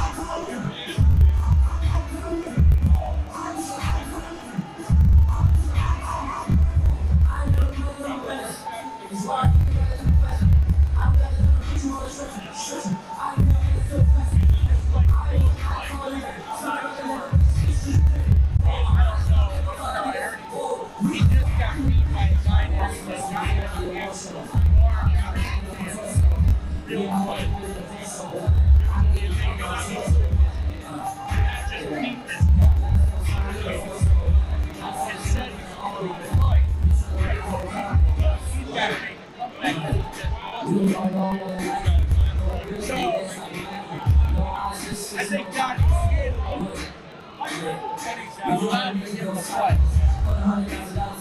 I think.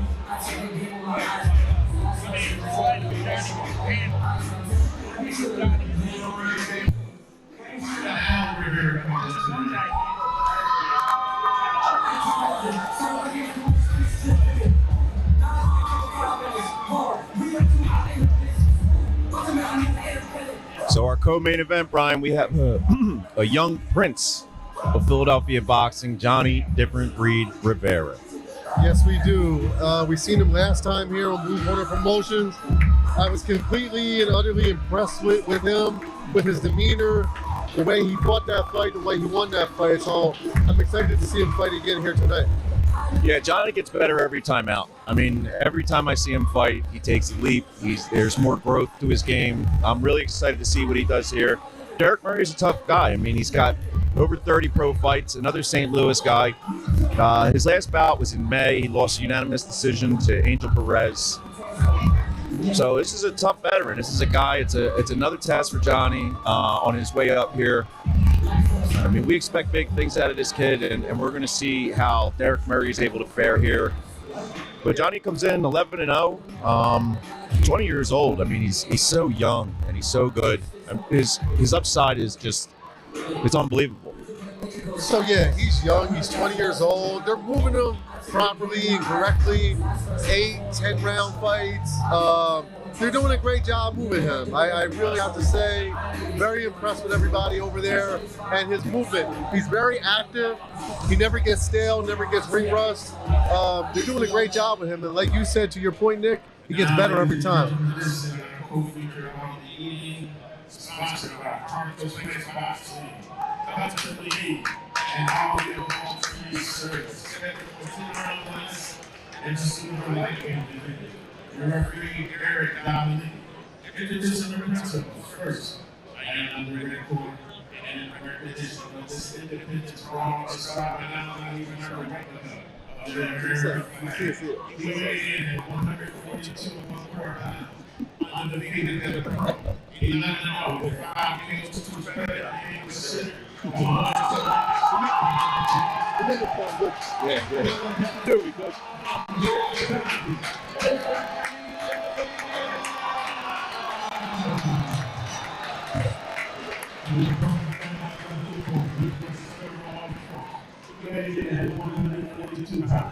It's hard fought professional record against world-class opposition. Standing at 20 wins, 12 losses, 1 draw, 6 games to his credit, and he won boxing proud of St. Louis. Please welcome here, John Murray.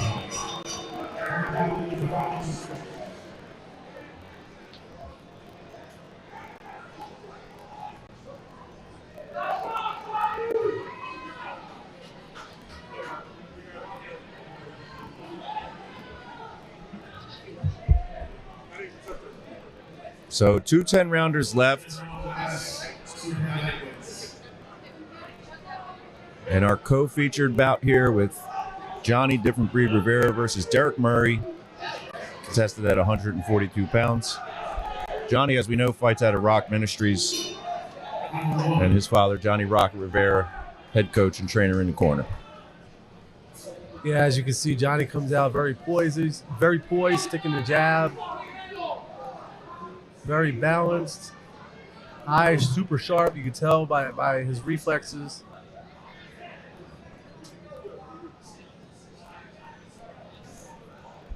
Yeah, he instantly looks like the bigger guy in there. I mean, I've actually asked Johnny Rocket Rivera recently, how long do we keep young Johnny at 142? Because he looks like he just continuously gets bigger. I mean, it looks like he's ready to go up maybe even to 47 in his next bout. Yeah, I mean, he's 20 years old. He's young. There's all upside. So I don't think there's a rush to do anything right now. If the kid is not struggling to make 140, 142, let him keep doing it, because at this age, he still don't even have his man strength yet. He's still a young kid, right? I'm not saying he's not strong or anything like that, but you get a certain age when you hit 26, 27, 28, your man strength kicks in, and he's 6 or 7 years away from that right now. Yeah, and that's crazy to think about, isn't it? Like, as good as he is now, I mean, he's only 20 years old. Yeah. A few years, he's going to fill out more. That, like you said, increased strength.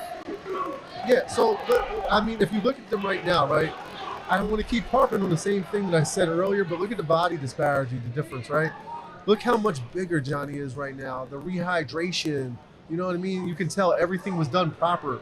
You could tell his nutrition leading into the fight was proper. You could tell how clean he ate. It's all proper, as opposed to Murray, right? Murray looks like he hasn't hydrated anything, you know, as well as Rivera has. So last time we out at Blue Corner, Johnny fought Alex Martin out of Chicago, dominated that fight. Yeah. And then just recently, he fought in Newark against Chucky Driver and won a unanimous decision. So he's actually fought once in between the last time we've seen him. Yeah, as I said before, they're doing a great job of moving him. They're doing an excellent job of moving him. They're getting him fights. They're keeping him busy. They're not overmatching him. He's getting rounds in the bank, which is great. And as I said before, you don't want to go somewhere and blow somebody out of the water in one round. Yeah, it builds your confidence, but who did you really fight? You fought a ham and egger. Although so far in this first round, Johnny's been a little bit more aggressive than you usually see him early in fights. He's very flat-footed this round. You know, I think in the Alex Martin fight, we saw him flat-footed walking forward, but just it was a different shell of him back then. Right now, he's very accurate, throwing his punches.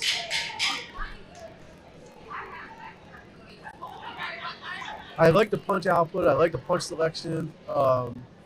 You know, the defense is always tight. I like how sharp his eyes is as well. Yeah, he has a real creative approach to his offense. I mean, he sees shots. He's not afraid to mix it up. I mean, I really like the way that, like you said, sharp eyes.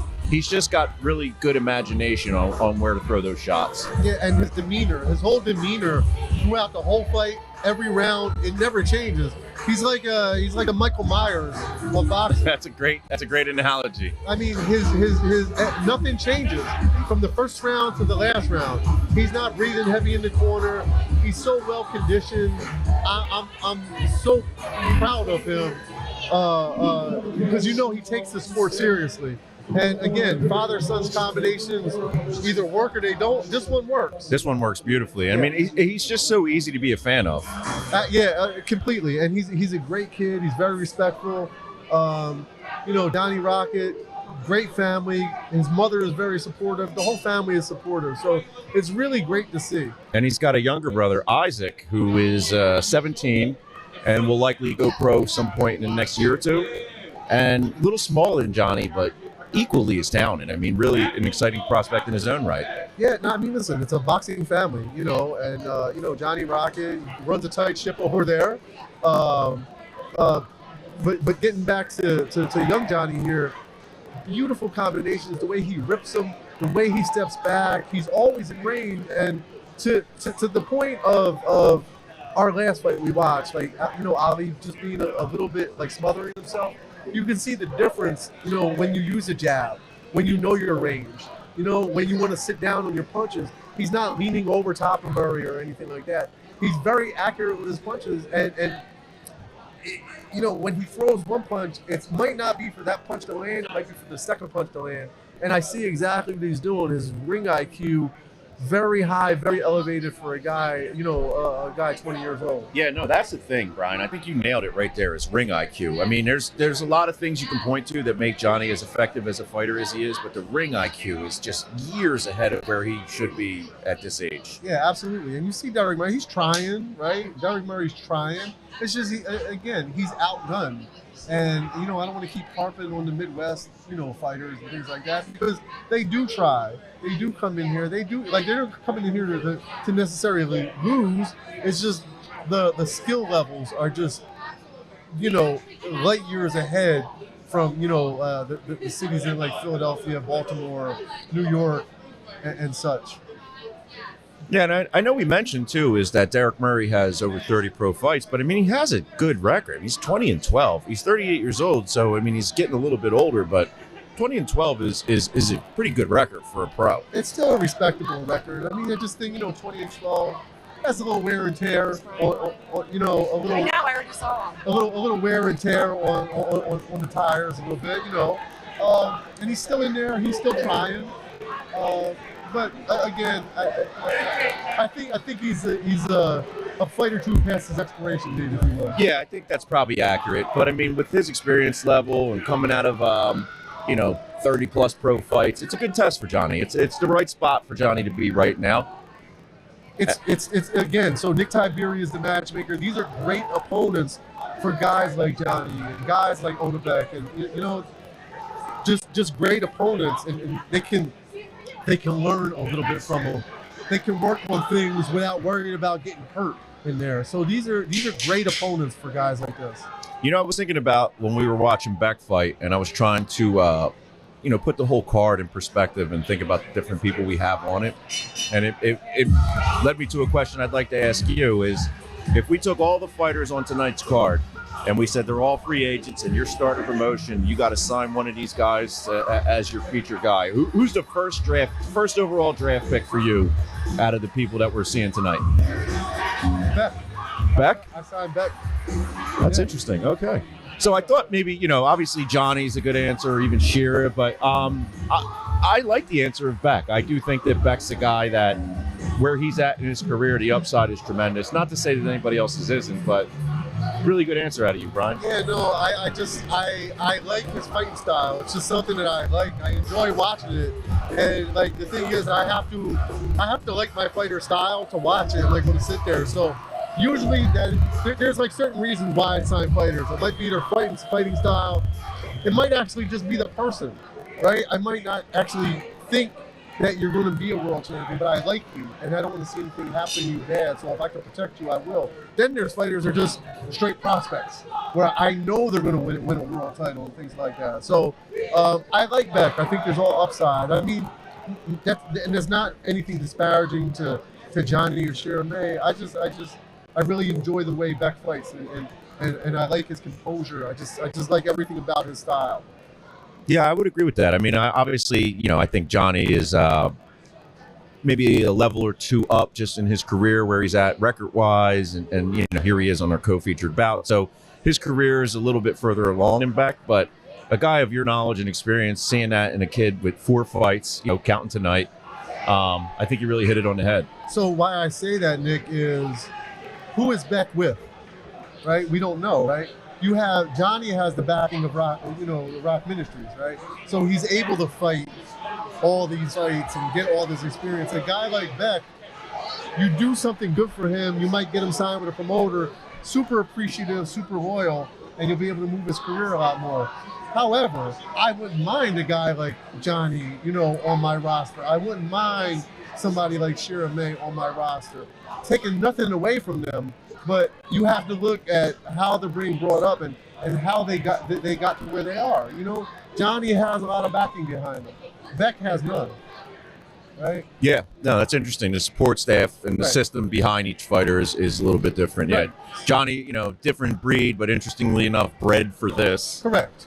And Beck's a guy that kind of found his way in and now is finding success. Correct. I mean, Shira May, she has Bob Kane, and Bob has done a tremendous job moving her, right? A guy like Beck, you take him and you cultivate him into this huge star, because I really do think a kid like that, move right, will be a huge star. Not saying Johnny won't be. Johnny will be. He's 20 years old, and look at him fight. Look what he's doing. He's holding the guy's hands. He's throwing body shots. He's ripping combinations. He's moving the guy's hands out of the way. These are all veteran moves that you don't see from a 20-year-old. Well, no, what I like about your answer, too, is like Johnny's star power is obvious. Yeah. You could see what makes Johnny a potential star and superstar in this sport. Beck's a little bit earlier in the process, but, again, I know that with your background, you could identify that easily, and I think that's a great answer. I think Beck's a great answer. I mean, again, Johnny, he's already almost there. He's almost a star. He's getting closer and closer with each bout, where I think Beck's looking to follow in that footsteps and follow that path that Johnny's already a few steps ahead of him on. Yeah, I think Johnny, in a sense, paved the path for a guy like Beck, right? Because just look at him. You like the little sneaky. See the little I was just going to say the little uppercuts he's throwing inside. Yeah. They're so sneaky. These are all veteran moves. And he threw it from like a defensive posture too. The way he had the right hand kind of leaned up for defensive posture, and it's just so short, not easy to telegraph. He just does so many things well. Exactly, Nick. And you can tell that's hours upon hours in the gym being drilled and sparring and working with your trainer and working with other people, and you're just so comfortable doing it, And I think that speaks volumes to his dad, Rock Ministries, and everybody that's around the kid. You know what I mean? And like I said, it's all an upside with little Johnny. And I can't look. I mean, if you look at his demeanor in the corner, he's sitting, listening, just taking a sip of water, spitting the water out, not breathing heavy. The kid is he's a blue chipper. Yeah. No, I think that's the right word, blue chipper. Blue chipper. Yeah, he's a blue chipper. So headed into round 4 here. Derek Murray hasn't really done enough to back Johnny up. I thought maybe in the early part of that 3rd round he started to wilt, but he's still here, still tough. And again, this is a veteran of 30-plus fights, so Johnny's going to have to do his work if he wants to put him out of there before that final bell. Yeah, I think Johnny is doing all the right things. Not doing anything overly aggressive, just chipping away, being defensively responsible, and very methodical in his approach in this fight. Again, he was like Michael Myers to me. Yeah, no, I think that's a great analogy. I mean, watching Johnny fight as many times as we have, I think it's pretty clear. Like, it's hard to get him off his game plan. It's hard to frustrate him. It's hard to make him do something that he wasn't intending to do. Johnny always fights his fight. Yeah, always, and he always controls the real estate in that ring. He walks where he wants to go. He'll put you where he wants to put you. And again, that comes from hours upon hours in the gym, all the sparring rounds and such in the gym. Yeah, and I mean, he has a ridiculous amateur record as well. I mean, multiple time national champion. The amateur background is as decorated as anybody's amateur background. And now he's here at 11-0, carrying a belt with him and looking to go 12-0 here at Independence Brawl. Yeah, I want him to start chopping away at the body. That was a good left uppercut there. Yeah, so I want him to start chopping a little bit more away at the body and then start running the shots up the middle. Because I think Murray's getting a little tired. If you notice, once he faces us, his mouth is open. Yeah, I have noticed that.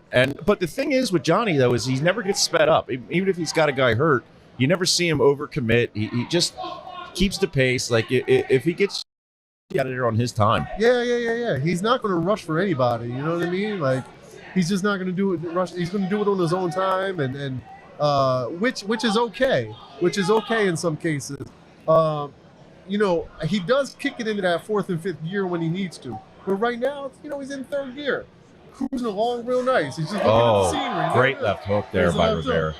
And there's those body punches, that body shot. And now he's turning up the pressure. I mean, 4th and 5th gear. Yep. Turned it up. Yeah. I mean, it's there. It's there when he wants it. Yep. Whenever he wants it. But the cruise on the 3rd gear, I love. And then when he wants to turn it up 4th and 5th, and kind of like clockwork, he just actually showed you what I was talking about. Oh man, that left hook has been. Yeah.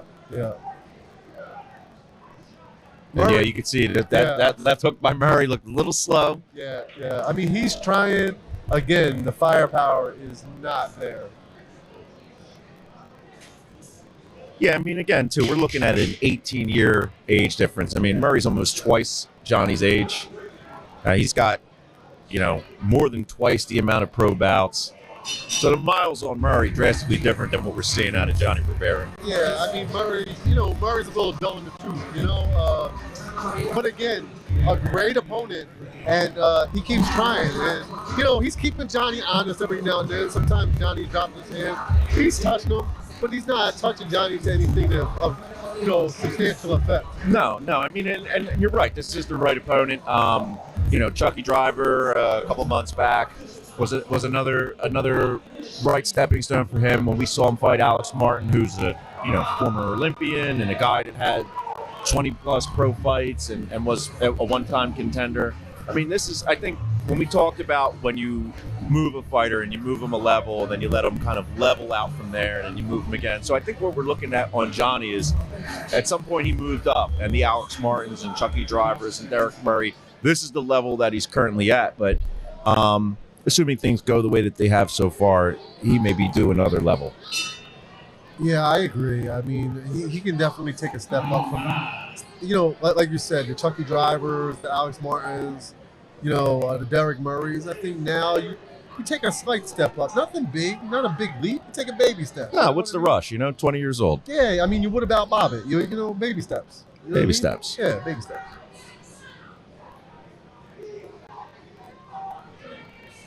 Good uppercut, good right hand. I love the way he just parried with the left too to open up the hole. Yeah, I mean, he just does everything well. Yeah, he was holding Murray's guard so he could throw the right hand to the body, which is smart. Murray has tight defense, but his body language is a little iffy. He's getting punched on constantly. He's 38 years old. Fighting over his front foot. He's pulling for an uppercut. Yeah, you can see that. He's leaning out over that front foot. Doesn't look like he has great balance. If Johnny can slip an uppercut in there, it might drop him. 100%. And I don't think we'll see it coming. Johnny showed his diversity. There it is. Nice combination. Yep. And he goes to the body with the 1-2. I mean, I almost feel ridiculous narrating what he's doing because he's doing everything well. It's like if you're watching this fight, you can see it. You don't need us to tell you. No, not at all. I think he got Murray hurt a little. Yeah. Yeah, but again, though, like I've seen enough of Johnny's fights that if he hurts a guy, like don't expect he's just going to jump into the fire and look for a finish. He's going to stay posed. No, I will say one thing about his punch output. It's very impressive. He has a very high punch output. Johnny, you know what I mean? But they're all accurate punches. Yeah. He doesn't miss much. No, he's never in there throwing wildly. I mean, he has a plan. He sticks to it. Yeah, no, and it's a great game plan by the corner. You know what I mean? If they know who the opponent is, they choose a game plan and they stick to it. Yeah, I mean, as much as I'd love to see Johnny, go 50-0 and never be in trouble once in his career, there's a part of me that says I'd love to see what it looks like if he gets lulled into a tough fight. Like in a firefight, how does he adapt? And I know that he's got it in him. It's just nobody's been able to really press him like that. No, well, listen, you fighting these kind of guys, you're not gonna get that firefight that you want to see, Nick. Not with guys like this. Not with guys, the guy I fought before. Not with Alex Martin. Alex Martin. You're not going to see that with guys like this. These are all like stepping stones for Johnny.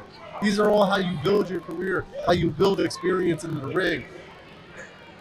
After this fight, you take a small step up, and maybe you get somebody that's going to give him a little bit of adversity in the ring. Because you want to see how he's going to react to that. Because later on in his career, he'll be able to adapt to it. Right. Yeah, I mean, at 20 years old, there's no rush. No, not at all. But just as a fight fan, there's part of me that says, God, I want to see what Johnny can do when he's a round or two behind and the guy is landing some big. How does he respond to that? Because I mean, eventually at some point in his career, we're going to have to see that from him. But he's just been so good at dominating at the level that he's been at. It just makes you wonder, what's he look like at that next level? Well, not only as far as Johnny, right? You want to see how the corner adapts to it. Absolutely. Yeah, you know what, Brian? That's a great point. I didn't even consider that. But yes, I would love to see when the game plan is out the window and you're adapting and you're calling an audible in the corner.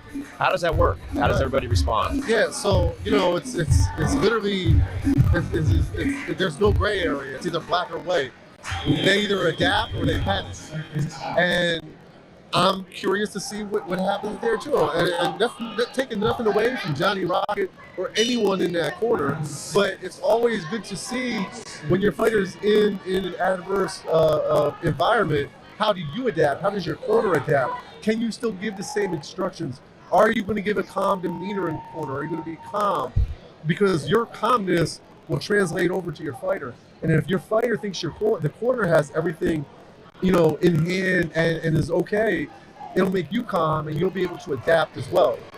Yeah, and you've mentioned that in a bunch of prior fights that the corner's behavior or enthusiasm level is like maybe turn it up, turn it down, depending on what the fighter's going through. Yeah, so it all depends on the fighter and the fighter's demeanor, right? Some fighters you can sit there, yell and curse at and smack. The other ones you have to talk very calm to for them for you to deliver the message to them. Right. So it's all and again, that all comes from, you being in the gym with them hours and hours and days in the gym. with that person. So if you have a fighter in there that is very skittish and things like that, yelling at them and screaming at them is not really the right thing to do. You have to deliver. You have to find the proper way to deliver the message. Not everybody responds well to like the Teddy Atlas approach. No, not at all. Not at all. Not at all. And then some fighters you have to be very descriptive to. You can only give them a couple, instructions in the corner. Give them 2 instructions and make sure they execute it. You can't over-instruct in the corner. And again, if you put somebody, you face a corner with adversity, are they going to be able to do that? Are they going to be able to give the 1 or 2 instructions and get the fighter out of trouble, or are they going to panic too? So again, to your point, it'll be interesting to see when Johnny does, if he does get into any trouble, how the corner reacts, and then how will Johnny himself react to that in the fight. Yeah, my expectations are, we would get the right response out of both. I mean, all indications so far, like this is a team that's equipped for it, but you don't see it until you see it. No, of course. Like, you don't listen. We're sitting here, in the broadcast booth. We don't know if it's happened already. We don't know if it happened in the gym. Johnny might have got hit with a tough shot. Walked back to the corner, told his dad is hurt. They might have already been through this. So we're just speculating at this point, right? But it's always, I'm always curious to see, as you are, to see what happens in a fight and how the fighter and the corner reacts and such. Yeah, I think it's unique in combat sports where you're a fan of somebody, but you're actually rooting for some adversity. You want to see them fight through that adversity, and it's not the most comfortable idea to say, here's a guy that I'm not only a fan of as a boxer, but I like as a person. Like, man, I'd like to see him in a tougher fight. Yeah. It's a weird way to put yourself as a fight fan, but I mean, that's what we're here for. That's what we're paying to come out and see these guys do. Listen, from a management perspective, they're doing everything right. From a fan's perspective, do I want to see adversity? I want to see adversity with Becca. I want to see adversity with Johnny. I want to see adversity with Sharon May. All these prospects, I do want to see adversity with, right? But from a management perspective, they're moving them perfectly. Right. Everybody is getting moved perfectly. Yeah, I mean, and especially in some of the folks that we know, a little bit more personally, like your Johnny's or Ali's, like, you're rooting for their career as much as you are for a good fight. At the end of the day, you're rooting for the career, but you're also rooting, like a lot of people don't know, you're rooting for the corner. You want a Bob Kane to do good. You want a Johnny Rocket to do good. You want these people to do good. So I think we talk a lot about the fighters, but also it's the corners. Just as long as the fighters are in the gym and the fighters are training, their trainers are training. The only time the trainers are usually not with them is on a run. Other than that, see that guy, see that girl every day of the week for hours upon hours upon hours. And I don't think the trainers get enough credit. They sit in the background. The fighters get a lot of the glory, but the trainers and the team deserve a lot of the credit as well. Yeah, I mean, I think when you have a great trainer or great coach, their impact can be more pronounced, but you don't necessarily notice it as frequently as maybe they deserve the credit. No, absolutely, Nick. You're spot on with that statement. Yeah, I mean, like everybody knows Freddie Roach or Manny Stewart or, the big names, but it's like, there's lots of guys in lots of corners that make their fighter better, and it doesn't always show up so obviously to a fight fan. Listen, there's a lot of guys in a lot of gyms that don't even show up to the fights that help the fighters in the gym. It's the sparring partners. It might be the strength and conditioning coaches. It might be the guys holding the pads. It might be things like that. Dude. We're not, as a nutritionist, yeah, right? Guys that you're not going to see here in the arena, but in the background, it's literally a team effort. The moms, the girlfriends, the wives helping the fighters, make weight and things like that. It's just a lot of things that people don't think of and you don't see if you're not involved in boxing. Yeah, or, you mentioned sparring partners, like how important that is. You may not be a guy that is on a career trajectory, but you're a guy that's in the gym helping other people get better. Listen, I remember when I was coming up, there was a guy, oh, good right hand by Johnny. Beautiful right hand by Johnny. Johnny is putting in some nice work here. Yeah, I mean, it looks like Murray's tried to step up the aggressiveness. Sorry, I cut you off. No. Was that That's Murray's a mouthpiece? Yeah, that was Murray's mouthpiece. That went somewhere into the first row. I saw something fly out. I couldn't get a good look at what it was. Yeah, hopefully it wasn't his teeth. So Johnny's landing some big shots here. I mean, starting to really mix it up. He's mixing it up beautifully. He's not He's not getting overwhelmed. He's not, he's not smothering himself. His range is beautiful. I mean, the kid is a complete fighter. He really is.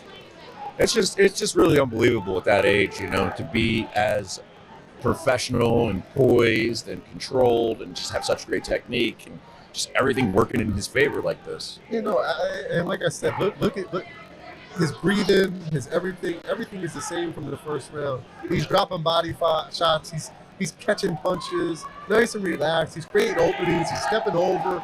It's just really nice to watch somebody perfect their craft the way he has. Yeah. You always mention the eyes, the sharp eyes. I word it internally for myself as an imagination. He just sees things that other fighters may not see. He's more willing to throw a punch from a certain angle or put together a combination that just not everybody can see it or pull it off. And I think that to see it and have the imagination of where to apply that offense is really a great skill. So I don't know how they work it in the Rock Ministry, or I don't even know if Johnny does this himself, but what does that when you have that imagination to throw these combinations is shadow boxing, right? So when you shadow box, you're supposed to imagine somebody in front of you, not somebody you're just standing there throwing punches at, and you sit there. If you ever watch people, they do the stupid shoe shine thing. Mm-hmm.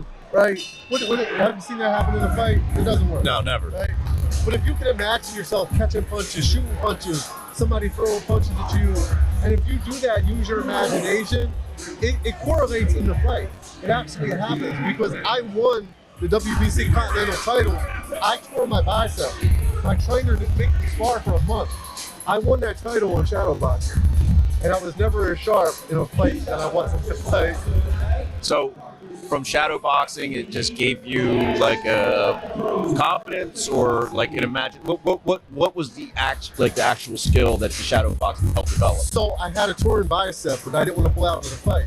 So I fought the fight with a torn bicep, but I couldn't spar because when I got hit it felt like a traveling work, right? So what I did is every day I would go in the ring and I would spar real hard, like I was fighting, like with a sparring match, like it was a fight. 12, 15 rounds every single day. I would get in there and spar. I mean, shadow box every day. Like you were sparring. Like I was sparring, and I had to use my imagination. And my trainer was saying, now work on your defense. And then it got to the point. It got to the point where he didn't have to tell me anything. So I'm slipping punches, I'm rolling punches, I'm throwing left hooks, I'm working my offense, I'm working my jab, I'm catching jabs. So shadow boxing, I think, is an underutilized tool today in today's sport. Very interesting. Yeah, I mean, it usually just looks like a way to keep yourself warm, but I mean, if you're really applying thought and technique to it, then I can see how that can help open up, some possibilities that you can unlock in the ring. Yeah, and like I said, I don't know if Johnny does it, but it does look like I said, he looks so sharp that I feel like he's so imaginative with his punches and his offense. I feel like he does do it, but I'm curious to ask his dad.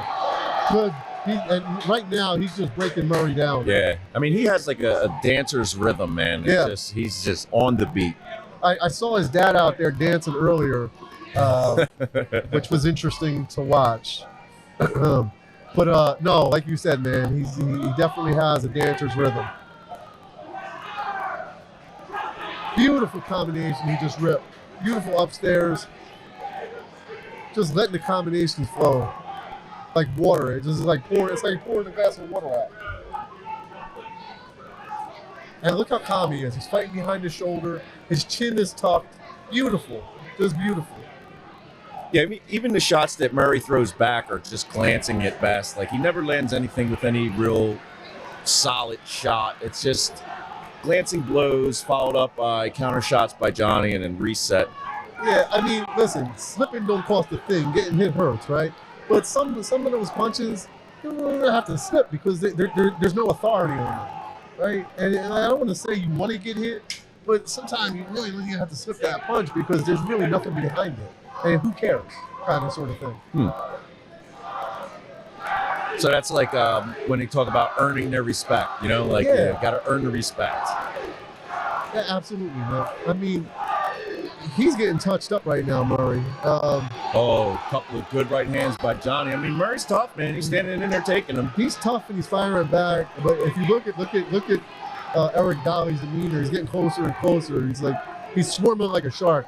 I think another combination or two like that, I think he wouldn't hesitate to stop that fight, because if look at Murray's face, it's wide open, it's swollen, it's puffy. His mouth is open. Yeah, I mean, he's just getting chopped up here. I mean, double, triple left hooks. I mean, beautiful stuff here from Johnny.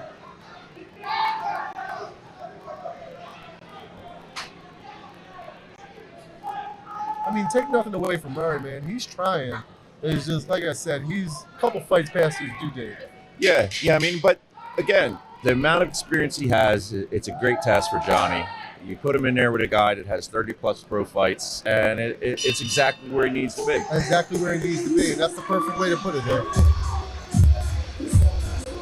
So 2 rounds left. I don't think there has been a round that's gone to Murray yet. So it's a resounding, dominant performance by Johnny Rivera. Again, no rush to put this guy away, but I mean, he's hurt him multiple times. He's landing great combinations, and he's fighting his fight.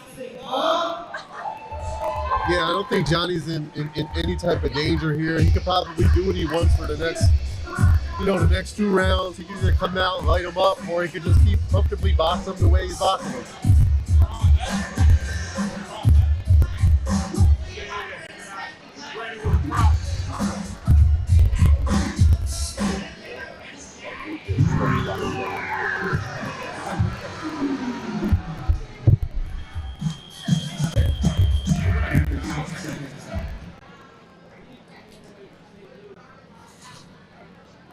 All right, so going into round 9, assuming 8 rounds to nothing for Johnny Rivera. I feel like you assumed correctly, Nick. Well, what we think doesn't matter. It's just the 3 judges at ringside, but I can't imagine they're seeing anything different.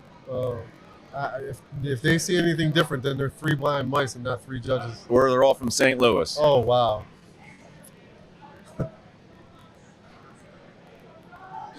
I mean, Murray, you could just tell his body language. He don't really have anything else. He's going to try to survive here. A gallant effort nonetheless, coming into somebody else's, a young lion like Johnny Rivera's hometown, and trying to put on the best effort he can with the tools he has. Yeah, and you know what? A lot of credit to the St. Louis team that's come out here. I mean, I think this was our 4th opponent that came from St. Louis out of the same camp, and they all came to fight. A lot of respect to come into another city and fight on the B side and just make your presence felt. So, I mean, you need 2 to tango, and credit to these St. Louis guys for coming out here and making up the card for us. Yeah, I mean, listen, I've seen a lot of fighters from a lot of towns just come in here, get cracked a couple times and lay down.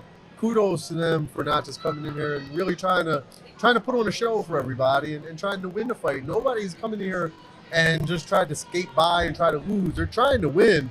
It's just they're just not skilled enough. They're just outskilled and outmanned and out everything. But nonetheless, they're putting forth a gallant effort.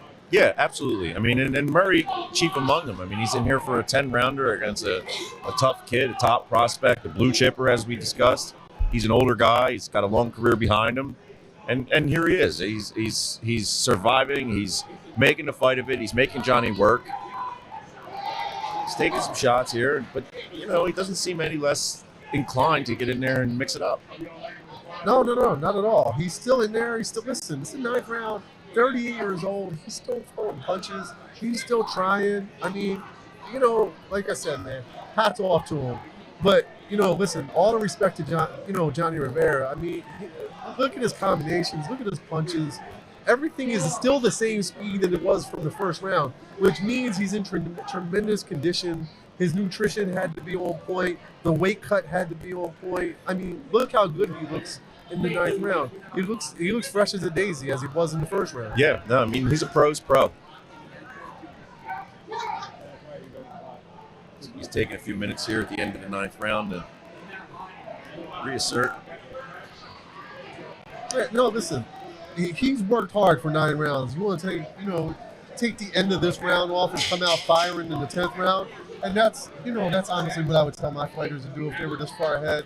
Listen, take the last minute of the 9th round off, and let's empty the clip in the 10th round. That's usually like what I'll tell somebody, especially if the guy is offering no resistance or has no chance of beating us at all. I like to close the show as much as the next guy. But that's one thing I think watching Johnny fight over the years is he's content with a dominating 10-round performance. He's not chasing a finish. He never puts himself in a bad position. Which, to your point earlier, let's see what happens when there's some adversity in there, right?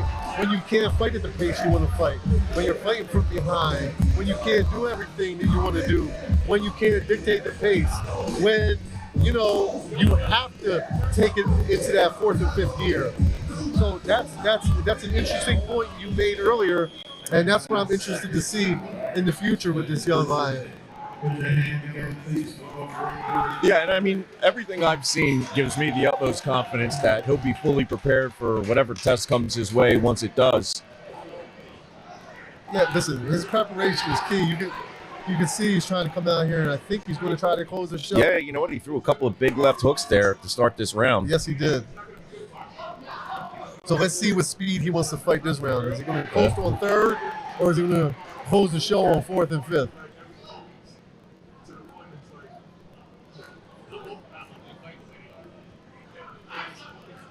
So to Derek Murray's credit, he's coming out here in the 10th round, still throwing punches. Listen, all the credit to Derek Murray. He's a great opponent for a young guy like this.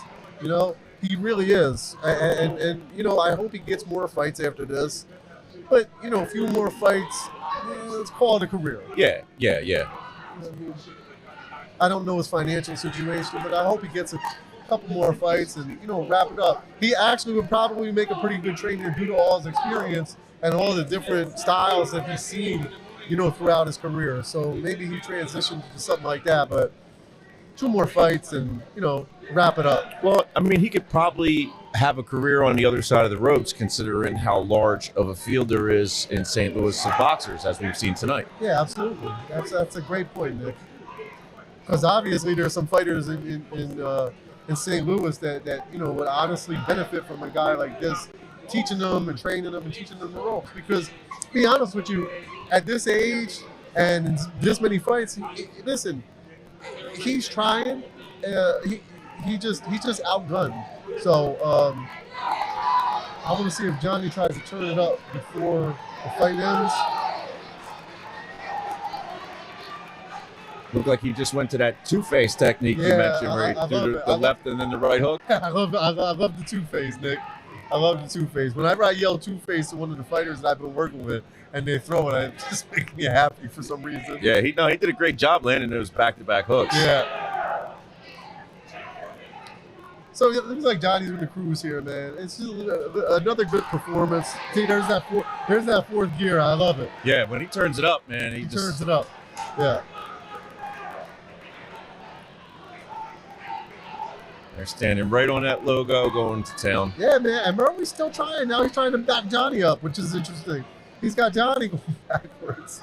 Or Johnny's just going backwards on his own. But make Derek Murray feel good. But no, man, it was a great effort by Murray. And kudos to him. Much respect to him for coming here and trying to fight this young lion. But Johnny's just too much for him. Yeah, I mean, honestly, Derek Murray has nothing to be ashamed of. He came in here and fought a good 10-round fight against a kid that is really on his way up to superstardom at this point. Yeah. And like you just seen, he just got hit with a 4-piece and popped up with a left hook. Great fight. Great fight. Johnny Rivera, once again, as expected, dominant as ever. And again, this is a kid now. We expect him to be 12-0 once the judge's decision comes in here. And the world is his oyster. I mean, whatever he wants to do next, I'm sure he's capable of doing so. And that team at the Rock Ministries, they really put together a hell of a camp. It was a hell of a camp, and it showed. You know, again, like I always say when he fights, he looks the same in the 1st to the 10th. And look at him. You could just tell he's not exhausted. And that's attributed to the good training, the good nutrition, probably a good strength and conditioning coach. But yeah, excellent performance by young Johnny, man.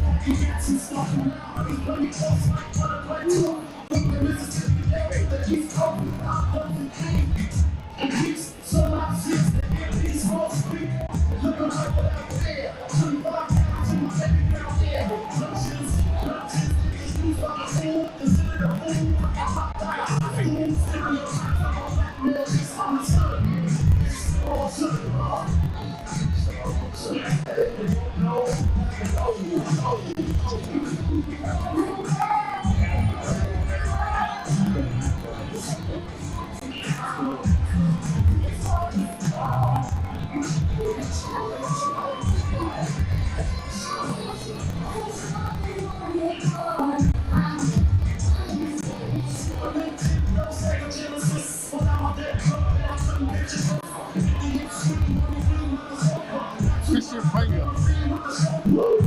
This side?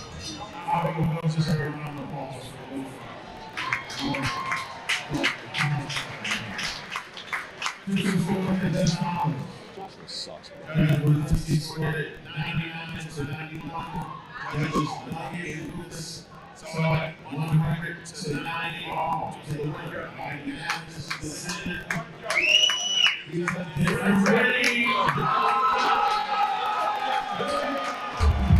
So, as expected, Johnny wins, unanimous decision. It sounded like one of the judges gave a round to Derek Murray. I'd be curious to know what round that was. I'd be curious too.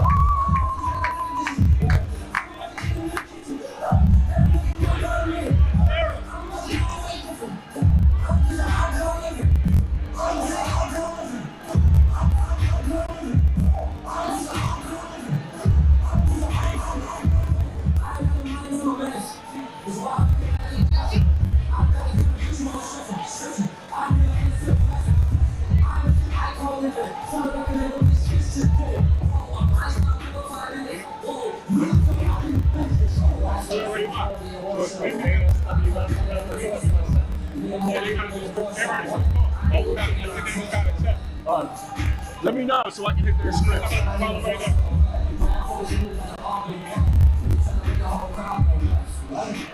We don't all know what life is. No girls can dance like Michael. No ice, biscuits, no pipers. No. We do no musical cycles. $100,000 in the Bible. I took a game in my eyes. Last question before the award show. I'm trying to find on a torso.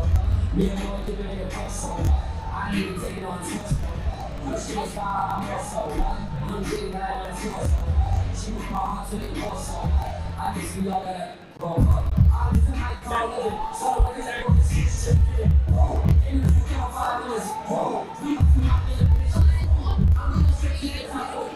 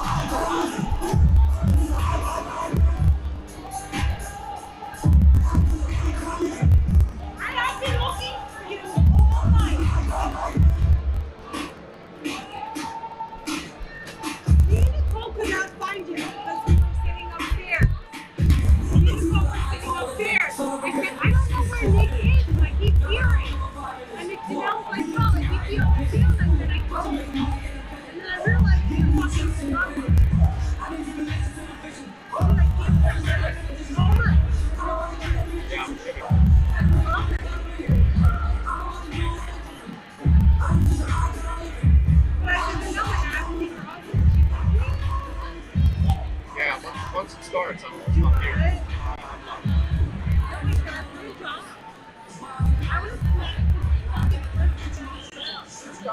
Do your job.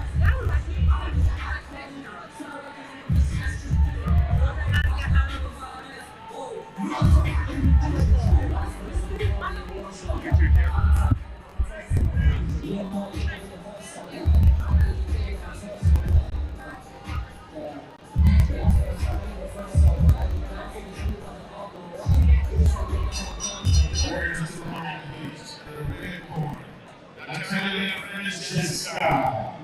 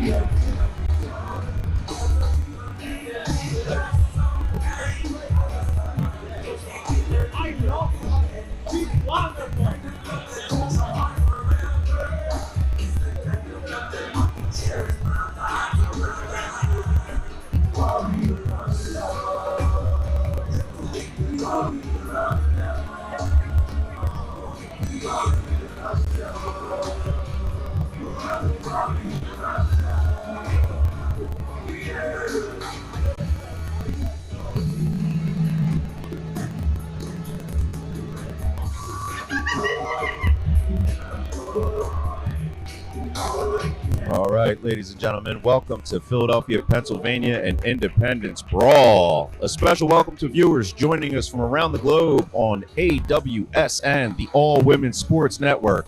Tonight's event is being broadcast in more than 60 countries worldwide, bringing you the very best in women's boxing. Our featured main event showcases the return of one of boxing's brightest young stars at just 23 years old. Undefeated Hawaiian sensation Shira May Patricio steps back into the AWSN ring, looking to improve her perfect professional record to 10-0. Standing in her way is her toughest challenge yet, Spain's battle-tested Natalia Francesca in a scheduled 10-round main event. Shira May is already familiar to the AWSN audiences. She's made an impressive network debut in February with a unanimous decision victory over Maribel Ramirez. Tonight represents another major step in her rise through the professional ranks as she faces a durable veteran who has never been stopped in 15 professional bouts. Will Shira May continue her march towards championship contention, or will Natalia Francesca hand the Hawaiian star her first setback of her career? It is time to find out. Let's send it to our ring announcer for official introductions.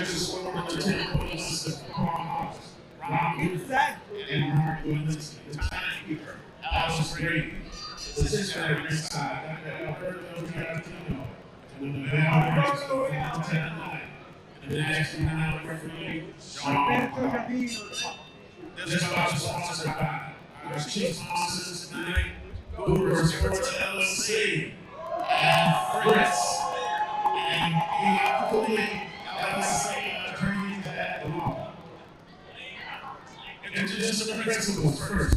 By Dr. Rick Morris, who's Black, white and purple, comes way in at 118 pounds. She She brings the second professional record to the ring. 8 wins against 7 losses, all the way from the World Cup champions, Captain of Spain. Here it is, Natalia Francesca. And I'm going to bring up the blue corner. She's wearing a red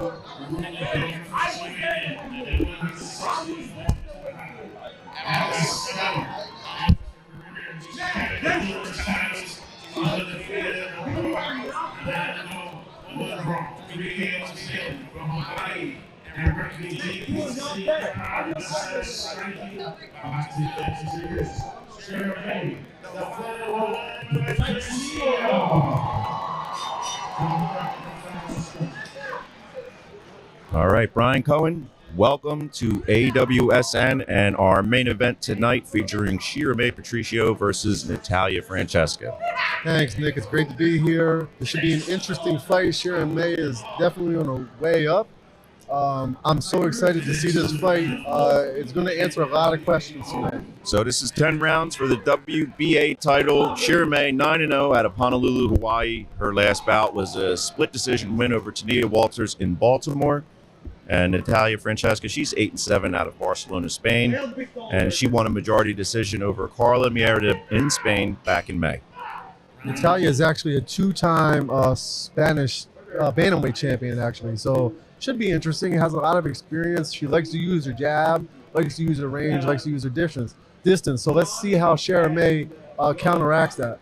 Yeah, I know Shira May to be particularly a volume puncher. Natalia Francesca, based on her build, looks like she may have the power advantage, but if you've seen Shira May fight before, you know she throws a lot of punches. She's very active in the ring. Funny enough, Nick, you would think Natalia has the, the way her body's built. She's a very long, lanky, type of fighter. However, no knockouts, right, on her record, but is actually very durable, and she's never been stopped. So this is what I'm saying. This should be a really interesting matchup of skill versus will. So this bout is contested at 118 pounds. And again, Shira May has got an undefeated record. She's looking to go 10-0 here at Independence Brawl, Fillmore, Philadelphia. But she does have a tough, experienced opponent in front of her. So Shira May she definitely needs to start using the jab as she's doing right now. And it's not so much to build points, but it's to collect information. You throw the jab, you want to see where your opponent's hands are going. You want to see, if you can score simple jabs, fast jabs. You want to throw an off-speed jab. So a jab is not necessarily thrown for scoring purposes. It's an information finder. That makes sense. No, that makes plenty of sense. So with somebody that throws high volume like Shira, do you follow the jab up immediately, or do you throw a few of those out to kind of probe that distance and then set up combinations for later? So it all depends on what Shira May wants to do. If she wants to find her range, she obviously uses a jab. If she wants to volley it up with combination, it's a jab and a hook. Jab, uppercut, hook with the same hand. And then she can follow it up with the straight right hand right afterwards. So that does it for the first round. Looks like it was pretty evenly matched. I don't know that anybody really asserted themselves in that round. Again, Shira May is known more of a volume puncher. Natalia Francesca does have the power advantage. We expect her to look for counter shots. You can see her corner being very animated right now. So a lot of Spanish trainers like to do that to get more air to their fighters for some reason. You see a lot of that overseas and things like that. They just think that it could be used to cool the fighter down, but they think it gives them more air for some reason or another. And hey, if it works for you, then spin away. Yeah, everybody's got a different technique, corners included. You see Bob Kane there in the corner of Shira May giving some last-second instructions before the second round starts. Francesca's still on her stool. I think Francesca, what she wants to do is utilize a lot of lateral movement because Shira May, as you said, is a volume puncher. And to punch, you obviously have to keep your feet planted, right? So Francesca has to keep moving and tie up like she's doing right now. So she's actually doing the right thing. She has to get her back off the ropes and open up that ring, make it nice and wide, so she can move around.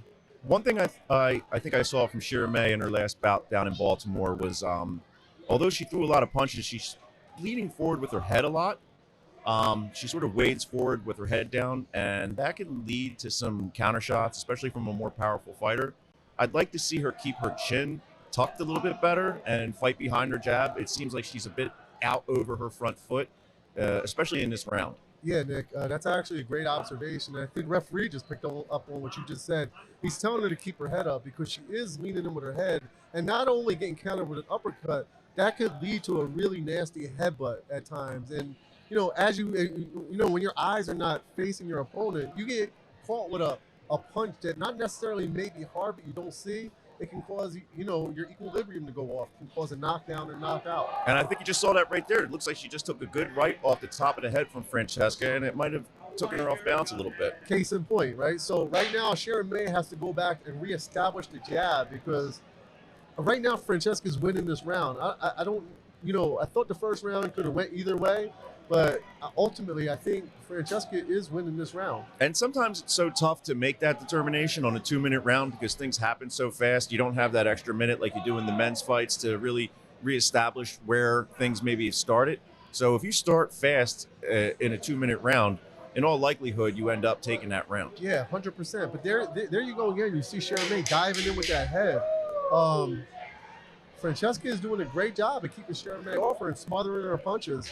I think Sharon May just needs to go back to the jab, find her range with the jab. Like I said, you don't want to use the range all the time to score points. You want it to collect information. And right now, Francesca's literally doing a perfect job of neutralizing whatever it is Sharon May is attempting to do. Yeah, and I don't know if it's necessarily the power disparity between Sharon May and Francesca, but it looks like that obviously Sharon May wants to step forward and initiate the action. But when Francesca's landing counter shots, it's backing her up pretty quickly. Yeah, well, you have to step forward with a purpose, and you have to step forward with something behind it. There's no jab. You can't just necessarily just keep walking in, falling in head first with your head. You have to put something behind it, and it has to be a jab. The jab is one of the most important punches in boxing. And also, if you watch Sharon May's footwork, she is falling over her front foot, which means her balance may be a little off. So, hopefully she can turn it around and correct what's been going on in the first 2 rounds. Yeah, and interestingly enough with Sharon May, although she throws a lot of punches and she's a volume fighter, she does not throw a lot of jabs. She's really leads with combinations, and you don't see her initiate with a jab that sets that up. She sort of wades forward and just throws a lot of punches. Yeah, which is, listen, and once you step up the competition, that's not always going to get it done. And as you can see, Francesca is actually doing, she looks like she has a slight speed advantage over Sharon May. So she's opening up. See how she just took that step out and opened the ring up? So ultimately, this is about to be a very sloppy contest, and I don't want to see Sharon May get a point taken away because Sean Clark has already warned her about punch behind the head. But right here, Sharon May needs to put something out there. She's waiting a little bit too long, and like we spoke about before, Nick, you can't react to fight. You have to have a plan. And if plan A doesn't work, you got to go to plan B, C, and D, and E, and that's where your corner comes in to alter your plan. Yeah, sometimes I think you just get stuck waiting for your opponent to initiate the action so you can counter it, and it lulls you into a period of inactivity where then you're fighting from behind. You're fighting off the back foot. Yeah, and again, I don't want to see Sharon May get frustrated right here, but I think a nice solid jab to find her range so she can get those combinations off and begin her higher volume of punches like you alluded to earlier, Nick. Right now, just falling in, this is not getting it done. This is starting to turn into a sloppy fight. And really, either one of them is taking the lead. In my opinion, I would have Francesca ahead right now. Yeah, it's tough to say right now. I mean, I think Sharon May is doing a better job of not leading with her head, but she still has that falling forward effect when she's looking to initiate her offense. Yeah, agreed. So, I mean, clean, effective punching, what did the judges score on? Clean, effective punching, defense and ring generalship. And really, neither of the two are really winning or decisively. So I think these rounds could go either way, depending on if you're a judge and what you like to score on. Yeah, it's almost so disorienting on how fast these rounds move. Disorienting is a good word for women's boxing sometimes. You know, you get fights like this where they're a little sloppy and a little messy, so it makes it tougher for the judges to score fights like this. Brian Cohen, how many women's champions have you managed? 56. 56 women's titles under your management? Yeah, 50. I've managed 56 women. We've won 56 titles all in all. I think it's 42 world championship, and the rest of them were like little ancillary titles. But yeah, I've been doing this for, oh goodness, I think 15 years now. Yeah, I mean, I think you'd be hard pressed to find a better expert in women's boxing than the man sitting to my right. Thanks, Nick. So here we go to start round 4. Relatively even fight. Shira May's turning up the volume a little bit. Landed a nice overhand.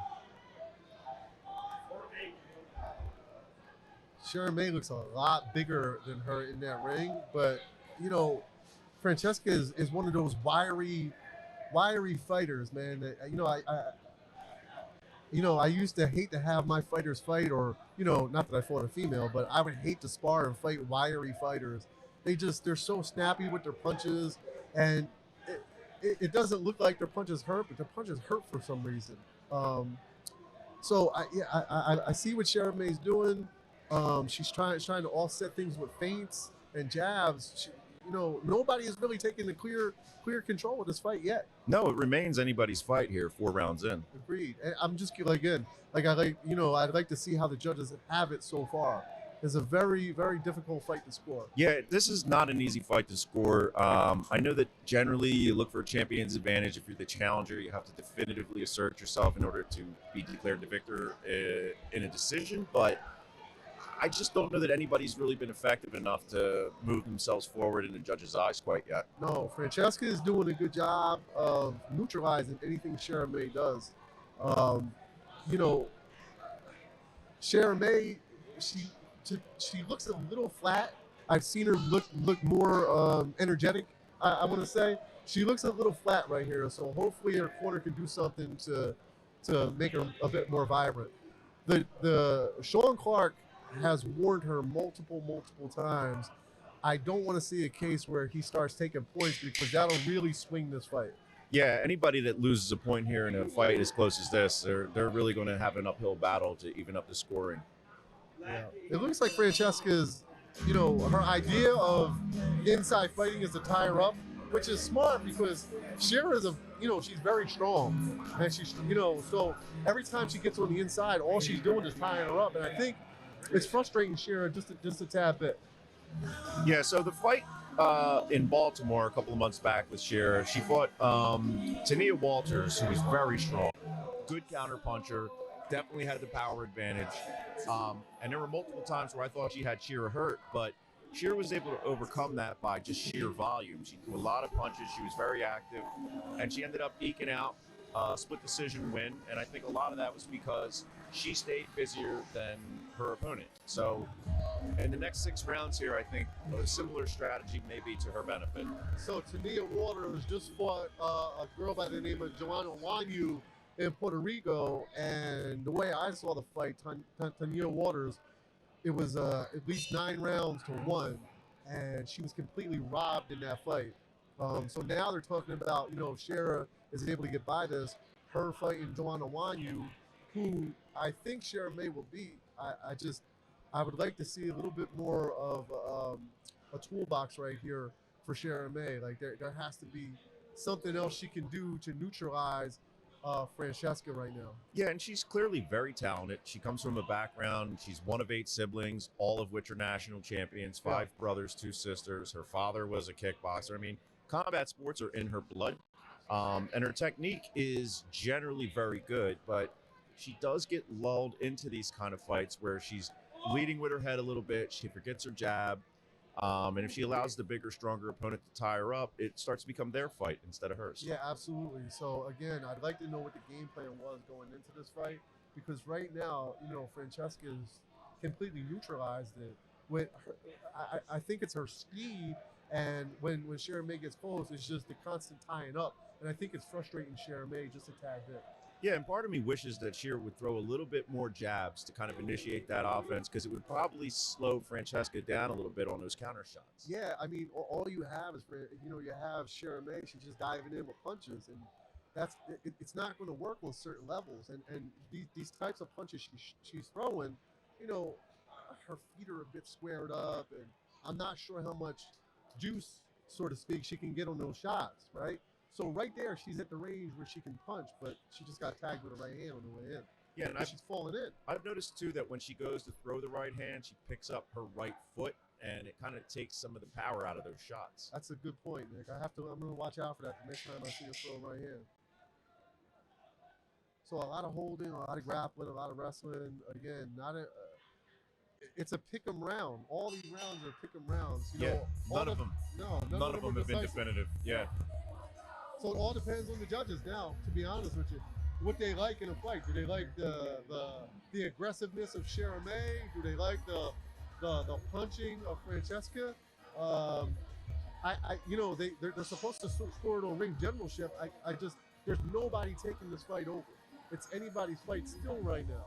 Yeah, and we're halfway through. So, I mean, there's an opportunity here for either woman to really assert themselves and take control of this bout and leave here with a victory. I think right now, the next 5 rounds are going to be crucial. Right now, it's very close, but in the next couple of rounds, somebody could really start to move ahead and put some pressure on the opponent to try to catch up in the later rounds. Yeah, absolutely, Nick. I'm looking at Francesca. She's in the corner. She's breathing a little hard, not too hard. I know Shara May to be very good conditioned. I've seen her spar 10, 12 rounds, and then her dad would get her and do, 10 rounds on the pads and 4 rounds on the bag. So, I don't know. Just watching her right now, she looks a little flat. She could be a bit overtrained. Yeah, well, you know what? There's a pretty pronounced age difference here. Francesca's 37, Shara May's 23. So, those 14 years mean everything for that gas tank. And maybe when we get to the later rounds, Shira's volume punching will start to take over. Well, all this wrestling around and stuff can't be doing anything for Francesca, the older lady here. However, she's throwing clean punches. Here goes Shara May with her jab. Establish that jab, and nobody has done that. Very close fight. It's very intriguing on how this is going to be scored. Yeah, I mean, still, anybody's fight. Either lady can step forward and take control any one of these rounds and turn the tide. It just, so far, it's been a lot of feeling out, and nobody really has been able to establish their offense. Yeah, so right there, mid-range, that's where Shara should be punching. And just let her punches go from right there instead of falling in like that. Yeah, because once she gets close enough, Francesca just initiates a clinch. Yeah. And then they get split back up. Exactly.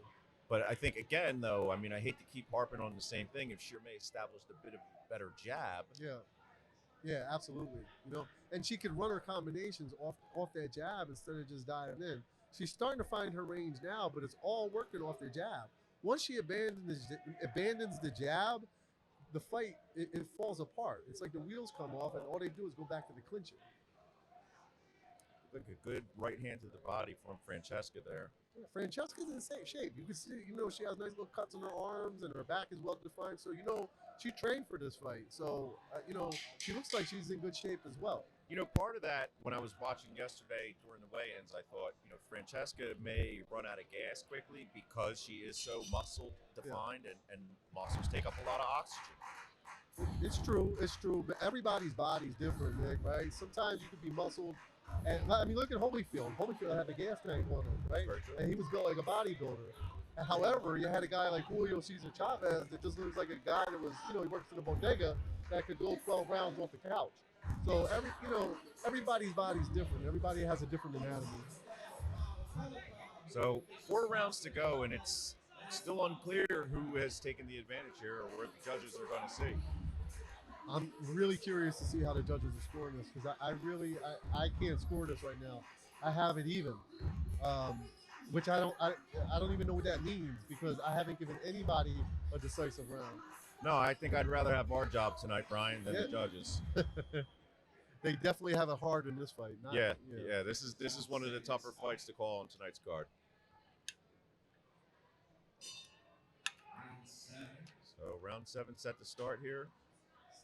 And Francesca comes out looking more aggressive than she has in prior rounds. You know, I wouldn't be opposed if Sean would maybe give a warning for holding at some point. Yeah, that would be nice. That would help increase the pace of the action a little bit. The pace of the action and the flow of the fight, right? So I wouldn't be opposed to it because that can't be your strategy. If it is, I mean, it's working because it's neutralizing her. But at the end of the day, excessive holding is excessive holding. So he splits him there, and She falls in with an overhead. Beautiful. Oh, good yeah, combination. by couple Francesca. of big punches from Francesca. Two-faced her on that one. Absolutely, yeah. The back-to-back hooks, right? Left Yep. hook, right hook. The two-face. all day long. Brian Cohen's patented two-face. The left hook followed by the right hook. And Francesca's throwing some bombs in there. I mean, they keep getting tied up, but when they separate, Francesca's throwing big punches. So what Francesca's doing is after she lands, watch, she'll lean in and smother Sharon May. She'll just smother her so she can't counter. So that's what she's doing. I mean, it's a strategy. You know what I mean? Might not look pretty, but it's a strategy nonetheless. Yeah, well, you know what? If you're the bigger, stronger, even older fighter, I mean, that's a tactic to employ to tire out the other fighter. Yep.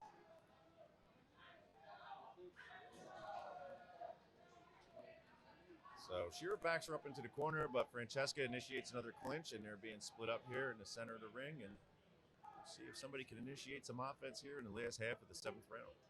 Francesca is getting a bit comfortable in there. You know, got her hands down a little bit.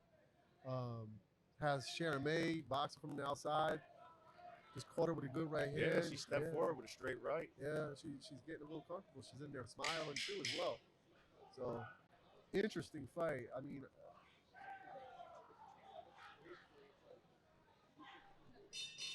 Okay, so this has been interesting. I mean, we got 3 rounds left. It's unclear if anybody's really taking the edge here in the judges' eyes. I think if Shira May can help establish the jab and maybe fight with a little bit more space. she definitely needs to create space for herself. Again, not to sound repetitious, the jab will create space. Once she has her on the end of her punches with the jab, she can rip combinations or use the jab to push her back and then fire your combinations. What she's doing right now is not working. The falling in is not working. So something has to be changed. Maybe Bob Kane and Mr. Patricio can, pull a rabbit out of their hat right now so she can, establish a clear-cut victory in this fight. If you're Bob Kane, what are you saying in that round to Shira May? I'm telling her to stop falling in, use the jab, and keep her on the end of your punches. When she comes in for a clinch, take a little step back and rip an uppercut, and then follow it with a hook. Because she's going to fall in and try to grab you at this point. So try to throw the uppercut, try to hit her with something that's going to change the complexity of this fight. And Brian, do you think either woman has the power to stop the other at this point? No, I don't. I really don't. Because it's getting in the later rounds. I think if there was going to be a stoppage, it would have been earlier. I don't think either one of them has accumulated enough damage on one another to to even create a stoppage at this point. Nobody has taken control of this fight.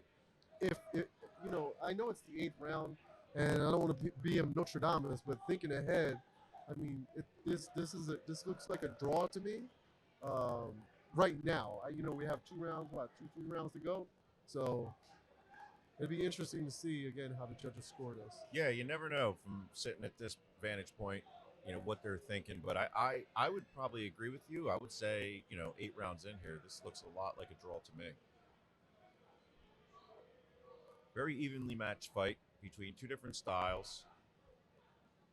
It is, and you have Sharon May, who's coming up as the prospect and very highly rated in the bantamweight division. So a loss here would be disastrous right now. A draw, not so much. Draws you could always come back from, but a loss here to 7-6. 8-7. 8-7. Yeah, Natalia Francesca is 8-7. I'm one off, right? So an 8-7, fighter from Spain, no knockouts, but never has been stopped, which means she's very tough and has a great chin. So, if you were going to go out there, and try to stop a girl that has all those fights, I don't think that was the right game plan. And I don't know their game plan. I'm just speculating. I would have went out there and overwhelmed her with my jab, and from my jab yields the combinations and body shots of the older fighter. Yeah, and I was pretty surprised myself when I looked at Natalia Francesca's record and saw that she didn't have any stoppages, because she sort of advertised as a big power puncher. Yeah, I mean, listen, she looks like a strong fighter. Sometimes it just doesn't correlate in the ring. You know what I mean? Like you said, to your point earlier, you could look like $1 million. You know what I mean? But bodybuilders, some of them really can't punch either. You know what I mean? But she knows how to fight. She knows how to. She can throw right hands and left hooks. She looks really good in there, and she definitely looks the part. I'm glad to see that there's not a whole lot of panic going on in Sharon May's corner, because, again, a loss like this can be devastating to somebody with the trajectory that Sharon May has right now in the WBA and in the bantamweight division. Yeah, no panic in either quarter. No, not at all. But 2 rounds to go, this WBA gold title is up for grabs. And Natalia Francesca comes out in the 9th round here throwing bombs. I mean, she's coming out. I mean, she looks like the hungrier fighter right now. Not saying Sharon May is doing anything wrong. She's just pushing Sharon May back. Here goes Sharon May fighting, shoot a jab out there instead of just, trying to walk in and throw punches. She caught her with a good right hand right there. Yeah, a couple of right hands exchanged from both fighters. Yeah. But again, nothing that looks like it's going to really turn the tide either way yet. No, not at all. Not at all. And yeah, here's where I'd like to see Shira start to stick that jab out there, but it just, as much as you expected, it never seems to come. So, Nick, like I said before, your jab is an information collector. You don't always have to land it, right? Like we were talking about earlier, you shoot the jab to the body. See where the hands go. Shoot the jab to the chest, right? See if she's going to drop her right hand and bite on a fake jab. If she bites on a fake jab, if she drops her right hand, you pop a hook over, then you got an uppercut in right hand. So you build information with a jab, and there's just none of that going on here. It's just they're just fighting. Yeah. Right? They're Yeah. just fighting. There's no technicality. There's nothing.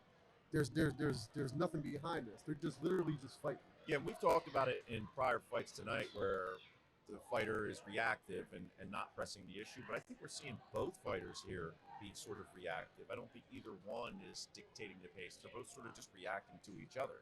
Yeah, that's exactly right. There's no clear-cut game plan. It's like once they get close, they just start swinging away. Yeah. Then yeah. they get tied up, and then they get broken up.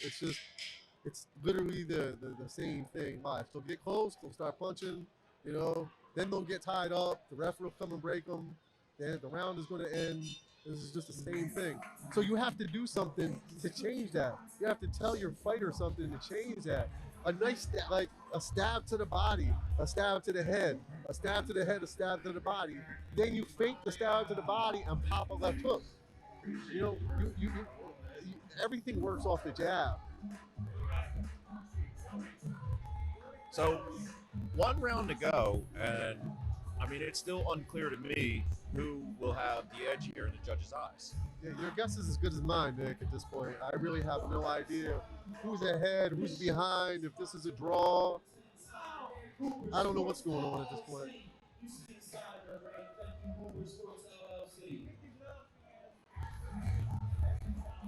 So for everybody joining us here on the All Women Sports Network, we are down to the final round between Shira May Patricio and Natalia Francesca.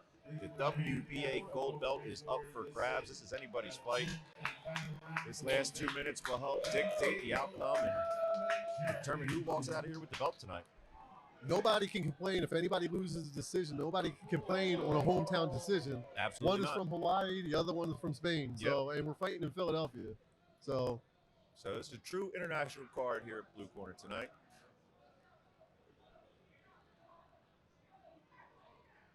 I mean, it's the 10th round, and they're throwing some leather. So more power to both of these ladies. Yeah, first 30 seconds or so of this round, they've been very busy. A lot of activity. But again, though, after each combination, it seems to just lead to a tie-up. Oh, good right hand by Francesca. Yeah. Nice little chopper left hook on the inside by Sharon May. But yeah, Nick, that was the whole night is just a Get close, combination, tie up. Get close, combination, tie up. You know, I would have, like I said earlier, I'd love to see the referee give a hard warning to both ladies in like the 6th or 7th round so they would stop this. So somebody would take control and not make it part of the game plan. May landed a couple of shots there along the ropes. Looks like Francesca's trying to fight her way out, and they end up in a clinch again. Yeah, so right there from that range, one of them needs to start and be first. Like Shara May, she needs to go first. So, yeah. Shara May throws a big overhand right. Doesn't look like it lands cleanly on Francesca, and we're down to the last 20 or so seconds of this fight. Another interesting round in the score. There hasn't been a round that was definitive in this entire 10-round fight. Not at all, man. Not at all. So as we approach the end of this bout, we will likely await a judge's decision. And this is going to be an interesting one. The outcome here is, honestly, Brian, I don't know. It's up in the air, Nick. I don't know who won this fight. I have no idea. I couldn't even guess. Couldn't even speculate on what the judges may be thinking here. If you asked me to score this fight, I would just call it a draw. Me too, Nick. There's just no definitive answer to who won this fight. I mean, nobody really took complete control of this fight, and when they did, it got interrupted with a clinch and a hold and a punch behind the head. So with no knockdowns, every round's going to be 10-9, and it's like a coin flip on each one. I would hate to be the judges. I'm going to be honest with you. I would really hate to be the judges in this fight. All right, well, we're not. So give me a prediction, Brian. What's the outcome here? What do we think we're going to hear? Nick, I mean, Bob Kane is my friend, but, I don't know if some of those early rounds went to Francesca. Just, it's very difficult to I think the last 2 or 3 rounds, Shara May landed some clean shots, like especially in the last 2 rounds. It's just in the middle. I really can't give you a definitive answer, man. I would just say a draw. 5 rounds to 5. Yeah. The only bet I'm willing to make is that it's split.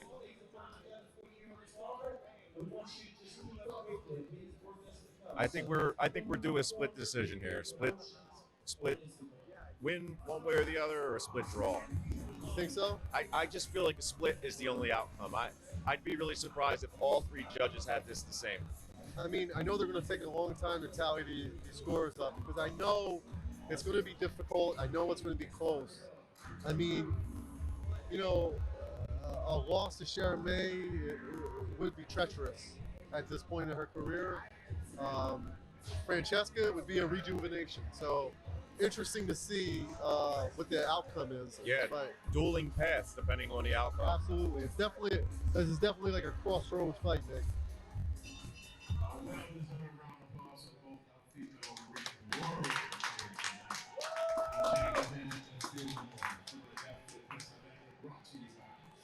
Brian Costello and Blue Boar Promotions. Official score is as follows. Judge Wallace scored it 95-95. Overruled by Judge Berlinski, who scored it 97-93, and Judge Rubin scored it 98-92. The winner by majority decision. And now she's the vacant. She is the champion for the vacant WBA Gold Bantamweight title. The Fighting Lion! Wow. Hey. Oh. It's hard to disagree in a fight that close. I thought that the judge that scored it 95-95 probably had it right. But at any rate, Shara May Patricio walks out of here 10-0.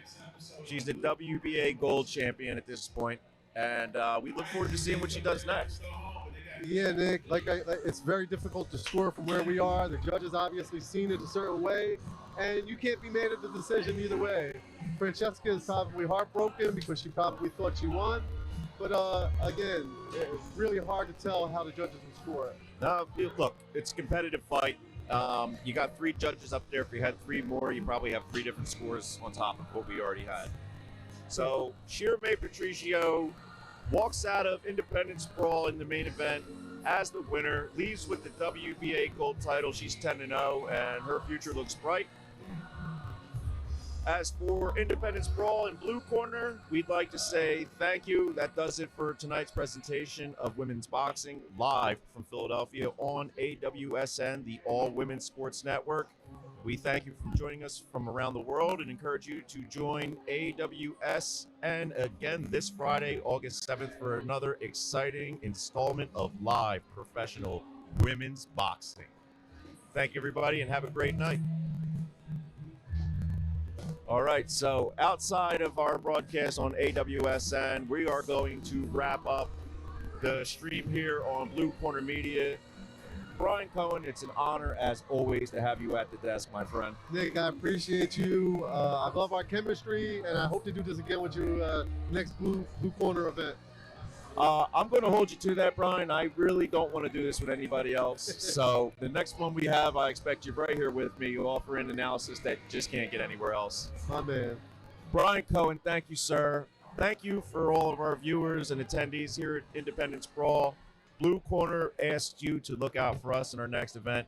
We're happy to have you all here. This is Blue Corner Boxing, what fight night should feel like. Thank you, everybody. God bless you. Good night.